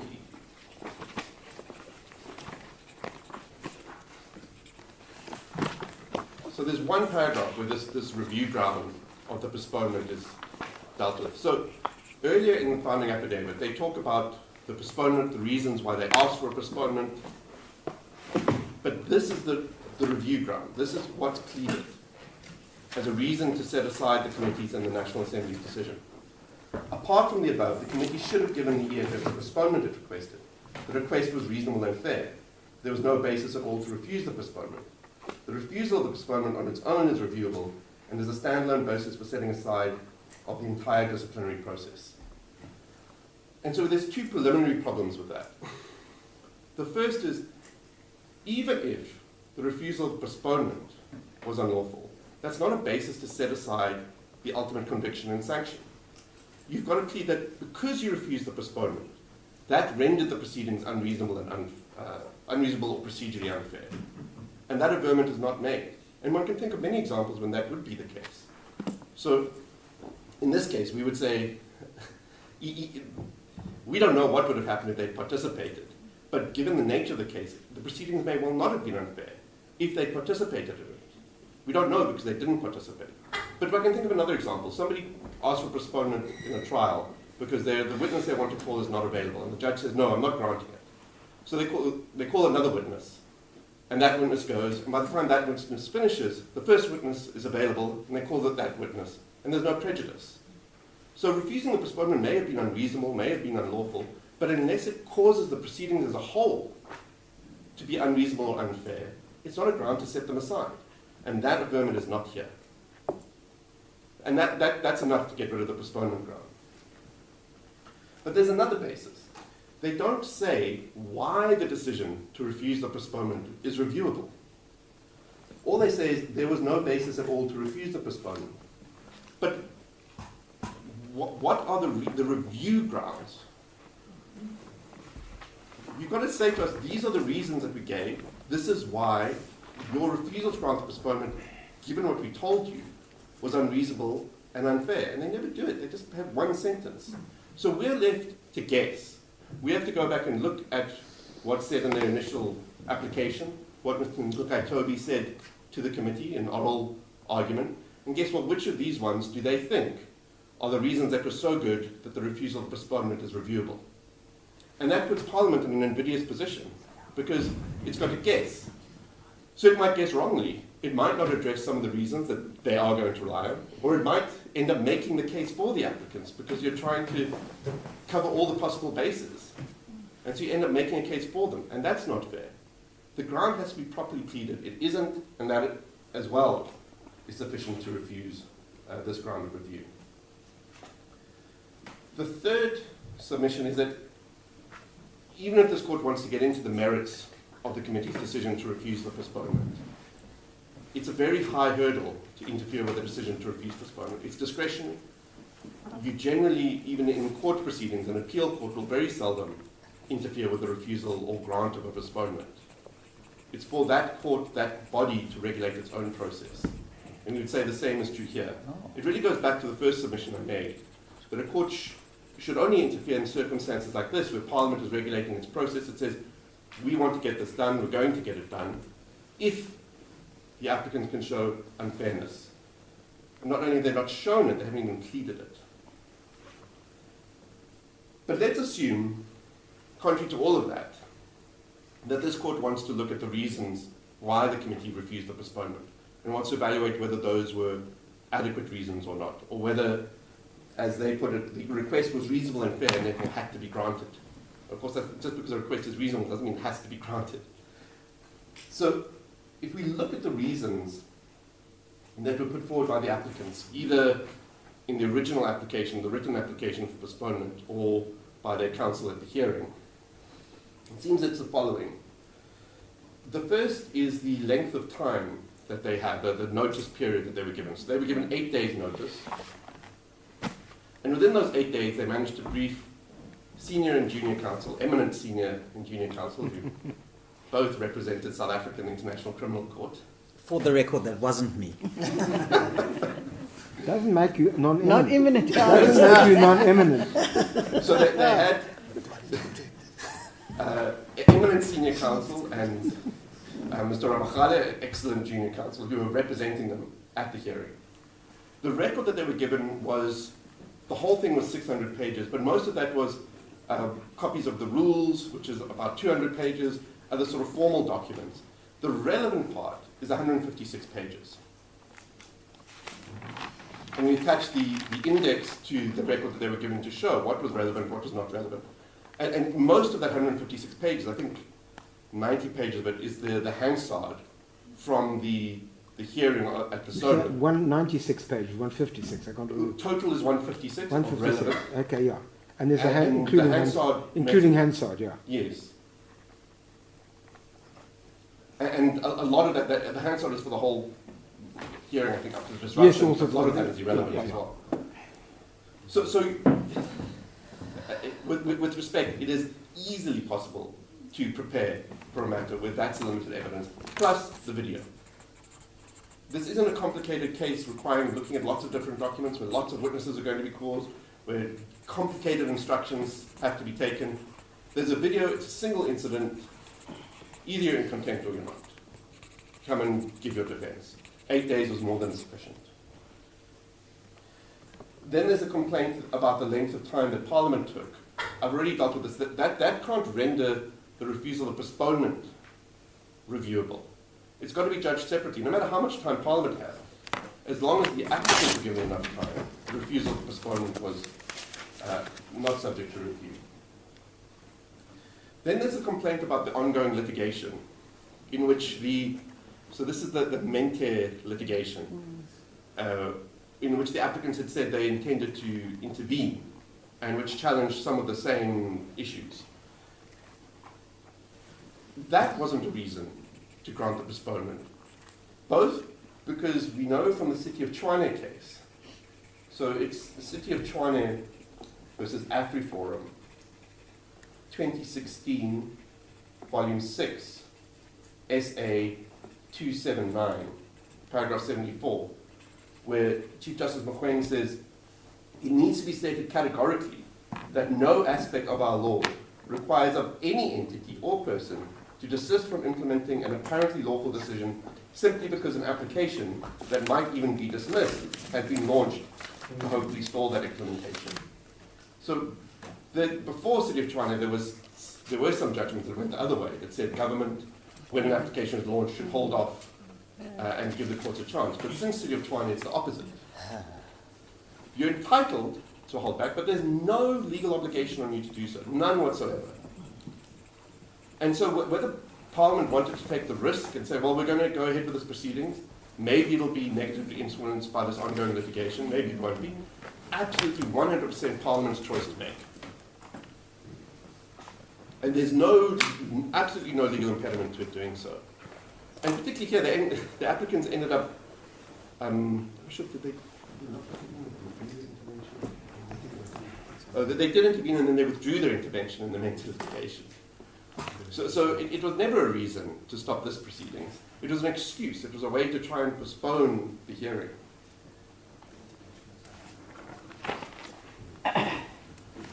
So then the other reason that's put up is because they needed to get the CCTV footage and they needed to subpoena the speaker, they needed to subpoena the president. And again, there's two answers to this. The first answer is the refusal of the postponement didn't stop them making those requests. All the committee said is we're not granting you postponement. It didn't say we are not giving you the CCTV footage. It didn't say we're not issuing subpoenas. If they participated in the process, they could have asked the committee for both, and the committee would have made a ruling on them. And that may or may not have required a postponement.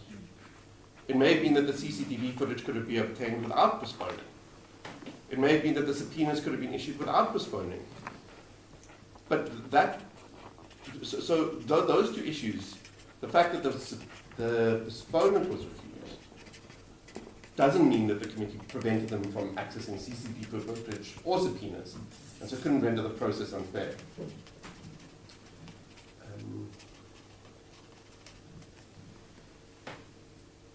Then, none of this, as you'll see from the one paragraph in which this is pleaded in the filing affidavit, has anything to do with the conduct of the speaker during the sitting of the National Assembly, which was what took up much of my learned friend's argument. And as I understand the argument, effectively it's along the lines of, well, we needed to be able to subpoena the speaker so that we could examine her about the validity of her decision on the day to require them to leave Parliament, which then led to them getting on the stage and led to the Speaker adjourning Parliament and led to the contempt findings.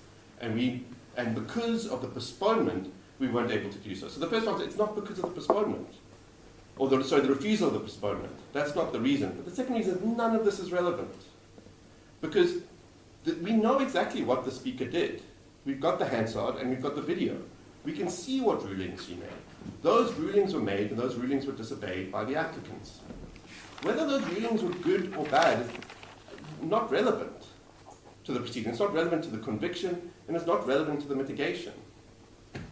They were there as a fact and they were disobeyed. Maybe she didn't get the rules right. I've never heard an argument for why she got the rules right. They're just sort of thrown up in the air. We would like to cross-examine her. But on what? On what exactly? What did she do wrong? There's no statement saying, well, this is how she misinterpreted the rules, this is why her rulings were invalid. None of that. It's all just conjecture. Could I ask you, I think we debated that, the debate shifted to the threatening component. That Mr. Pamhead said, look, the question is were they threatened? Should there not have been an opportunity for the applicants to say, were you threatened or not? Because of your witnesses' evidence. Yes. I think that's right. That's what. Yes. Well, I think the answers are two levels. One, three levels. We've got to go back to what they pleaded and the grounds of review that they pleaded, and you will not find this argument in their grounds of review. It's sort of they try to sneak it in through their attack on the postponement. Right. So it's an argument that we needed this evidence to challenge the claim that the President and the Speaker were threatened, and the postponement stopped us from getting that evidence. But I've already made the submission that the refusal of the postponement didn't stop them getting the evidence. If they participated in the proceedings, they could have asked for the subpoena, and then we'd have a decision on the subpoena. And then we'd evaluate whether the decision to grant or refuse the subpoena was a valid decision or not. Again, I would say to this court, if we were in that position, that it should give significant deference to Parliament in deciding who to subpoena and not to subpoena. And if matters are only very tangentially relevant to the proceedings before it, and Parliament decides, look, this is at best tangentially relevant, we're not going to waste time and postpone this matter for the days or weeks it might take to get the President or the Speaker here, that it would give Parliament significant deference. But we're not even in that world. We're not even in that world because we never got to the point where an application for subpoena was made to the committee. Because they walked out, because they said it's a kangaroo court.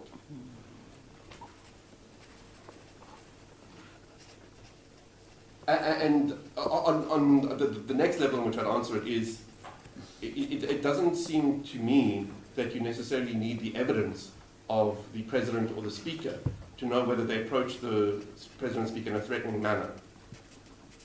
So I think if we go to the charge sheet,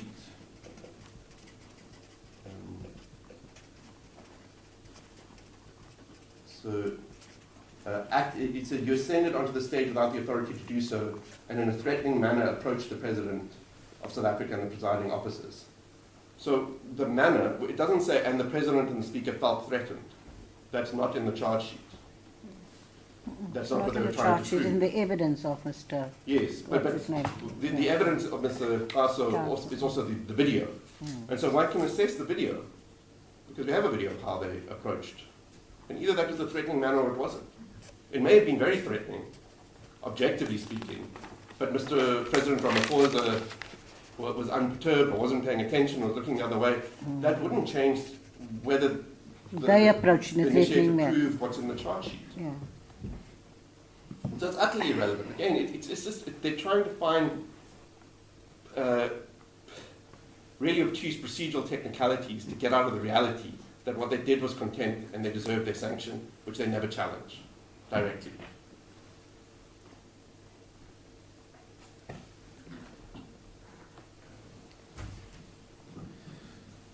So there's another, despite the fact that the whole case on postponement is about 3 sentences, there's another version of the argument, which is that the committee didn't apply its mind properly. So the argument seems to be that if one looks at the deliberations of the committee and the decision of the committee on the postponement issue, it showed that they didn't apply their mind to all the issues raised by the applicant's legal representatives. So again, that's not permissible because it's not pleaded, so I shouldn't have to deal with it, but I will. And the answer is that it's not true. So first, one has to look at the initiator's arguments, which were presented to the committee. I don't need to take you there, I'm just going to give you the references. It's pages 636 to 653, in which Advocate Katz deals with each of the arguments made by Advocate Nkatovius. And then one looks at the deliberation, which are pages 668 to 676. And then one looks at the report, which is at page 781, paragraph 10. And all that, if you look at it all together, yes, they didn't prepare a judgment in the way that a court might, but Parliament isn't a court and isn't expected to comply with those standards. So to say that it didn't apply its mind because it hasn't written a judgment where it goes through each and every reason and provides reasons is, with respect, not what the law requires. But then it gives its reasons in the answering affidavit. In the answering affidavit, which is filed on behalf of the committee and on behalf of the Speaker, the reasons are provided. The retort is, oh, you can't give reasons in an answering affidavit. This is ex post facto reasoning. But that's not how reviews work. Because normally in a review, you bring it under Rule 53.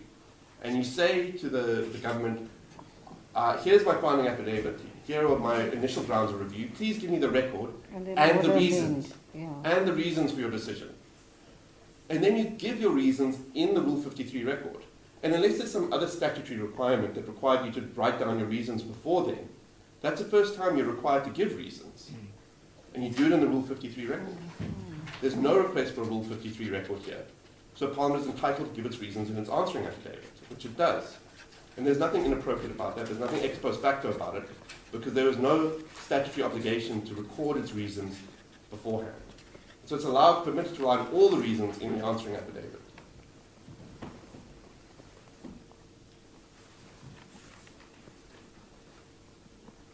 Ladies, I see we have 1 minute left. I need about 2 minutes. I haven't stopped you. Not yet. So that deals with all the pleaded grounds. I've gone through the founding affidavit paragraph by paragraph, and shown that none of them have any merit.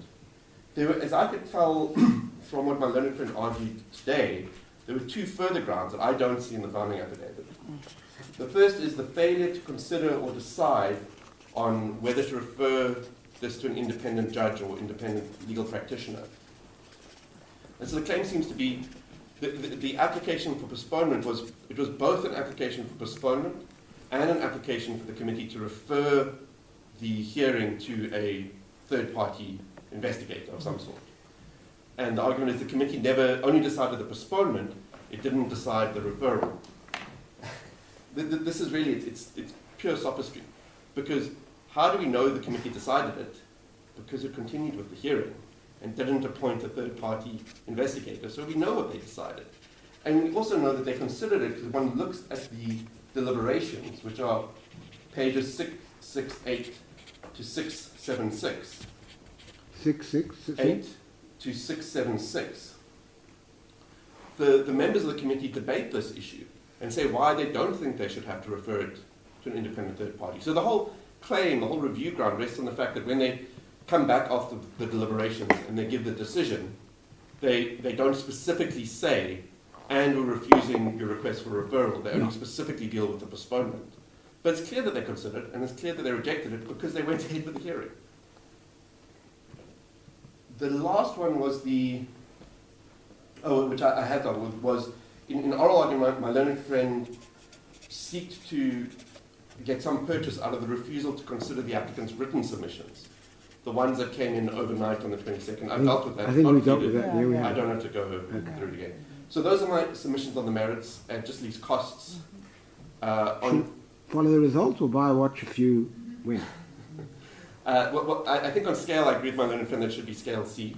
It's an important matter. In the previous cases, my learned friend is right that we argued for and got punitive costs awards because well, that's not on the table. But I think BioWatch does apply here. You do. Okay, and I think it. That's a fair concession. Yes. I've thought of ways to try and argue that it doesn't, but I can't think of any. So I think BioWatch does apply. Okay. And so if the application is successful, the applicants will be entitled to their costs. If it's refused, there should be no order as to costs. Okay. Thank you. Just say anything? No. Thank you very much, Mr. Bishop. Thank you. Thank you. How long will you need? I'm going to ask 10 o'clock tomorrow. Okay, but how long will you need? I would say, depending on the level of debate and based on this morning, that could be the entire day. No, but it's not with going to all be due the respect, entire I day. think a reasonable assessment will be. I can aim for tea time, but I can definitely say. Let me put the following. My sister here is in court at 9. And at 9:00. So 9:30. I'm going to say we have to start at 10:30. Okay, I am more than prepared to give you till 12, which gives you an hour and a hour half. and a half. But that's it. I'm indebted. There's going to be a hard stop. at Well, 12. it depends on who can be restrained, my lord. Absolutely. Mr. you're at our service. 12 o'clock is hard stop. I'm indebted. Okay. Well, So what do we do? 11? So we'll adjourn 10. till 10:30 tomorrow Yes. morning, just to make that. I'm indebted. Okay. Very good.